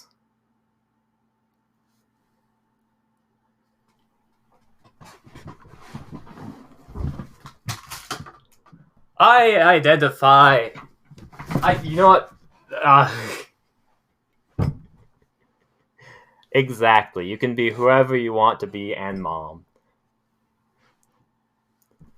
I like to say I identify. The world would be much better if you could identify as yourself. That's my whole thing. Whatever someone calls me, I am going to accept. However people perceive me is how they perceive me is my ideology within this lifetime at this current moment. Anarchy!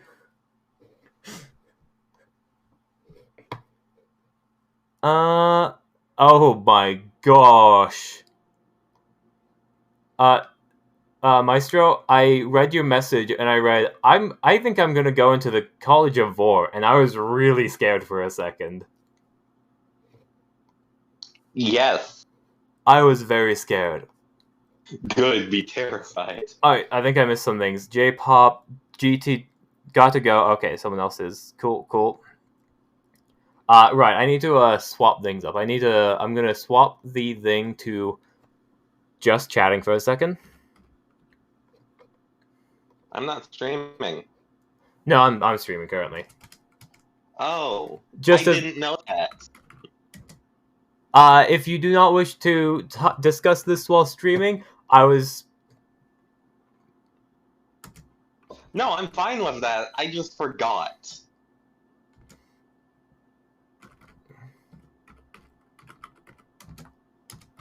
Makes sense. Nononoke? Hmm? Are you finished Nononoke? Yes, I am finished Nononoke. As... Did you have fun? Hmm? Did you have fun? Yes, I have time. That's why I said we can do it next time now. Hooray! As I'm swapping back to Dungeons and Dragons, I want to split up. So it's yeah. Okay. Alan, right now we are just going to be probably discussing lore stuff. We're going to be like making lore. Smash says that we have a quest you want to do or impose or do. What? Tell me what your thoughts and feelings are. How are you? What is Maestro doing? What is Maestro doing? Well, Maestro, the character, is currently shaking and crying and learning to become a deadlier person. Maestro, the me, is sitting here with good friend Ray Ray. I'm glad it's not the other way And around. I'd be concerned if Maestro the character was here with you. I'm more concerned about you like shaking and crying. I feel like that would mean like Maestro took over your body and put you inside the D&D world, and that's could be fun, but probably not. There's an entire story about that. It's actually pretty amusing and well written.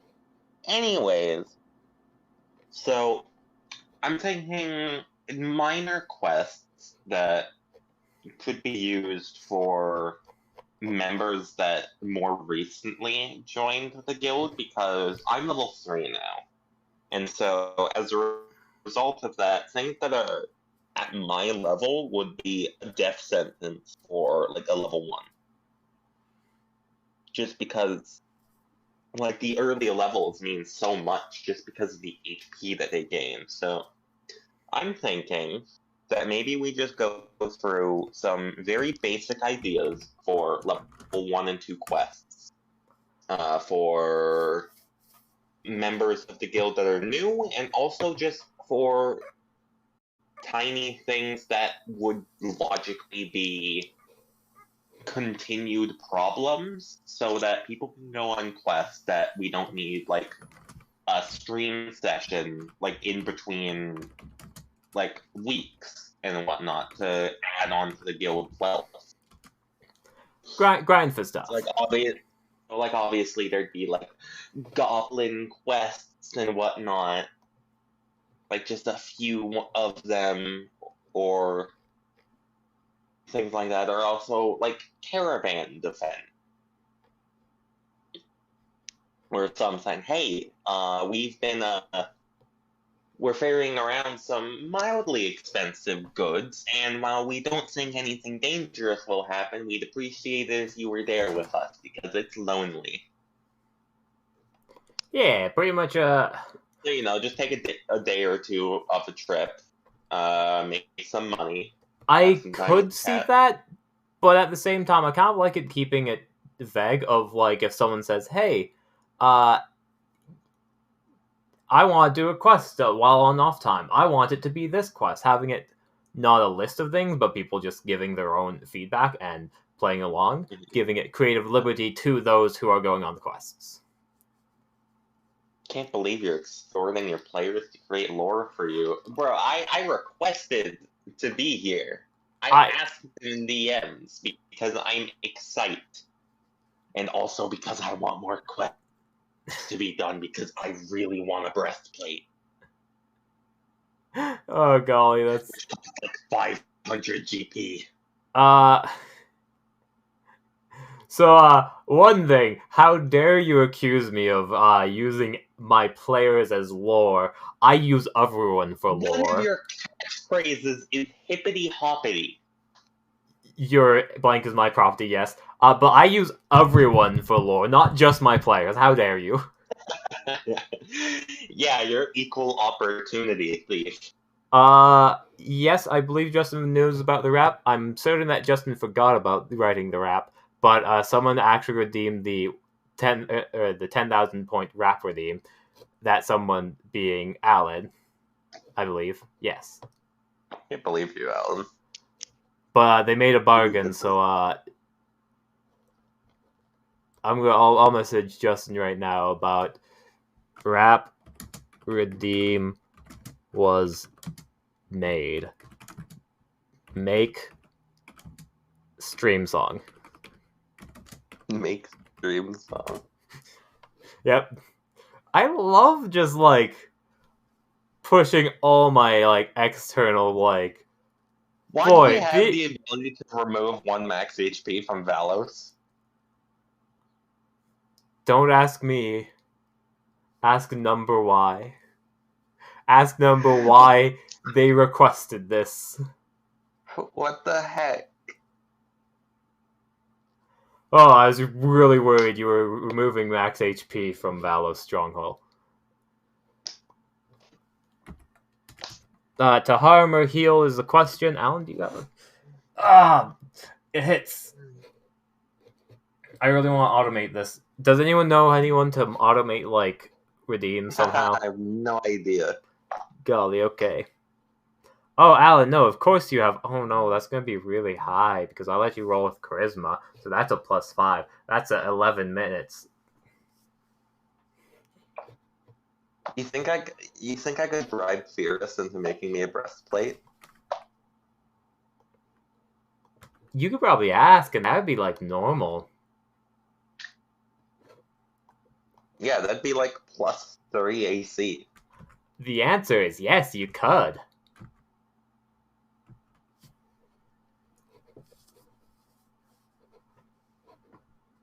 I need to start the timer before I forget. I was just too busy twitching and. Oh, poor thing.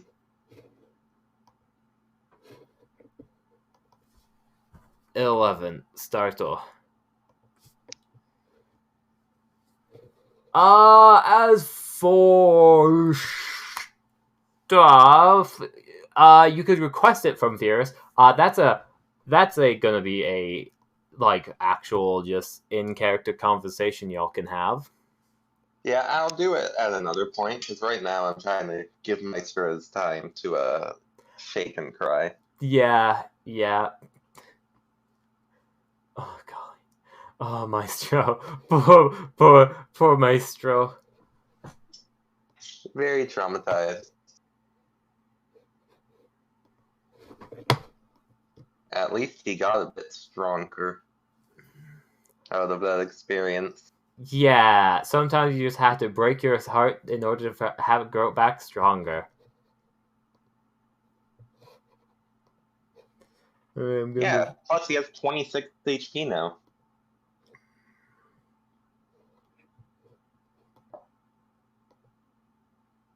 Woo!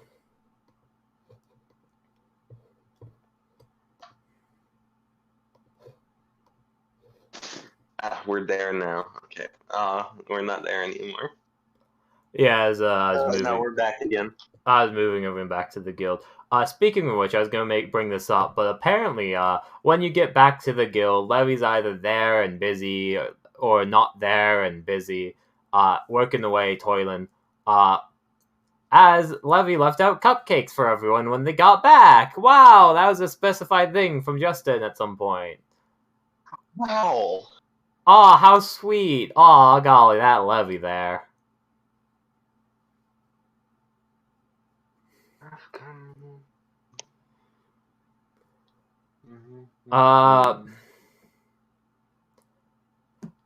Okay. I thought when you said you had like quest ideas, I definitely. Do you have any quest ideas right now? Like, I asked to discuss them with you, the idea of making quests. Yes, we can definitely make quests. I'd probably leave it as quests people can go on. Non-dangerous, like... Just because, yeah, I like the creative liberty to be the people who go on the quest. Like, hey, yeah, I'm helping out the local blacksmith for the day. Or, hey, I'm going across town to do this. Or, hey, I'm learning how to sailboat.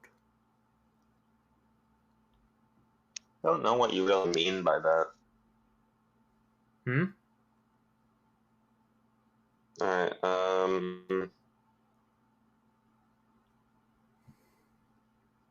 probably commission the... I'm doing a think. I'm using brain. I'm not used to doing that. Using brain is something you can't.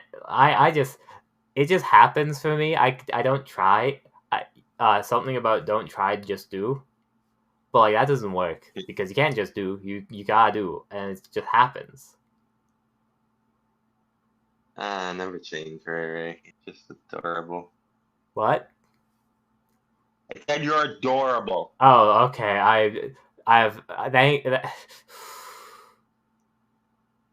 Do you want to make that athletics check? For digging tunnel, you already dug tunnel. Also, technically, the campaign you were digging tunnel for never actually happened yet. So, like, technically, you don't have tunnel dig time yet. Although it will happen next game if you are not within it. most likely I'll shift things up so canon actions happen after the game. Ooh, I have an idea. Just so it's not the whole situation of, oh, the game's cancelled, oh no. A massive fish has been spotted, and it's eating all of the smaller fish that normally come by and the people catch. So they ask the strong people at the Adventurers Guild to come by and help reel it in, so that way. Hi, they Papa can get back to Joe! fishing. Sorry. Reoccurring NPC!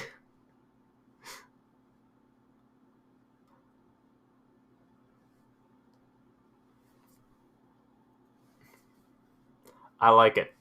Name of the quest, Carpe Diem. Wait, no. Name the quest Carpe Diem. Oh my gosh. Carpe and D-Man.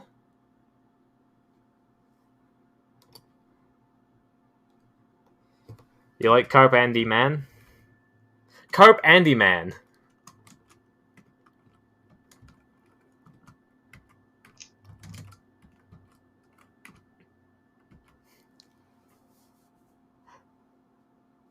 Anyone against this pun?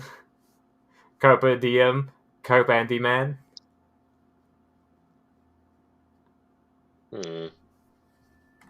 What next? I'm thinking something to do with a cave. We do have wow, that's a law of health, which is a troll living in a cave that wants to be captured. Hmm.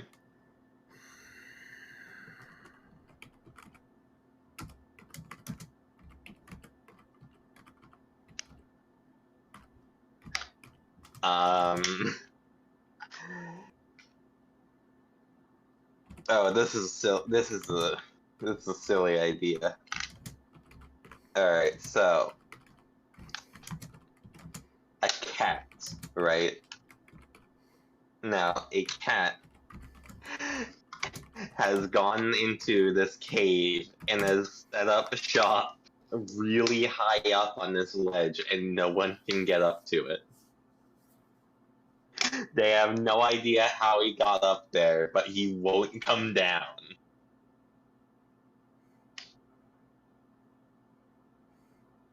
And so they're asking the Adventurers Guild to come by and try to coax him down. I like it. Give me a second to write Carp Andy Man first. You are a lot. They can't just bring a ladder in because of the twists and turns in the cave. So any ladder that's big enough wouldn't be able to actually fit because it's just so it would be too long to fit through the turns. It's causing problems by chasing away schools of fish. I am really disturbed by the idea that schools of fish are called schools of fish. It just makes like fishermen sound like predators. And I don't like that. Like, they see a school of fish and they're like, yeah, that looks like dinner to me. Let's call it school. Blame the biologist. Oh, biologists, why? It's causing problems by chasing away schools of fish. And recently flipping rowboats.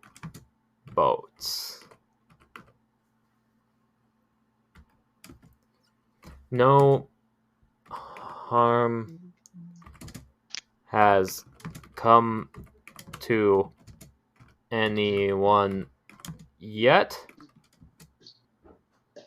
but the locals worry it'll grow out of control.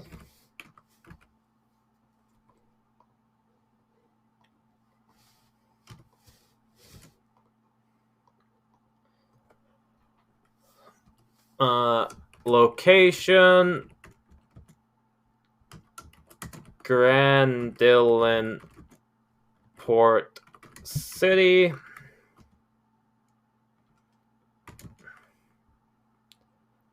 I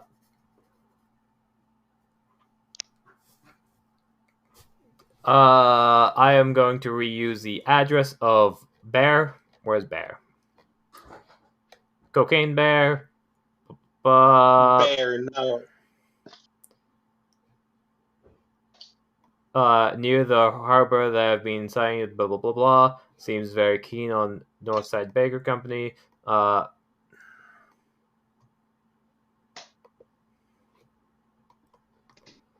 Papa Jim.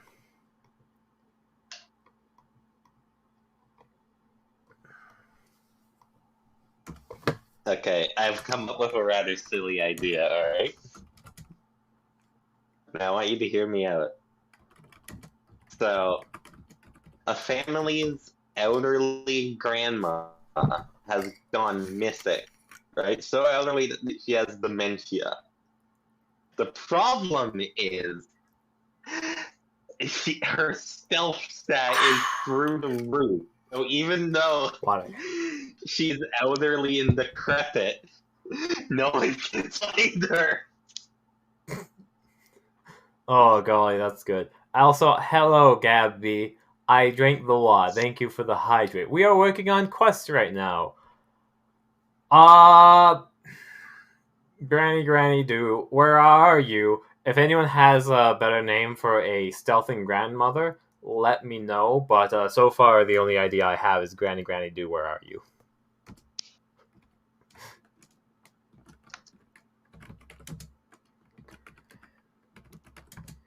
Do, where are you?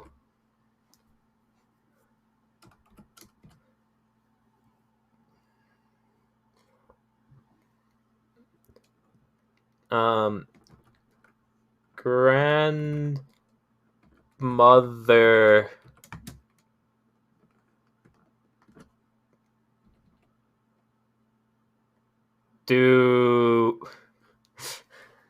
do large because it's not do little.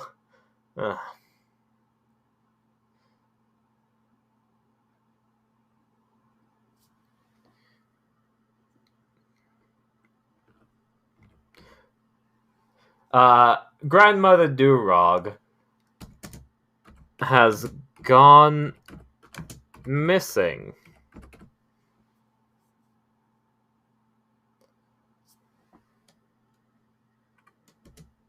Again.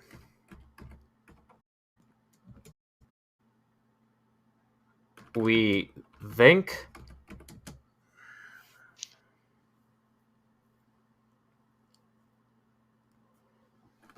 she wandered off.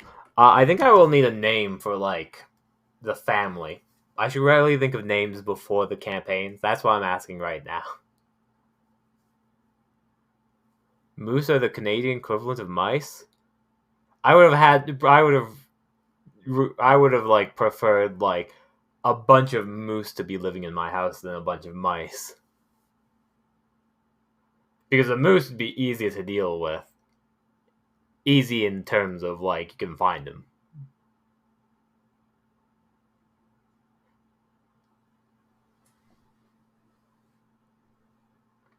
I still love the idea of Ninja Granny has no idea where she is. Again, and need help finding her. There's also been a series of Miss. Time's up. I can stop the head pats. Thank you for the head pats. I'm still gonna stop it. You never selected to harm or heal, so like, y'all can do that now. So, the release. Mysterious happenings around the house, such as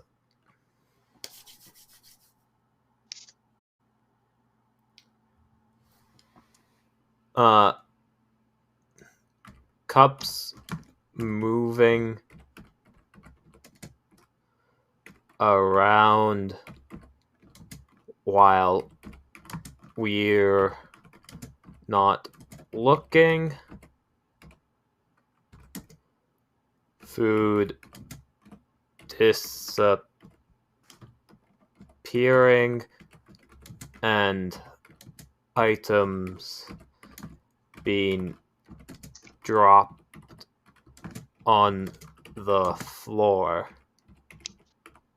Well, Just I like think I'd a be hoping fucking someone goblin. pick out a French maid outfit today, but I did. Just like a goblin. Sorry, yes, French maids. What? Ghosts or goblins? Ghosts and goblins. That's a clever one.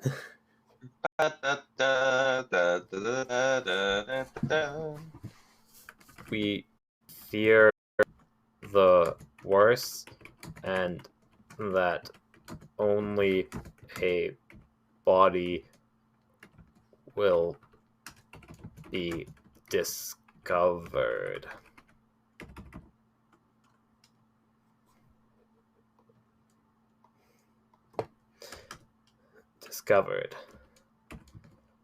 Please send help.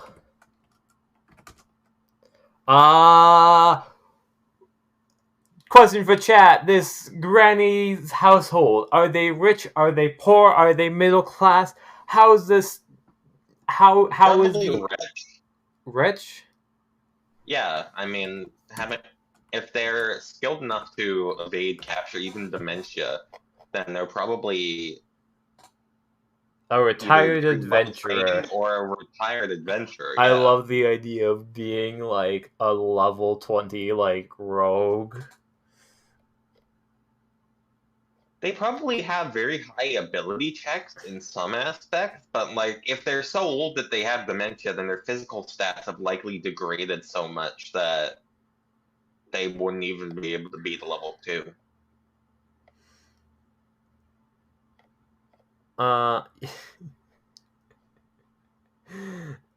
We'll see about that. Yeah, but like I did think it'd be amusing. Ninja Grandma. You can't even see her even if you're looking directly at her. You have to figure out where she is by the smell of burnt cookies. I don't know how people will have to figure out this quest, but it's not going to be through perception.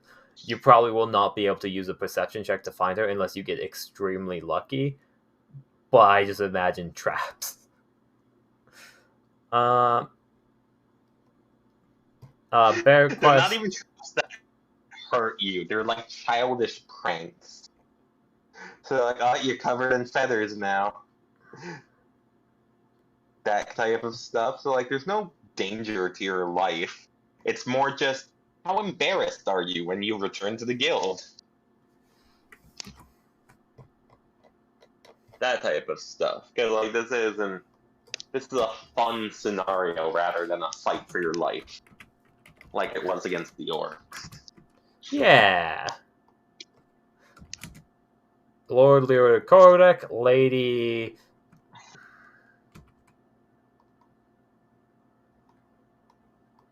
Ugh, my razor's dull. I need a new one. Lady.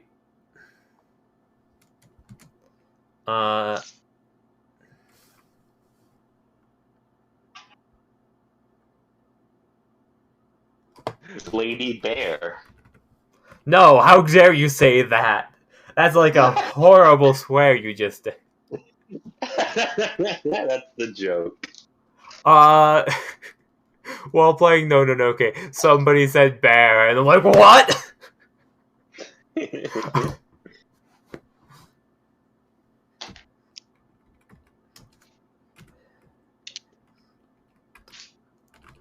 Hislet.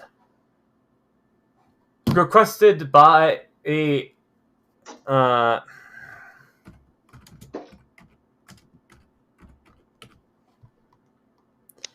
location, Lord Leota Codex Manor, and request by Lady Hislet Codec. Tying back to the beginning.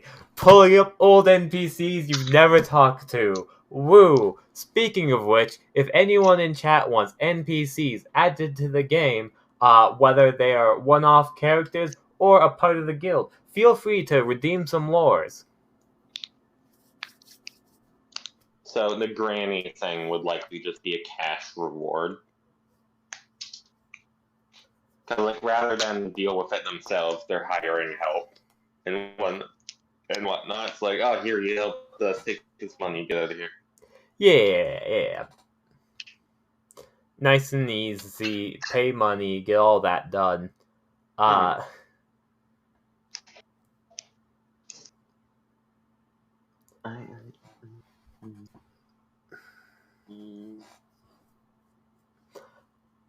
Okay, yes. Okay, I have the storyline in my brain space. There is... Okay, so...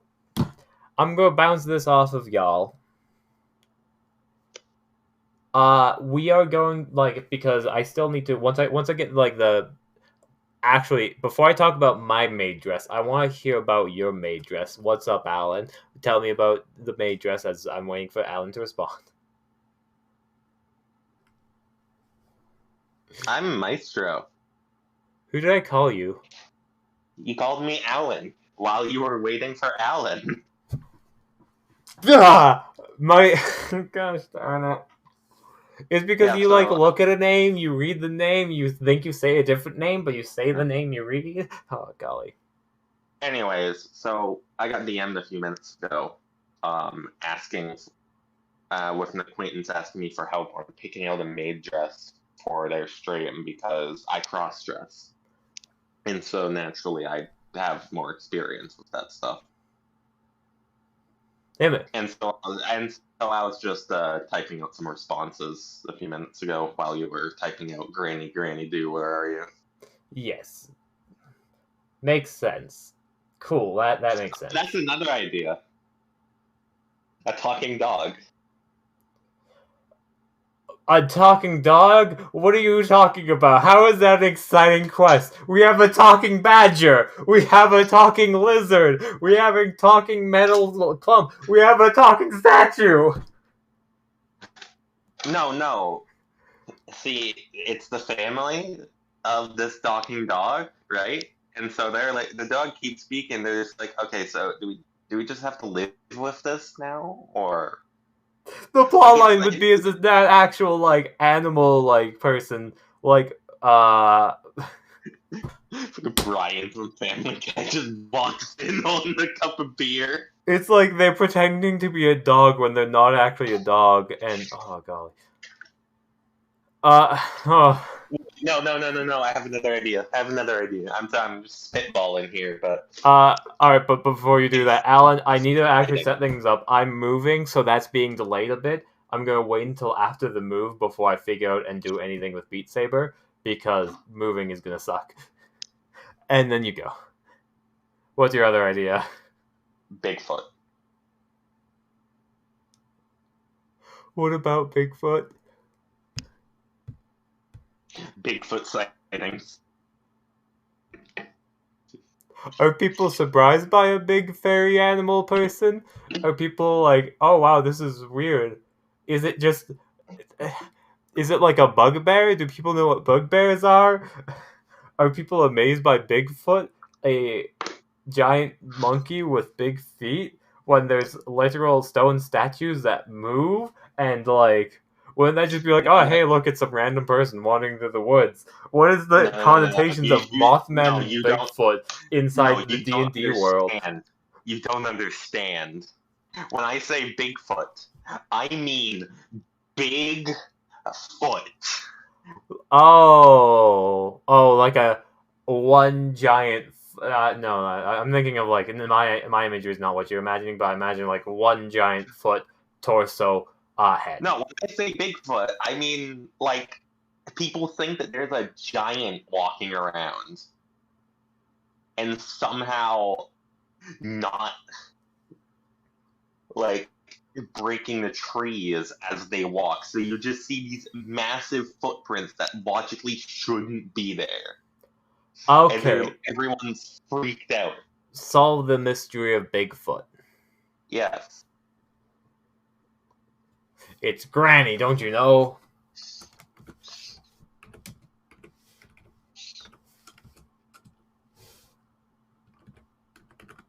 So this could go a few ways. It could be a benevolent creature, or it could be just an elaborate prank of some hermit that no one knows about.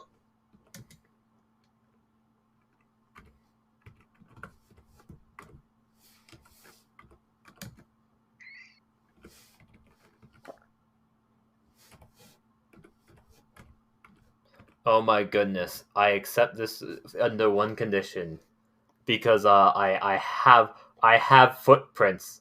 I have footprints prepared to be used, so that means I can just like Control C, hop over to the forest. Actually, I already have footprints over here, so all I have to do is not move the map. What I'm trying to get at here are more fun scenarios. Less Don't necessarily trauma. involve combat. Yeah.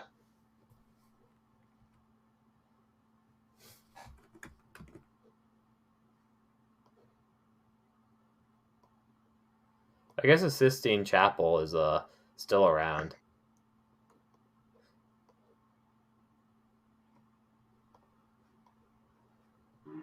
We could also do Bug things like a monster. local alchemist Bug wants monster. the body parts We of find ourselves some elemental alone. or something. Local alchemist wants some body parts. Bug monster! Bug monster! Thank you for the follow. Hearts out to Blue Flame 5881. I'm sorry, I don't get the reference with the bog monster. It's my follower notification. No. So literally, haven't like seen as you were you. speaking, someone was following, and it's like perfect timing. Oh my goodness, my footprints, big footprints are perfect.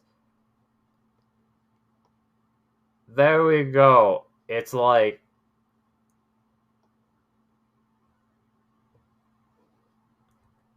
10 out of 10. Look at these gigantic footprints. 80 followers? Oh golly, I need to do the 75 follower thing. But I'm waiting for Maydress, and I should probably message person about Maydress of being like, hey, what's the progress?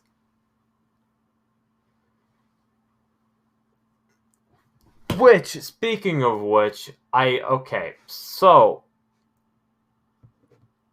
I have a thing planned. It is going to be D&D where everyone's invited, but if you die from the game in the game, you get kicked from the call.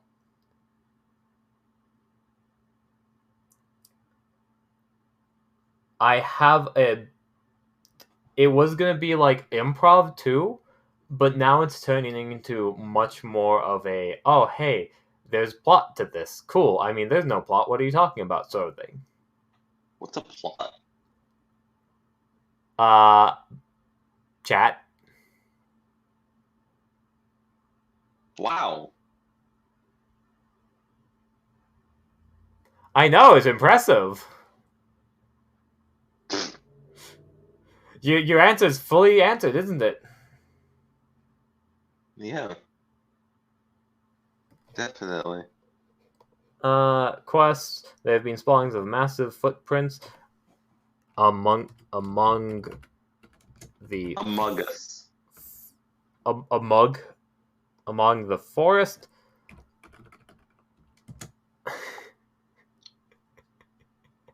Uh, exactly, Diabolical. You're the plot. So is Blue Flame. Everyone here is plot.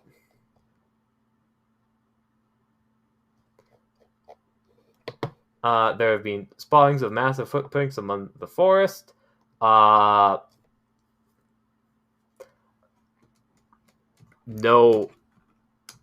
one understands why it looks like it's giant sized, but no one can find any proof other than the footprints. Location. Forest.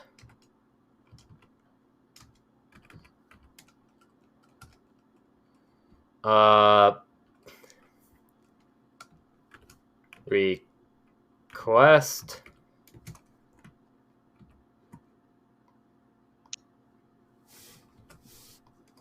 on the behalf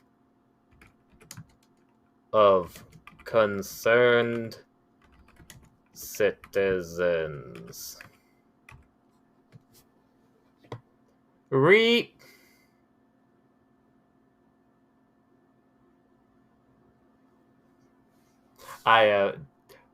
Where is existence? Right.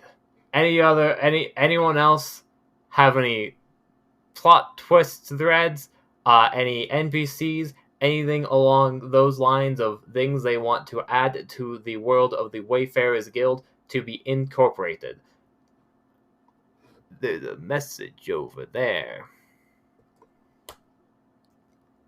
Not that kind of plot, Diabolical. I see your DM.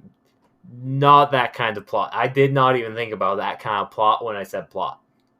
Although if you really want to be, you could be that kind of plot. I believe in you. You can have all the plot.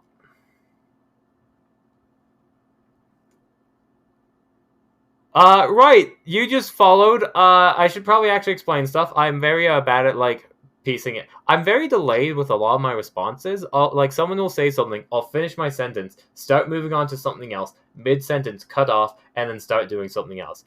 So, the general summary of the Wayfarers Guild games is... These are all the players.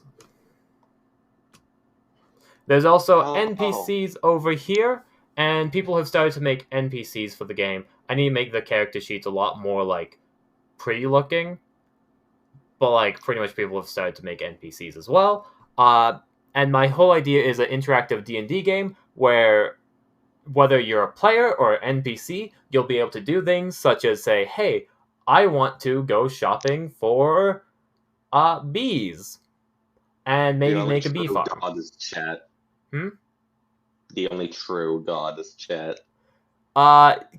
Is a canon fact that chat is not technically a god of this world, because the gods of this world are just ascended beings who've gained mastery in a certain craft. Complete and utter mastery of, like, being able to do anything in it. Chat is pretty much has influence over the games. During the games, you can do things such as help the players, hinder the players, add goblins.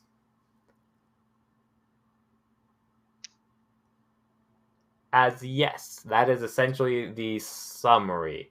Interactive streamer hopscotch D&D. Based in a guild called the Wayfarers Guild, where everyone is a member. It's fun. I like it.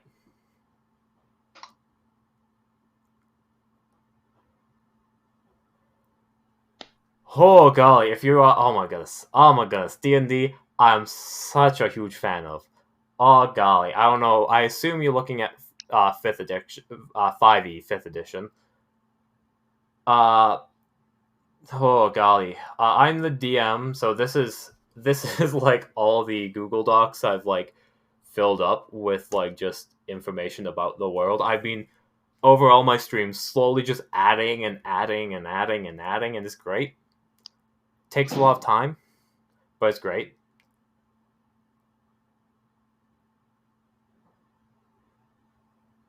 What was I gonna say? There's a lot of newer people who kind of like see stuff and is like, oh yeah, this seems cool. I'm like, yeah, it is cool. Like I said, if you wanted an NPC, I usually say they're an NPC and then having potential to like upgrade into a real life person of a player character, but unless somebody's actively like pursuing becoming a player character, I'm probably just gonna keep people as NPCs until like eventually yada yada, or if they have an in, or as a streamer. If they're a streamer, I'd play biases. Hmm? Don't mind me. Oh yeah. But bare I'm just minimum, looking I'm at able to Bard's make skills. people NPCs. Yeah.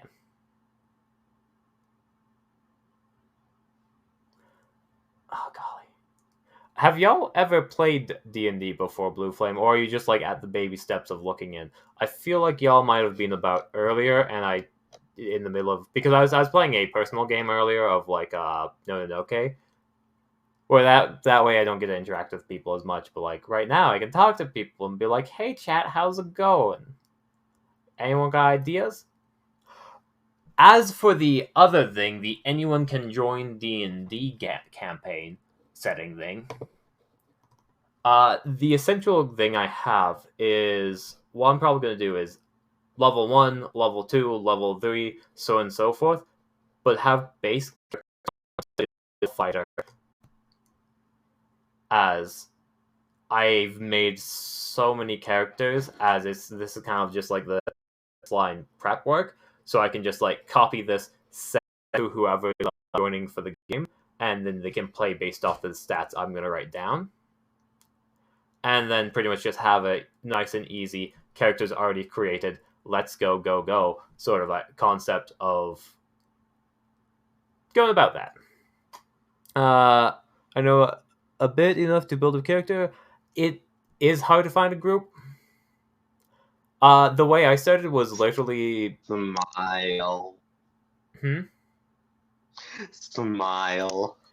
Are you smiling because it's hard to find a group? We're a group. That too. Definitely, like I said, I have the problem of like anytime anyone comes in, it's like I want to add you to the game, but like I'm trying to withhold so like I don't drown myself in all the characters.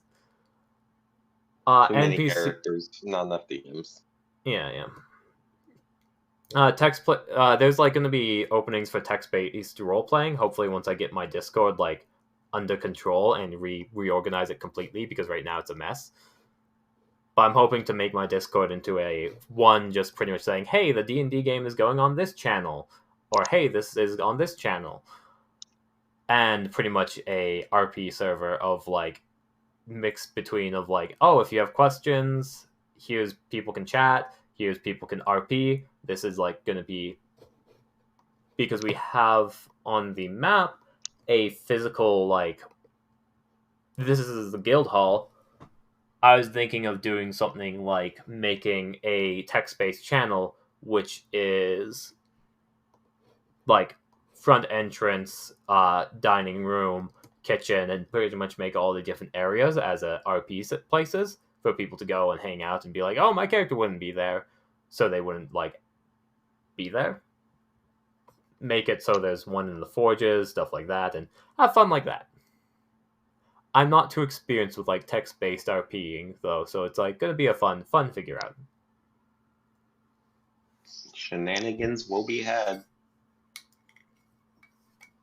Thank you. Oh my goodness, my deception's paying off. I'm flying like As the saying goes, by the seat of my pants. I don't understand that saying. I think it's sexual and it's disturbing if I think about it. Yeah, it's not. I'm flying by, falling off the cliff, and hopefully not dying. And it's great. Yeah, it's all working out. Yeah. Have fun. Here, mate, don't worry. I want to stream more. I've been not streaming as much. Oh, I have a week of work and Oh, aren't you preparing for a move? yeah, that too. I want to stream more. They have me working more. I'm gonna be moving soon. It's fun. I love like just all the stuff piling up. You live a complicated life. It's pretty simple.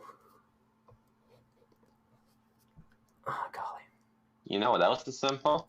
what's that? Simple weapon. Life is great. Simple weapons are simple. That's what I mean.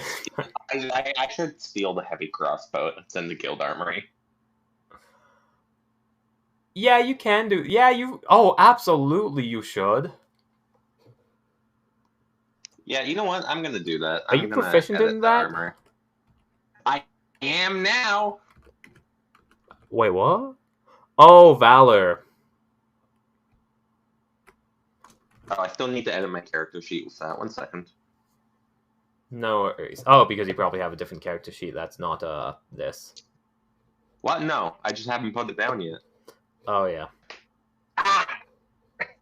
I popped my ankle. Oh no. Oh golly. What, Oh my what is God. this? No, go away. Shoot. My brain's like now just like Blue Flame, like as soon as like someone like you showed up and it's like, oh yeah, I haven't played D&D, but it seems fun. It is fun. Come join us. Oh my goodness. Just like my energy just spiked of like, yes, join the cult. Friends. Why not more? Would you like which cake would you like? Would you like a basic cake or would you like a pumpkin pie? My answer is always both. I'm making like a physical gag, which is an inside joke, so it's like 2 layers of like no one else can know or understand it. But I'm like just frantically like scratching my arm right now.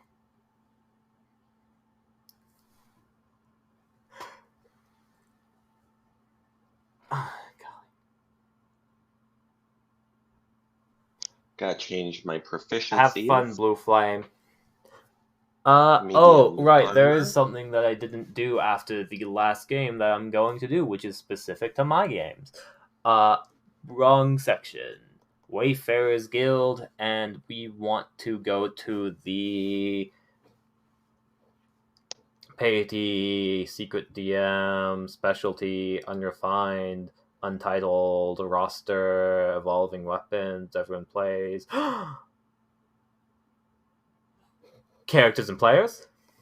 And then Guild Roster. So, Miro wasn't actually in this, but you were a maestro.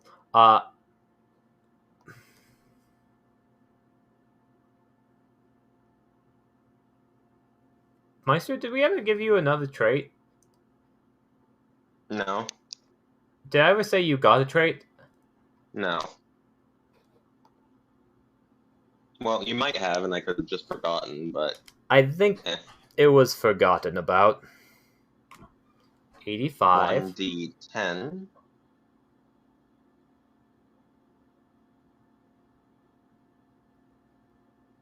Based off of that last game, do you I'm gonna- believe that Maestro has gained any sorts of enough ability slash skills to gain a trait based off of what happened? Perhaps Lucky Faller, perhaps something like Orc Slayer. Lucky Faller. No, not Orc Slayer. No, that's mean. He killed one of them. He's not enough for something like that.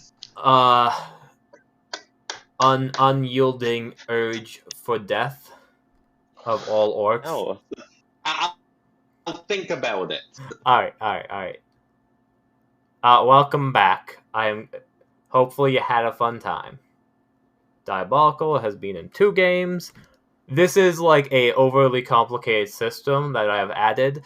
Just so you know, Blue Flame, this is not base D&D. This is just something I've been doing for the funsies of it. Where essentially the one thing is I ask players, hey, what kind of words describe your character? What would be a key defining feature of them? And pretty much give them an additional ability that have positive and negatives based off of the ability.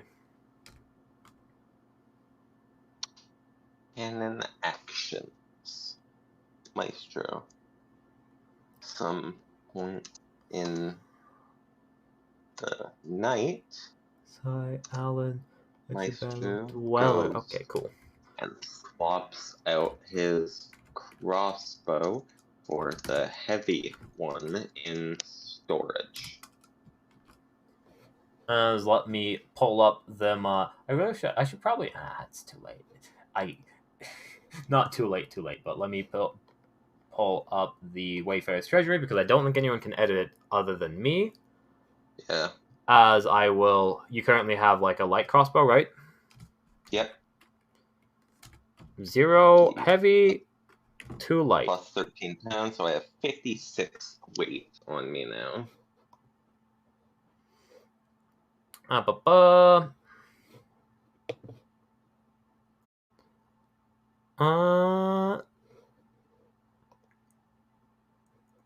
No pressure, but if you feel like kind of just perusing through the Discord and stuff and doing whatever you feel like, this is a Discord link. Essentially, like I said, I'm trying to make it into a more like a RP section, trying to make it so players can do stuff and interact with one another. Need to reformat it. It's going to be badly formatted.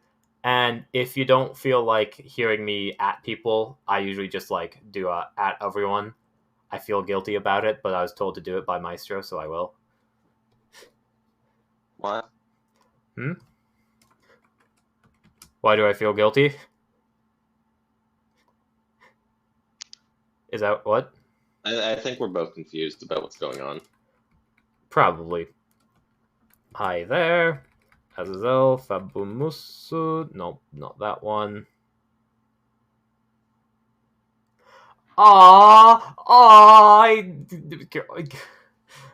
You actually had the desire to join. I felt like I was like pushing that on you of like, you really don't have to. Like, there's no pressure. Hooray. All right. I need to prep the next raffle. Okay, so essentially, you played number applied. You are going to be first choice next game. Pride got it, so I'm just going to delete that. Diabolical is a winner. Fabu Moose applied but didn't get it, so first choice next game. I, just for all the times you've applied and haven't gotten a win. Apparently you have one I next to your name. Applied, so now you are V. You're a special case, Alan. You're kind of in the next game. As I can delete that. I don't mean to interrupt, but I'm really excited to play Maestro again, just so we can get back to being a bit more happy. Because that entire quest was very stressful for him. I want him to get back to being a bit more happy, a bit kinder, rather than having a child's possible death looming over him.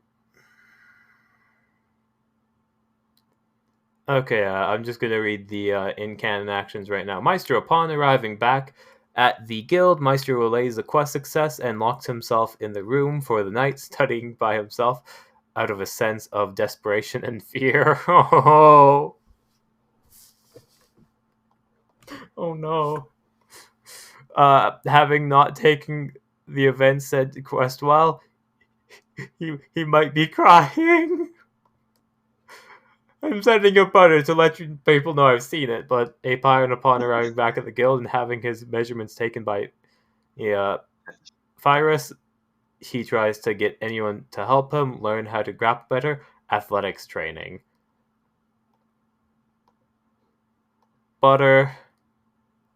Fires after taking Apiron's measurements for adjusting the orc armor. He heads upstairs to shuck off his armor and weapons and goes over to Maestro's room to gently tap on the door, wondering if they'll let them in. I should probably edit that. Oh my goodness, Virus is so sweet. It's the badger, and the badger knocks on your door trying to comfort you. Yaw. Butter. Butter. And then react with butter to let everyone know I've seen them.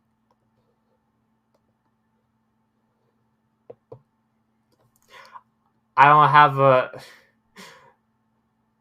have like a good name for like I know some content creators are like, hey, welcome back, my welcome back, my lemmings. How's it going? Lemmings. No. You ready to jump off a cliff together? Let's go. Danger to the mat. Ray, no, you need to stop. I don't have one of those because my D&D my avatar is based off of a D&D character, which the race is called a sheeple. So I don't want to call people my sheeples either. So put lemmings, the lemmings with the sheeple.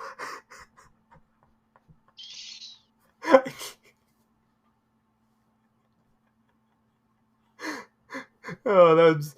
I'm probably going to avoid that. I don't have a name, but welcome on in. People are friendly, people are nice. Next game has not been decided yet, but I'm sure it will be eventually soon. Once I reposition things. Next week. You want to go next week? I mean, yeah, I'd be up for that. That would be okay. Okay, let's see. I mean, I'm also up to just wait because again, you're moving. Yeah. Usually it's like a 2-week interval. I feel like the 21st. Well, actually. All right. Okay.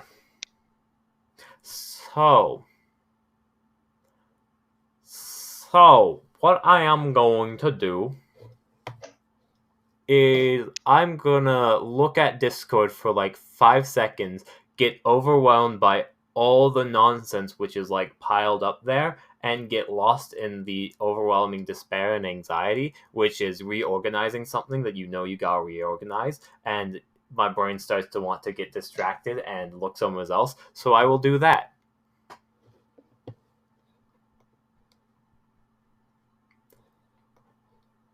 It's application forms. Right, there's application forms. Oh, I love them. I love them so much. The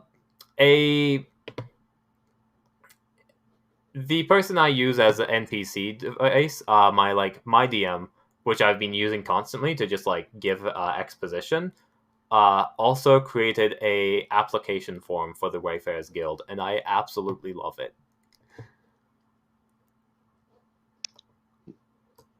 Slaps you with a piece of bread.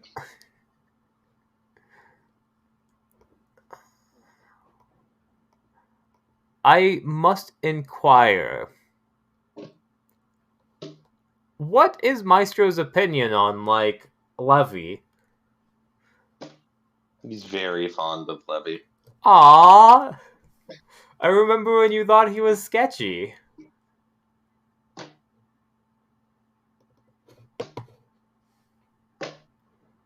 He still is sketchy, but, like... I remember when that was the key defining feature of Levy.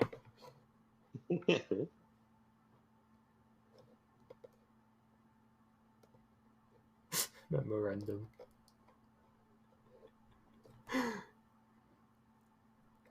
And do you have any other strong opinions about other people in the guild hall? I'm just curious for my own DM sake and like listening to what Maestro believes and thinks. He's kind of worried about the mental state of Mira.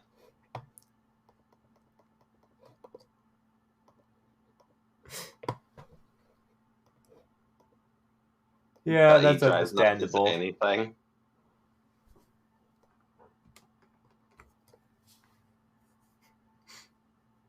Mira is very zealous about protecting anyone in her guild. Hmm. Did Relic guess right?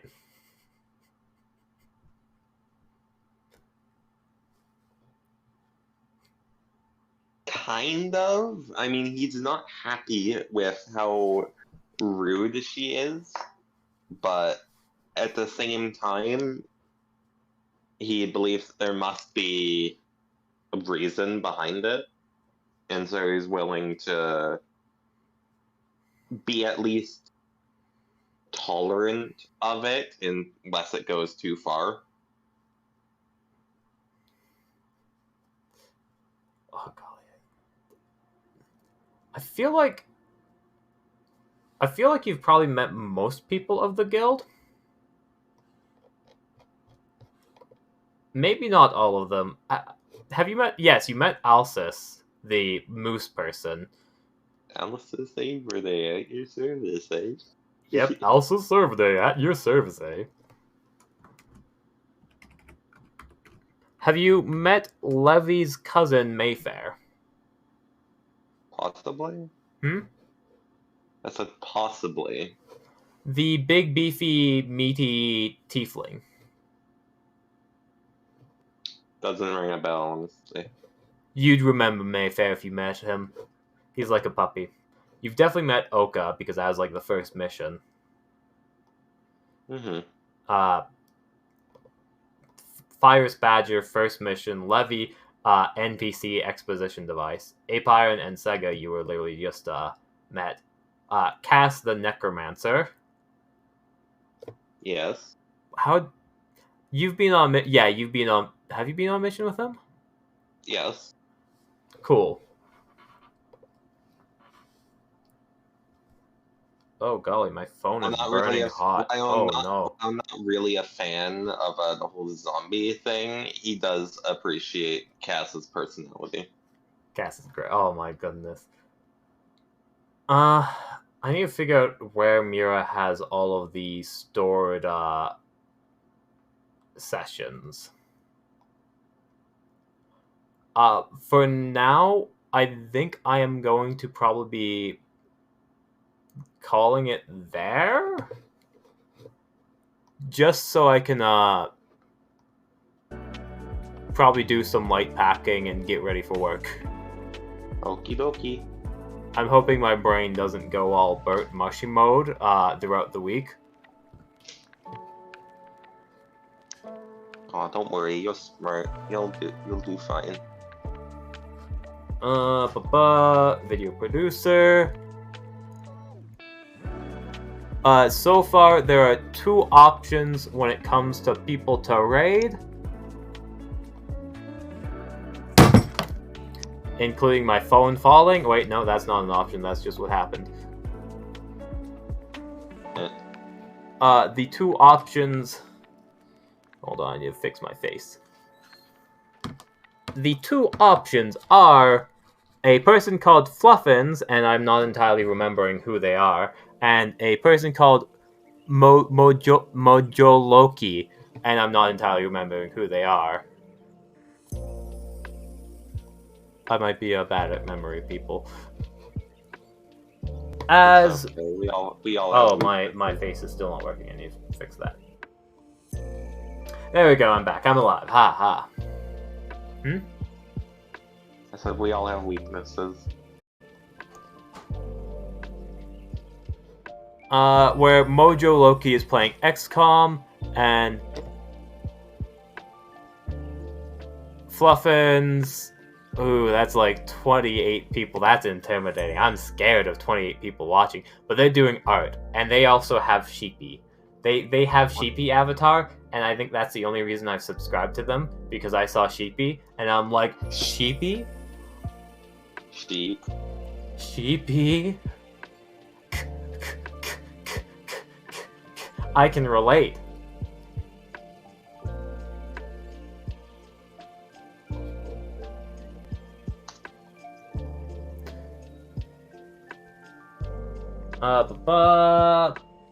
Drat. I hope that it is streaming, because I want to stream again. As long as I'm not fried. Thank you for stopping by, and thanks for the follow. Hopefully I'll hang out soon.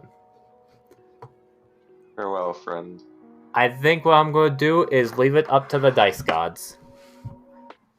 Praise be unto our Jesus. I am afraid of the first option, but like, if you say it is the case, I will fully believe in you, RN Jesus.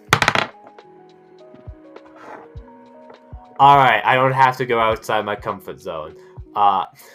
We're safe. We're gonna be raiding somebody who does XCOM. Assuming they aren't just ending right away. I could... Oh my goodness, if they were ending, that'd be really funny. Nah. Oh, I recognize this person. This person Autumn knows. Yeah.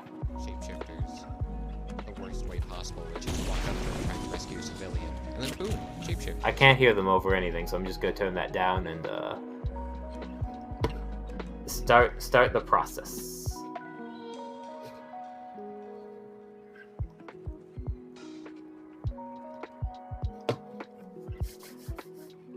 Oh, golly. Alright. Am I forgetting anything?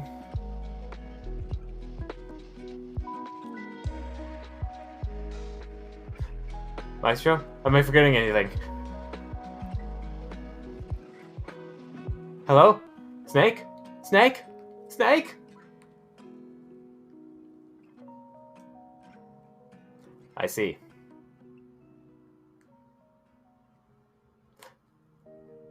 I see. I've been left alone, but that is fine.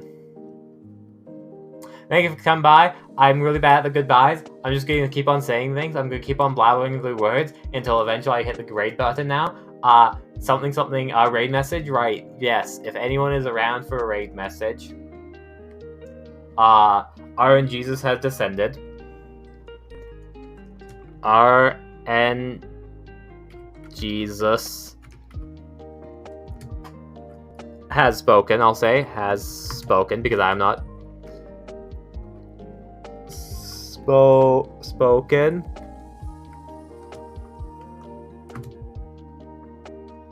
As, like any good cult, we will offer a heart as tribute. It doesn't have to be my heart emote, it can be anyone's heart emote. As long as it's a...